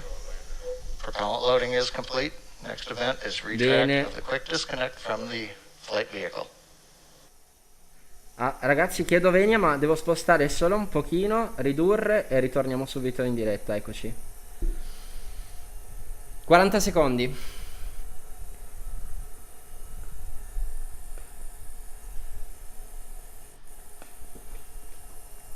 Mamma mia.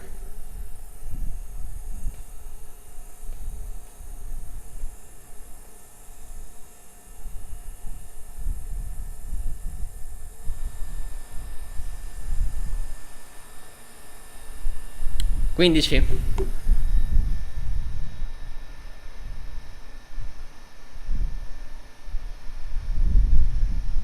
10, 9, 8, 7, 6, 5, 4, 3, 2, 1. Partito! È partito.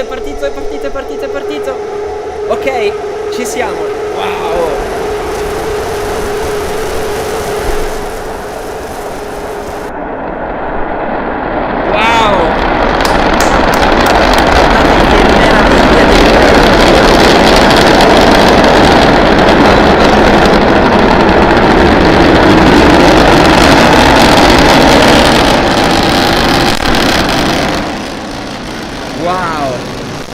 Ce l'abbiamo.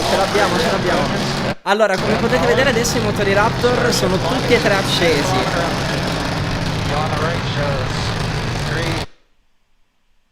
C'è un problema con la diretta, speriamo di recuperarla subito. Abbiate pazienza, purtroppo non è un... Torniamo sulla padre, vediamo se riusciamo a recuperarla. Ah, mamma mia, eccoci. Purtroppo SpaceX ci ha lasciato. Ci ha lasciato completamente. Ah no, siamo qua?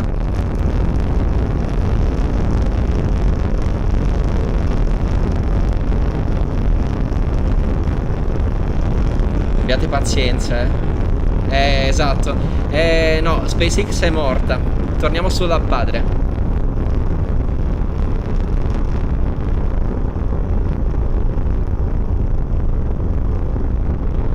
Mamma mia,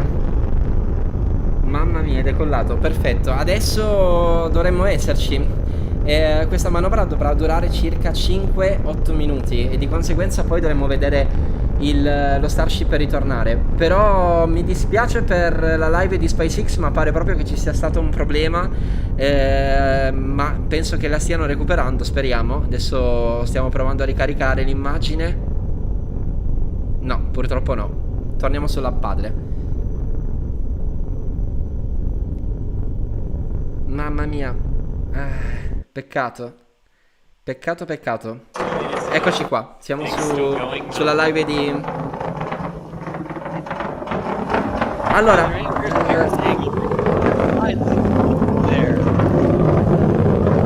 Yeah, the next major event we can expect is the shutdown of the next Raptor. I don't think they can hear us, Chris.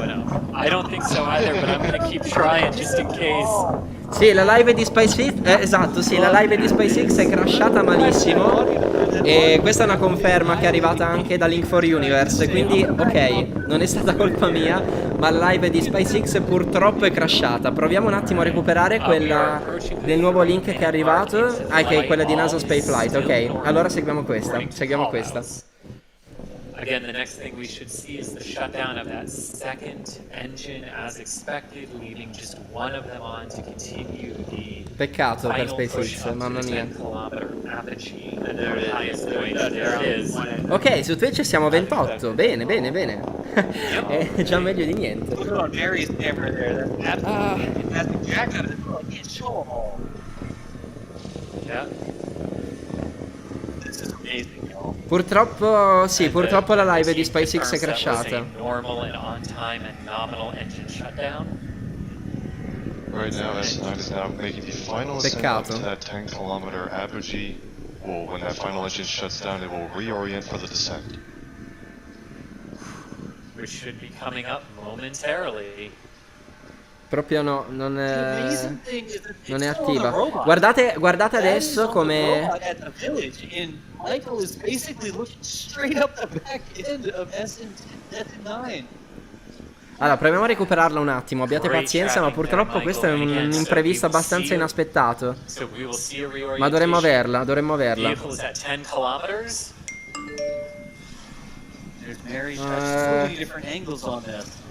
So they are hovering in the air non c'è. right now, holding altitude at 10 kilometers. Adesso si sta fermando e si sta per piegare in orizzontale per poi riatterrare. Vediamo quali sono le condizioni. Intanto SpaceX è ritornata. Ok, perfetto, ce l'abbiamo forse. Purtroppo no, è lenta. Eccolo, ecco, guardate. Orizzontale, sta crollando letteralmente. Mamma mia. Ok, ce l'abbiamo. C'è il flip. So this is Mary's angle right here. Where we check out the after and forward flaps, hold the vehicle stability. As we descend lentissimo. This is subsonic, and this is the belly flop descent. Questo è il belly flop. Guardate che immagini, mamma mia. Oh, mamma mia. No, è un po' troppo. Insane. Look at that shot. The Starship appears to be very stable. Non riesco a capire in che orientamento è direzionato, però sembra che stia veramente crollando. Oh my gosh, it's immensely stable. This is... Eccola, questa è l'immagine di SpaceX, però è di qualche secondo prima, vediamo se riusciamo a aggiornare la live. Guardate che meraviglia, mamma mia. Extra progress forward and half laps to control its attitude. Remember to down the landing pad. Oh yeah. Everything wow. Very, very stable. This is wonderful. Again, test flight. SpaceX might have changed a few things, so. Ok, si sta orizzontalizzando, come potete vedere. E fra poco farà la manovra di ritorno in verticale per poi atterrare. Vediamo come va. Alright, here we go. We should be getting close here now. Incredibile, guardate che meraviglia. Ok, si sta... Here we go. Restart. Two engines. Looks like they lost the vehicle vertical, then transition one engine for the landing. Mamma mia. Ok. No, non ce l'abbiamo fatta.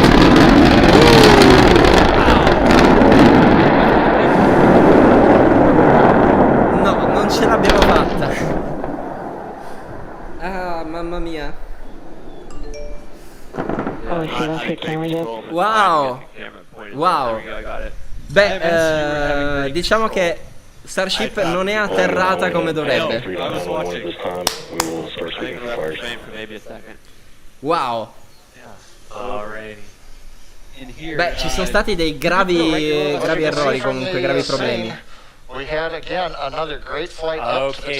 Però SpaceX dice che c'è stato un ottimo volo e ringrazia tutti e dice che le cose in realtà sono andate come dovrebbero, quindi bene, il test è andato bene. But we'll find out from the teams as they go through the data. We were in contact with telemetry all the way down. So all told, another great reminder. This is a test flight. Second time we've flown Starship in this configuration. Beh, diciamo che insomma rispetto a SN8 proprio non ci è arrivato ma neanche immaginarlo. Look to be very good. And we will take a line out of that. Però il sito di lancio è salvo, come potete vedere. Quindi bene. For logging on and watching, and we'll be back with another Starship in the near future.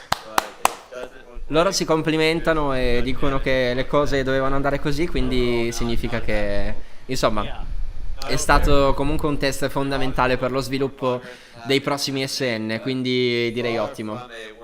Wow, spettacolare. Non immaginavo che arrivasse in questo modo, non immaginavo che riuscisse davvero a perdere il controllo per poi non provarci nemmeno ad atterrare, però è davvero stato interessante. Gli amici di Twitter, gli amici di Twitch, grazie, siete in 28, questo è un buon numero. Su YouTube siamo in neanche, probabilmente siamo in 2. Ad ogni modo bene, bene, bene, bene. Wow. Pazzesco. E no, c'è stato proprio un problema durante il capovolgimento della pancia. Quando è ritornato in verticale non si è più rimesso secondo l'asse corretto ed è proprio atterrato di pancia così. E quindi diciamo che l'atterraggio è proprio fallito alla grande. Pazienza. Wow. Vabbè, un piccolo passo, sempre più avanti, speriamo.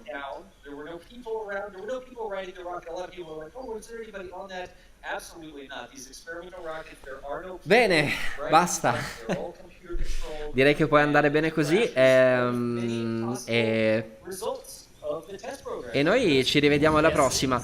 Perdonatemi questa fretta, ma purtroppo ci sono un po' di cose da sistemare e il computer sta cedendo. Ad ogni modo è stato carino vederlo insieme. Peccato. Speriamo nei prossimi. Il prossimo è SN10 e teoricamente dovrebbe succedere praticamente la stessa cosa, sperando poi in un ritorno a domicilio più che corretto. Wow. Seguite il link for Universe su Telegram per tutti gli aggiornamenti, che loro sono bravissimi. Ciao ragazzi. Ciao anche a YouTube, per chiunque che ci sia, insomma.